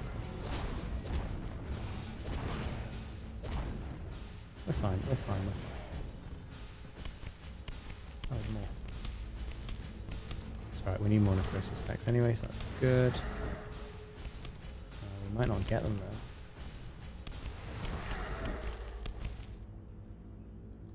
though. Okay. I guess we try and deal with this guy as soon as possible. Kill him quickly, then it's not a problem. That's good.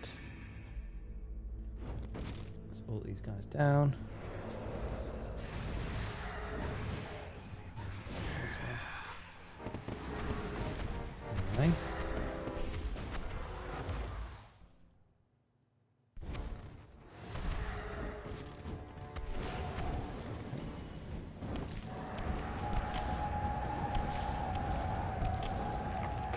Oh man, there's only 3 waves to go till the ultimate wave. Or 4 waves to go till the ultimate. Okay, this is it. I'm getting nervous now. About to hit wave 60. Oh. Come on, we can do this. We can do this. We're on full health. We've got almost full resources. We are gonna be fine.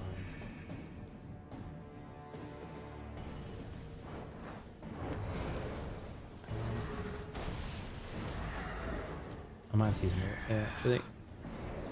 Don't want to use too much.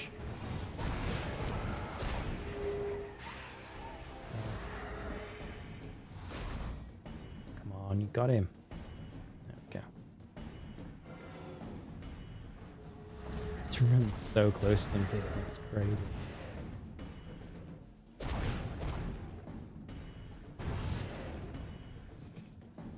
Okay. So Jad will spawn over there. Oh no. Right, I've got to save my ult now.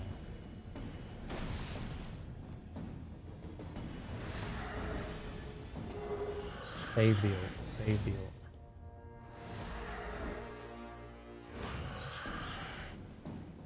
We got loads of prayer.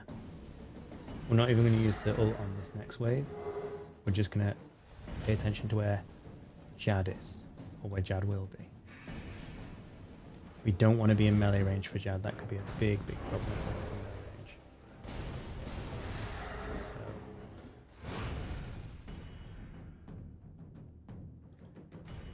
right, he's going to spawn in the middle or on that corner, I think.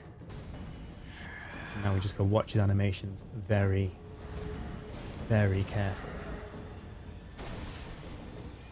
I think he's more likely to do a range attack first, so I'll switch to range. There he is.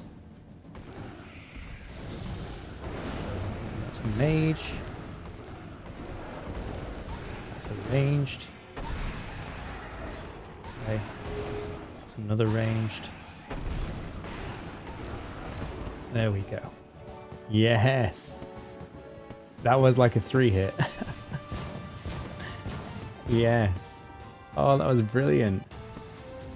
Oh, yes, we got the Soul Reaper task. We got the Jad kill. We got the Fire Cape. Look at this. Oh. Less than an hour kill. How many achievements are we going to get? Less than 45-minute kill. What was it? Slayer 60. Oh, it's so good. And we got the Fire Cape, of course. Can we wear it? Look at that. So many points for that. And I think they changed it so you get the Fire Cape when you come out, because so many people left the Fire Cape on the ground and teleported out. Oh, that's so good. Right, what time is it? Right, we can get another Reaper task before the night is done. Oh, that was so good. We got our Fire Cape. I don't know what I was worried about. I mean, look how few resources I've got, but something about fight caves just stresses me out so much every time. I always doubt myself. It's because you put 60 waves worth of work into it, and then, you know, you could just lose. Heal or no heal. Defeat Sock Jad without killing any of the healers. I didn't get the one for him not getting healed, so they must have got to him in time to heal him. That's a bit annoying. I think you got to like kite him to the side, maybe, to stop that happening. All right, we've gone to the wrong place. We need to go to Death's Domain. Here you go, exit to Death's office. And, right, what you got for me, Death? Get a task. Oh, we can choose our task, can't we? Right, what task do we want? What task do we want? I mean, we're not going to learn Solak immediately. Normally I pick Kerapak because I know him very well, but... Oh, maybe we can get into Sentistan, you know? What do we think, guys? What task would we like? I'm not going to pick Samarago because I hate Samarago.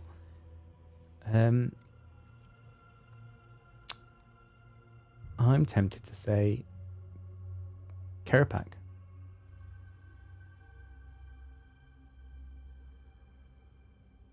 The Ambassador, Rex Matriarchs, Archglacior. Necromancy doesn't work on the Rex Matriarchs, does it? I'm going to stick with my gut.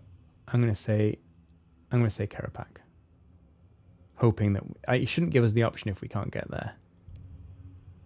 You certainly can. So 7 Kerapak kills, we can do that. Now, I think we can look forward to that tomorrow.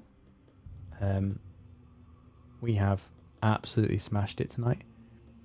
You're doing Hermod for your Reaper, are you, Cooper? Ah, okay. Yeah, I was tempted to pick Hermod because we're going to have to farm him for plates anyway.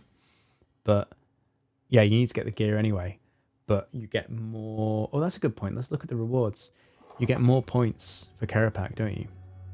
That's what I was thinking. And I want to, you know, we're going to kill them all. So let's look at the rewards. So we got 50 points for that. I think that's boosted, right? Yeah, normally it would have been 10 points, I think. So we want to get, ideally, hang on. A Ring of Death is pretty cool. Incomplete Hydrix. I think we want to save up for the Hydrix. That's what we really need, right?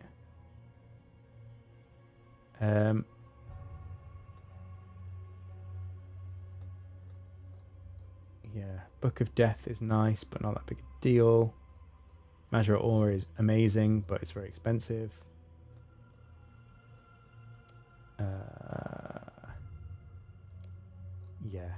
Yeah, we want the Hydrix. That's going to be our first purchase. Okay, brilliant. That's great. So what did we do today? We finally got our tier 70 weapons and we got our tier 60 armor. We beat our first bosses and unlocked the War's Retreat teleport. So we killed Giant Mole, we killed Hermod, we killed Calphite Queen, we killed Jad. And we did our first Reaper task.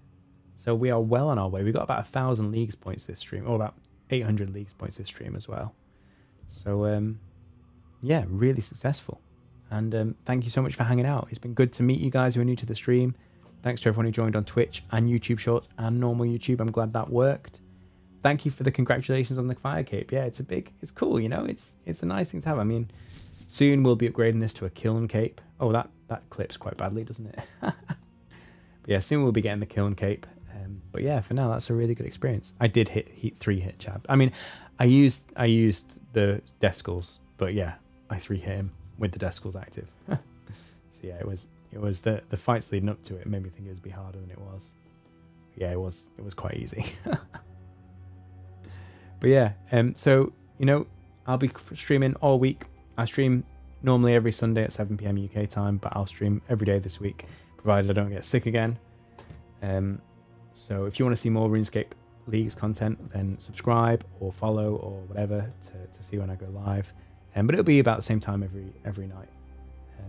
And yeah, I really appreciate your support. It means a lot to me. So thanks very much, and I hope you have a really nice rest of your evening. See you later.